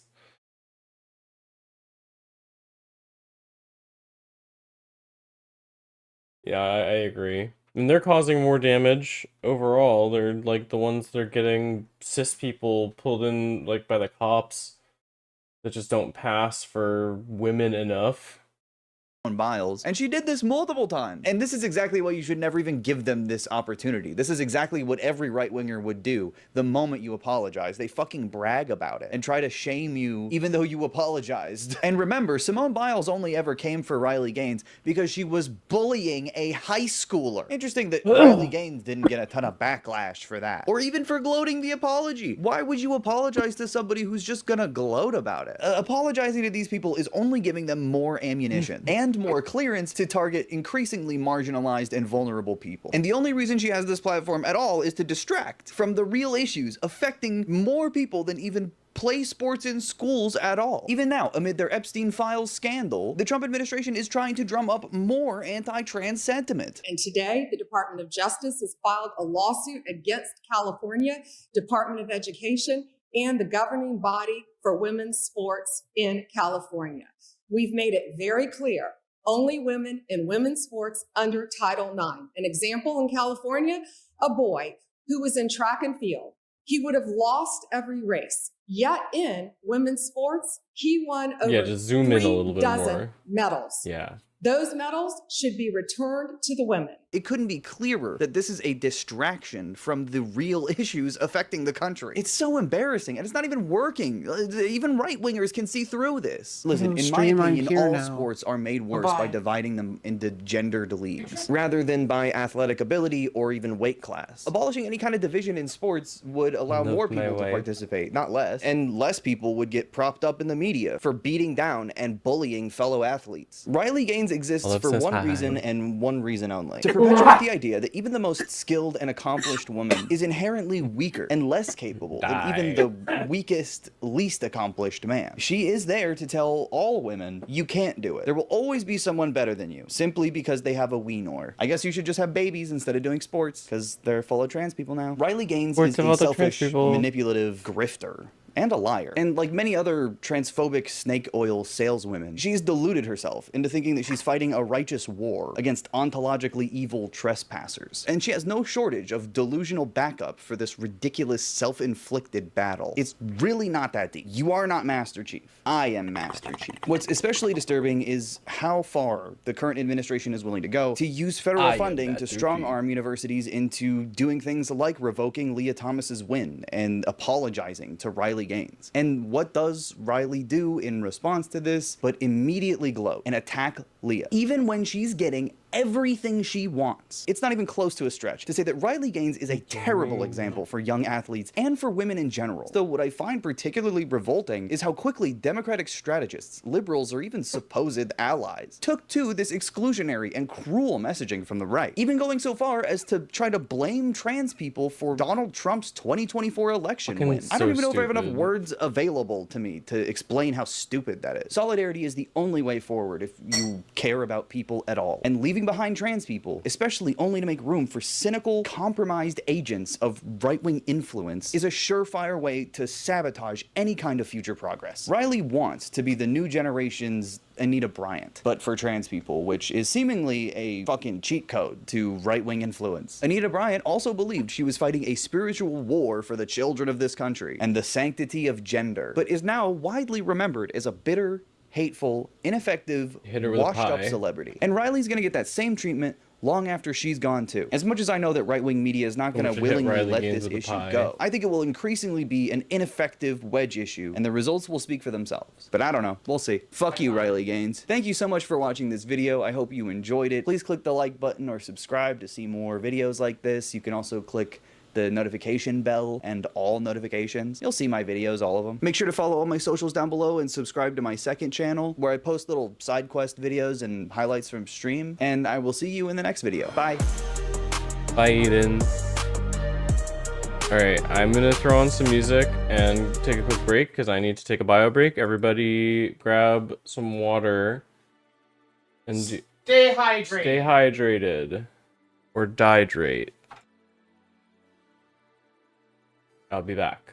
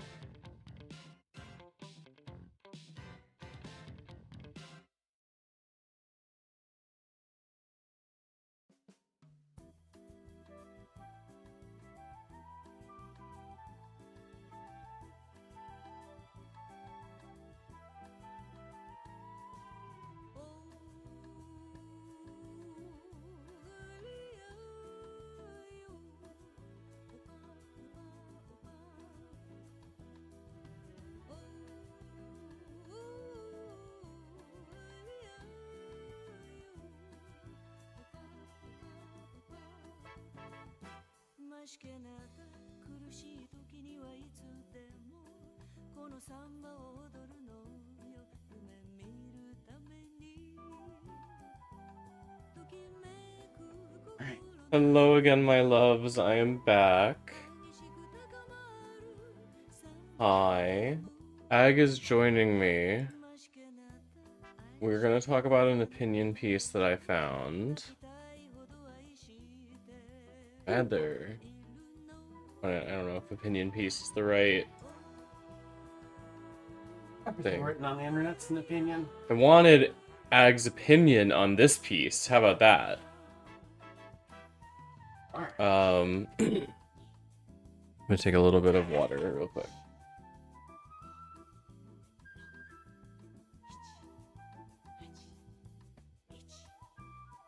Alright.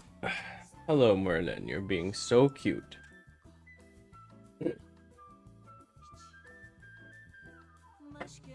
Alright. If AI is so good at coding, where are the open source contributions? You can hardly go online these days without hearing some AI booster talk about how AI coding is going to replace human programmers. AI code is absolutely up to production quality. Also, you're all fired. But if AI is so obviously superior, show us the code. Where's the receipts? Let's say, where's the open source code contributions using AI? This week's AI coding hype came courtesy of Satya Nadella, CEO of Microsoft, and Mark Zuckerberg, CEO of Facebook, furiously talking up AI programming. The headlines say that 30% of code at Microsoft was AI now. Huge if true. Of course, Nadella didn't quite say that. What he actually said was, maybe 20 to 30% of the code that is inside of our repos today and some of our projects are probably all written by AI software. Wanna pause it? It just says all written by software. Oh, okay, just software, not AI software. That would include the implication. This is like super vague and wishy-washy. Right. There are code generation tools that are software writing code. Yeah. So the CEO really needs to differentiate between something written by quote-unquote AI and something just generated by these tools. Yeah. For this claim. Moss quiet. Oh yeah, it's because I'm like way the fuck over here. Is that better? Yeah, are we better? That's Can you hear me? Yeah. Sitting on the ground now. Right. Maybe 20 to 30% in some projects, at least 3 or 4, who knows? Written by software, lots of projects use code generators. Probably, he's not sure either. This is a good example of CEO weasel wording, where you make a very hedged claim that's barely claiming anything. Then you let your media cheerleaders misrepresent your very particular claim for you. You didn't lie. Nadella would have asked his staff for something, anything he could say to pump AI coding with, and that's the best claim they could find that wasn't technically a lie. Mark Zuckerberg said on Dwarkesh Patel's podcast, talking specifically about engineering at the Llama LLM project, not anything else at Facebook or Meta, I would guess that sometime in the next 12 to 18 months we'll reach the point where most of the code that's going towards these efforts is written by AI, and I don't mean autocomplete. Near field mic moment. Yeah. Are just so heavily steeped in expression and AI is incapable of expressing anything. Yeah, absolutely. It's just repetition. It's it's content without any substance. This is where Baudrillard's hyperreality and simulacra are incredibly important tools for engaging.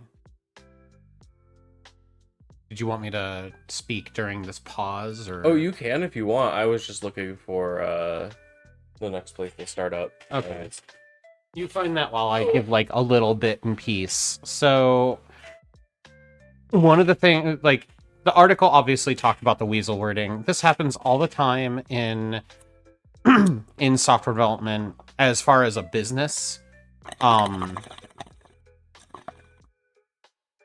when software is being developed part of a business plan or a business prospect, it is extremely common for features and the development process, all of these different things to be just hyped up to be what they're not really. And it's, in a large sense, causing people to think that computers are more complex than they already are, which, like, you don't need to do that. Computers are already pretty complex on their own at times. And there's the call out to autocomplete in this bit, I think is incredibly important as well. So during my day job, I use Visual Studio Code, which has like integrations with Copilot. I don't try to use them. I have turned them off where I can. I've seen my coworkers use them, and quite honestly, it's a statistical engine. It predicts what you're going to write next. There's a lot of cases where code will have similar patterns and stuff like that. And that's all well and dandy, but the claim is that it's not autocomplete. It's just wholesale generated by these language models. And it is language models. I don't see anything else, because at some point you're going to need to be able to translate human business requirements into software, and that requires some sort of interaction with humans. And artificial intelligences, as deemed by like contemporary capitalist society, are not socialized. Right, absolutely. Like, they do not have social concepts and understandings. They do not seem to exhibit it's all an sorts algorithm. of. It's a Bayesian like engine is the way I like to describe it. Like, it's Bayesian statistics, if I understand correctly. Yeah. And like, just treat it like what it is. It's a statistical engine that guesses what's going to come next. Yeah. And that's what it is, a guess. But you don't pay an engineer to guess. You pay an engineer to engineer. So that's really all I have on that. Also, 18 months. 18 months is a crazy short period of time. Like, the turnaround for like a lot of things is pretty large in enterprise software, at least. And so saying 18 months means that basically the claim of you will all be out of a job is being made here as well. Yeah. Which was already claimed, but now we're seeing it being doubled down on. So. Yeah. Yeah, Patel YouTube headline was AI will write most metacode in 18 months, which is all scare tactics. Let's assume the boosters are right. And AI coding is so good now that it really will substantially take over the job of programming on live Facebook code that makes money and live Microsoft code that makes money. So why don't we see it in places we can actually check? Open source code is developed out in the open. You can see all the code. You can see every individual change. You can read the project discussions. Some of the best minds in programming work in open source. If AI coding really is just better, they'd be using it and recommending it. We should see AI coding all through open source. It's the one place we won't have to rely on some AI booster saying, our great AI code is proprietary, but trust me, bro. Ben Evans, currently at Red Hat, is a Java programmer. He's written several popular books on Java. Ben asked the obvious question, where are all the pull requests? Share some AI-derived pull requests that deal with non-obvious corner cases or non-trivial bugs from mature F/OSS projects. I'll also accept high-quality documentation that isn't just the sort of wasted space and slop that I always tell juniors not to write. No talk, no rhetoric. I won't respond to any comment that doesn't have a link to an accepted and merged PR that was produced by an AI model.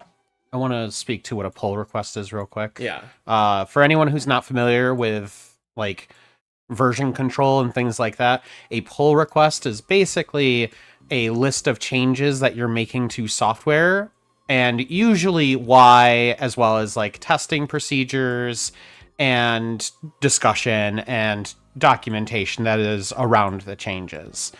So if you see PR or pull request or merge request, just think of the list of changes you're making, and that's what it is. Yeah. The closest response over on lobsters was one contribution to the Rails project in 2023, and that needed work before it was up to scratch. It wasn't a response to Ben, but there's also one experiment with AI coding in the Servo web browser project. That went through 113 revisions before it was acceptable. The first version included sloppy errors, like a check condition being the wrong way around. Excuse me. The general comments that Ben received were that experienced developers can use AI for coding with positive results because they already know what they're doing. But AI coding gives awful results when it's used by an inexperienced developer, which is what we knew already. They're good at syntax but not substance. That makes sense. Because they can just regurgitate. Yeah. So they can regurgitate syntax, but substance, it would struggle to create anything with it that it can actually do. And that's absolutely like a key thing that software mentorship is important for when you're training actual devs. So, for example, in my day job, which I just got home from like an hour ago, I mentor co-ops from a local college, and a lot of the time we have to do these sorts of revisions where I go over and say, okay, well, this condition's wrong, this condition's off by one. Right. The reason why you don't want to do it this way is because insert broader reason here. And a lot of the time, this is the sort of thing that is actually what an engineer is for. Not just doing the tippity-tappity typing, not just for turning words into code, but turning ideas and concepts and finding the ways in which that they need to be integrated within the rest of the project in order to make sure that everything continues working. Because in a lot of cases, this sort of stuff is very complex. I work on a piece of network management software, and that piece of software, while on the surface is very simple, you just point and click and someone has internet. Mm-hmm. Under the surface, there is literally like hundreds of thousands of lines of code that we've written that all go to support this. And if one thing breaks, then that has like implications across the board. Let's see. I don't have any thoughts on this, but I do have a couple strong ones, or at least an exasperated rant from dealing with pull requests from a Copilot user or coworker. Ooh. Yeah, so one of the subject matter experts at my day job is using artificial intelligence to using ChatGPT to get answers, and that is fine. There have been times where ChatGPT has lied, and there are also times where ChatGPT might be breaking inadvertently, revealing secrets. And you can hop in a call and detail that. Yeah, if you want to, I'd be up for that. Sounds good. And it's really frustrating to deal with both his responses to problems now that he's started doing this, as well as the sort of merge requests that we do get from him, where not only is he not a programmer, so that's a problem on the surface, but in addition, he is taking things wholesale that don't really make sense, that might not even work in the language, or are just the opposite of what he expects. And it's made it really hard to deal with engaging with him, because not only do you have all the frustrations of working with a typical coworker, but now on top of that, you also have the frustration of dealing with a coworker who their response to, "Do you know this?" is, "I don't know, let me ask ChatGPT." So, ugh, yeah. Yeah. It's June. We have a guest. Awa, there. Does that Yeah, come through okay? actually, point on the asking ChatGPT about things. I remember a concrete instance of this, actually, where a coworker posted a message in Slack. I don't know if it's one that I'm in anymore. And he was like, "Oh yeah, ChatGPT is amazing. Like, look, it helped me figure out why this code wasn't working. And, you know, he was like, why is this thing returning true and not false in my Ruby code? Or like false and not true, whatever. It was returning one thing instead of what it was supposed to. Right. And the answer ChatGPT gave was something along the lines of like, oh yeah, like the value wants to be true, but the fact that you're missing an ampersand here makes it false. And I took one look at that and I was like, if you know more than like literally 5 minutes of Googling about Ruby, it did stumble into the right answer, but the right answer is that the ampersand is like syntactically important in a way that is completely unrelated to what the answer said. It's like the ampersand doesn't just cause the thing to like no longer be forced to be false or whatever it said. It's like it changes the meaning of the thing you wrote in an entirely different way. Oh wow, yeah. And it was very frustrating to see like someone be like, oh, look at how amazing this tool is, and it's like it fed you a lie that you wanted to hear. Like you learned nothing from this. Yeah. You got negative learning. That's like a huge problem because suddenly someone picked up a habit or picked up a piece of knowledge and it's not going to work for the reasons that they think it is. And so they go to apply it somewhere else and now they're even more confused than they were in the first place. And because those events are so distant, it's hard to be able to tell them like, well, maybe this is what happened. Because you've probably also forgotten that they had this issue. Yeah, no, the thing that it missed was like an important bit of like the core syntax of Ruby. And like not understanding that is going to cause a lot of problems because that's something that comes up pretty frequently. And even beyond syntax, and I think this is where it really starts to break down. A lot of the stuff I see people ranting and raving about the benefits of AI for is like JavaScript, where things are loose and unstructured and there's a lot of things that fly. I work with a lot of Rust code bases, and every time I have had to review a pull request created with AI, it is like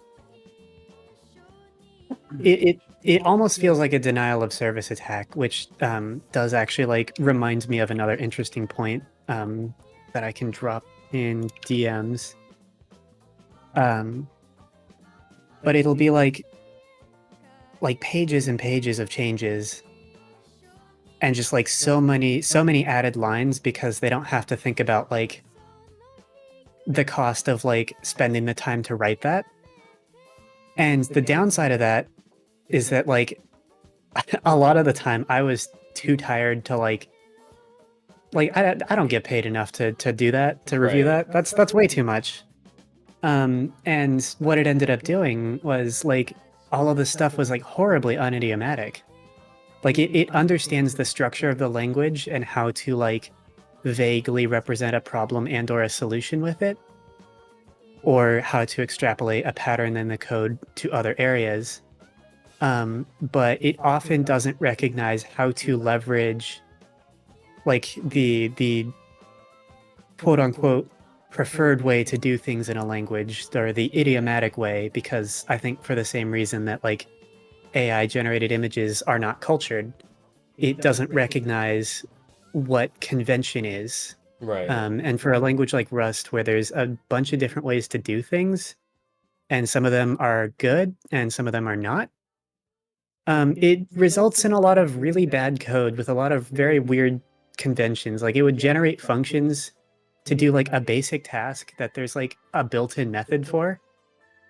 And it's like, this is like so not useful to the code base. And at some point I finally like got a ticket to just sit down and undo all of that. And like, I think I removed like several hundred to like 1,000 lines of code by just, instead of letting it like extrapolate patterns, just collapsing it down to like better structured code. And it's, yeah, it was very frustrating having to deal with that, because it's like, you're not learning anything about the language, and you're not creating software that is going to be maintainable in any sense by doing this. Right, that makes sense.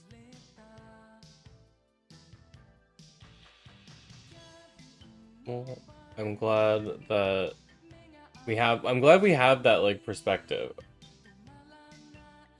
Alright, Lux, we're just so you know, we're live on stream and we're talking about a specific topic.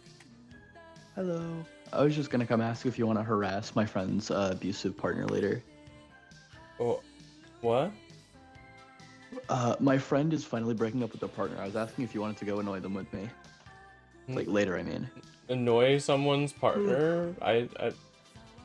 I'll give context later, okay? Okay. Also, hi everyone on stream, and hi June.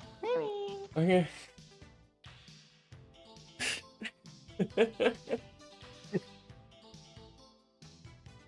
Alright.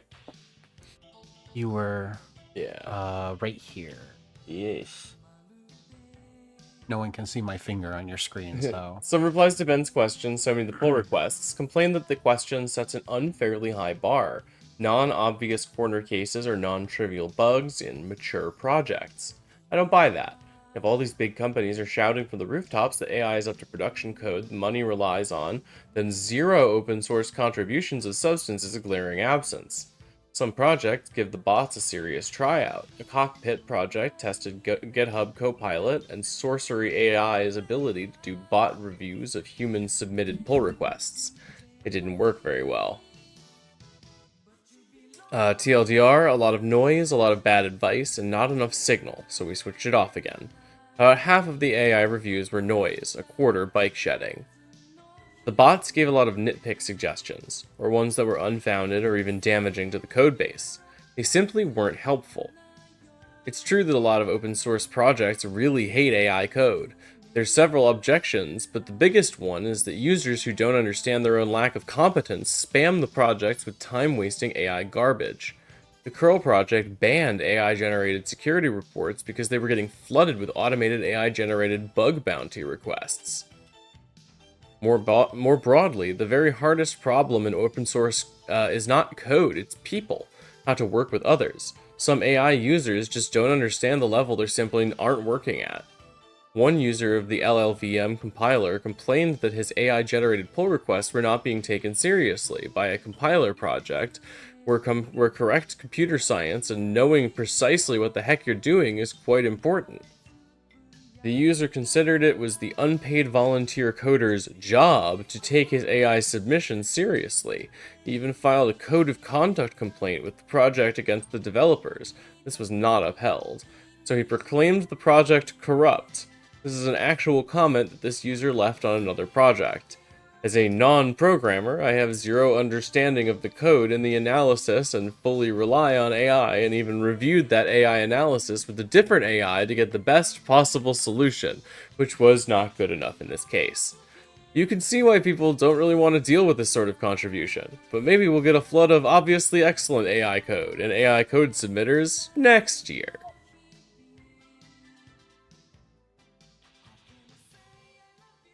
So LLVM is a deranged code base, but if you can't understand that code yourself, then yeah, you should absolutely not be contributing to it. Yep. So don't use AI to code or at all, I think, is maybe the conclusion again. There are valid uses for artificial intelligence or AI, even as it contemporarily is. This is not one of them. Yeah, I don't pay for Copilot because it's by no means worth it.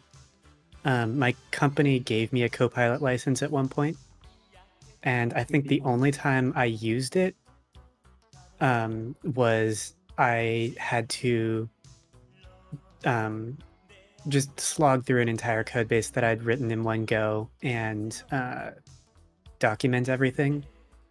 And it was a lot of like, these things just kind of describe themselves and I just need to put a comment there so that it renders correctly. Okay. And, you know, even then I had to like catch it doing stupid things and fix it to make it like more correct. Every other time that the extension was enabled, it was just kind of like getting in my way and making annoying suggestions. Yeah, that seems kind of like what the average experience is for most AI assistant software. Just really annoying and kind of gets in the way. Mm-hmm. Yeah, it was very frustrating, and I feel like it speaks maybe a bit about the mentality behind this as well. It's the only extension I have ever installed in my editor that turned on that kind of aggressive autocomplete by default. Ooh. Like all of the other stuff I use, like I have to manually configure it to like, give me lists of completions as I type. Right. Copilot is just like the moment it's installed, it's automatically like sending requests to GitHub to like try to complete the rest of the line for you or whatever. And it's like this is so like annoyingly pushy for probably several bad reasons. And I have to like put in the work to turn it off. That's annoying. I have had the good fortune to not be working in code software right now, but I can only imagine it's gotten at least 100 times more annoying than it was when I was using it last. Yeah. There's also just the current like wave of enthusiasm for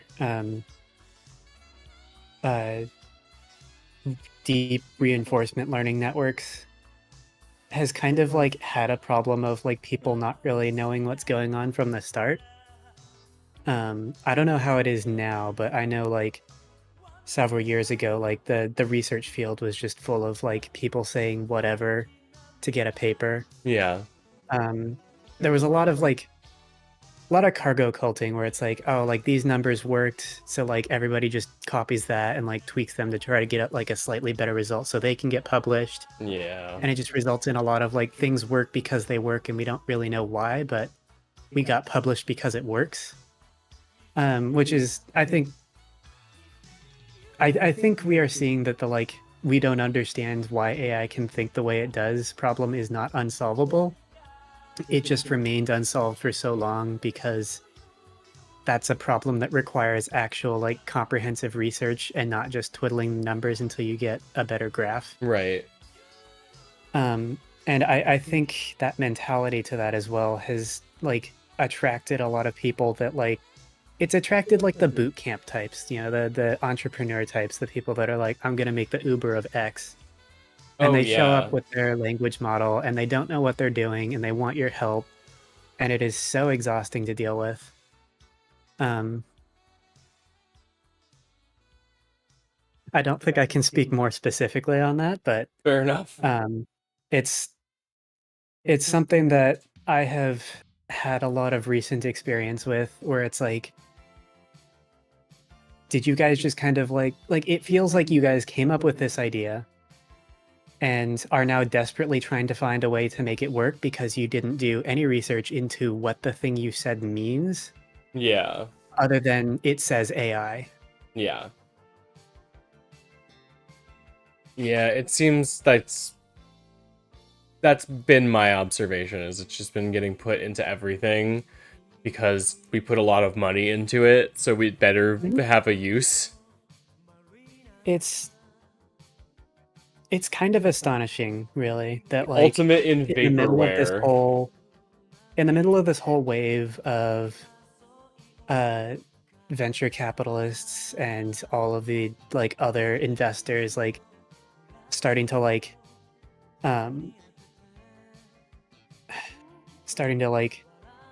what's the phrase?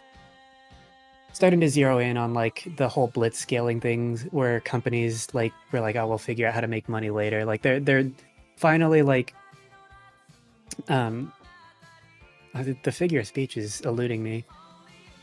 But it's like, yeah, they're finally cracking down on that. But then at the same time, it's like they are doing the exact same thing, but for companies that mention AI instead of, whatever blitz scaling startup strategy they're using. And it's like, were we not just here? Yeah. Did this not just happen? Like, what do you think this is? How do you think this is going to go?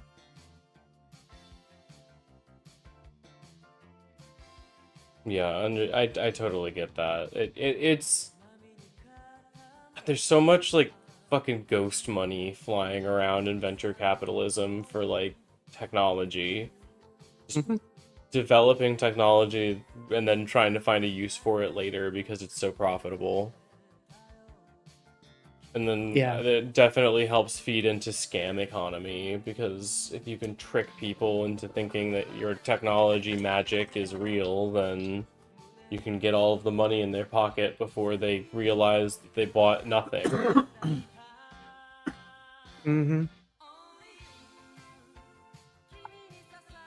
Well, you know, I appreciate your perspective on this, both of you, for sure.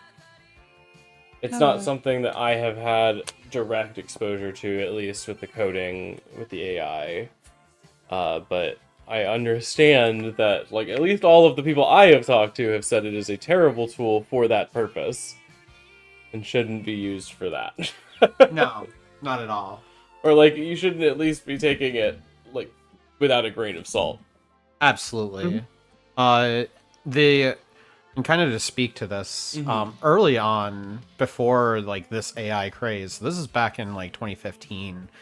At that time, you were able to like take some of these models and do like some sort of image generation. Right. And at this time, they were infamous for being like kind of grotesque and like very strange. Yeah, I like the weird, like, Joey generations it was making. So they were, like, kind of dreamy. And I mentioned before that there are like use cases for AI, even in its contemporary form. One of them being like disability access. One of them being like you can get interesting special effects. Having done this, you can get like interesting special effects. Sometimes that you could achieve through a plugin, but in other times it would be very difficult to replicate it, at least especially with the software at the time. Right. I worked on my friend's thesis where I did special effects. And what we did couldn't really have been done with like any existing tool, where we took each frame, of the film and had an effect applied to the next frame of the film where it would mix the actual like next frame and a predictive next frame. And it constructed this really surreal effect, which was, if you ever want to find out what like hallucinations look like, depending on what they are, it was to replicate like an LSD hallucination. And apparently it was pretty accurate. And like that is some of the underlying technology of like deep learning and image recognition and image manipulation that is used already, just at an earlier state. And so like this and that short film that you can't show? I can. I asked my friend. Awesome. I'll have to see if I can get it on my old Google Drive. Sure. It's a 20-minute it's a 20-minute short film where it's the same sequence multiple times with a variety of things going on to make a really weird point. It's like this kind of almost Dadaist piece. Yeah, sure. Sounds fun. So back to my original bit, there are use cases for this. They're not going to be the sort of things that are going to be advertised because they don't make money. The big thing right now is to take an existing technology, like you said you couldn't speak to this, June, but I can, because the NDA doesn't exist anymore. It's not legal. I was at one point working on a coffee roasting project where we would shoot laser beams at coffee in order to cook it. Okay. And that was really cool. And I knew that the project was going to end up in trouble because the guy who was funding it and contracting me, unofficially contracting me, he was like, oh, hey, and I heard about this new AI thing. Could you like add AI to this? And I was like, how? Why? Mhm. What is this? What it are in we there. doing? Just put it in there. Put the He's AI like, oh, in the machine. Put he's- it in the robot. He's like, oh, don't you need to know where like the like the cooler areas are, and like, can't you predict those? I'm like, yeah, we can just use regular old statistics and math, and a infrared camera. What do you want from me? Yeah, it's like doing that with machine learning is like not necessarily going to be that much better, if Right. better at all, than statistical regression fitting, and it's gonna take a lot of time and a lot of compute power. Yeah, way more than it would take to do any sort of regression. So, like, I'm not worried about this. I'm more worried about the ways in which this is being wielded as a tool against the working class. Okay. Mhm. I would argue that tool maybe isn't even the operative word there. It's being offered more as like a replacement for, I guess, just labor in general. Yeah, I mean, It's like a tool AI of power. image. Yeah. That makes sense. Yeah, you're absolutely correct. It is a drop-in solution. Here is your labor. Your Drag and drop in solution, maybe even. yeah, drag and drop labor. Have fun. Yeah, 'cause there have been like some really useful machine learning image tools, like the fact that you don't need a green screen to do chroma keying anymore. Like, it's not as good, but like the fact that that works at all is incredible. Like that's a huge jump in computer vision, that your computer can just do that on its own. Yeah. But like, then so much of it just goes to like, hey, what if we just replace the artist? Mm-hmm. Oh, I'm sorry. I have actually, it's been a long while because the use cases just kind of like moved on from like what I wanted. Right. At one point I did use a small like machine learning model that ran on my computer to just suggest what the rest of a line of code should be. And it was only ever helpful in cases where it's kind of dead obvious, which is really the only time that I ever need that kind of help, is just, like, I already know what I'm going to be typing for the next 30 lines. It's pretty obvious how to continue the pattern. I just don't want to get RSI. But like everything is becoming so focused on just asking the computer to like complete the ticket entirely for you that like it's been hard to find anything that like is useful as a tool like that anymore.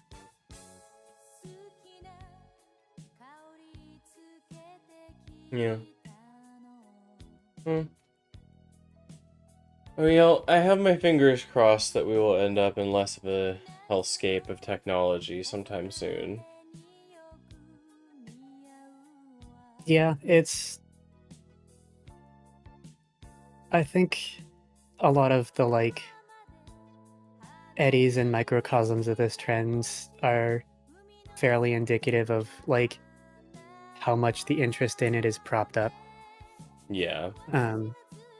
Like the company behind that like AI generated Minecraft thing was like, oh, this is gonna be like the future of entertainment. It's like interactive video generated by AI on the fly. Yeah, that doesn't sound like this Minecraft that one doesn't is sound just like the it to beginning. me.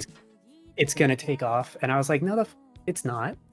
Like, it's fun as a novelty once to be like Minecraft if you had a lobotomy. But like, how many times are you gonna do that before like it just isn't interesting anymore? And that's kind of exactly what happened, where it's like once they stopped propping it up and once the hype of like, wow, isn't this weird, like it died out, like I don't really hear much mention of it anymore. Yeah. No, that's super fair. And it's like, the funniest part of that to me as well is like that was like a huge project that they like created like dedicated circuits just to like be able to generate that stuff, which like must have been huge R&D cost and a huge investment, and it just kind of goes nowhere. And I think that says a lot about like where the whole thing is going.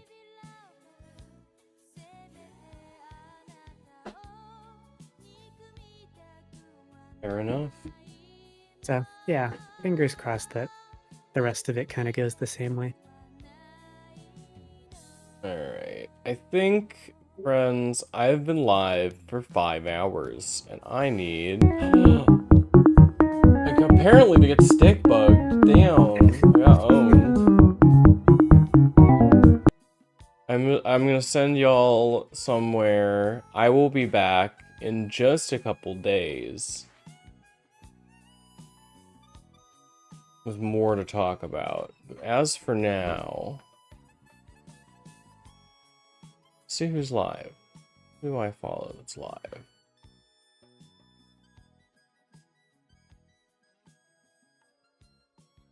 I'm just gonna send you into Wonder. She's live. She's on her partner push. Alright, I'll see you all.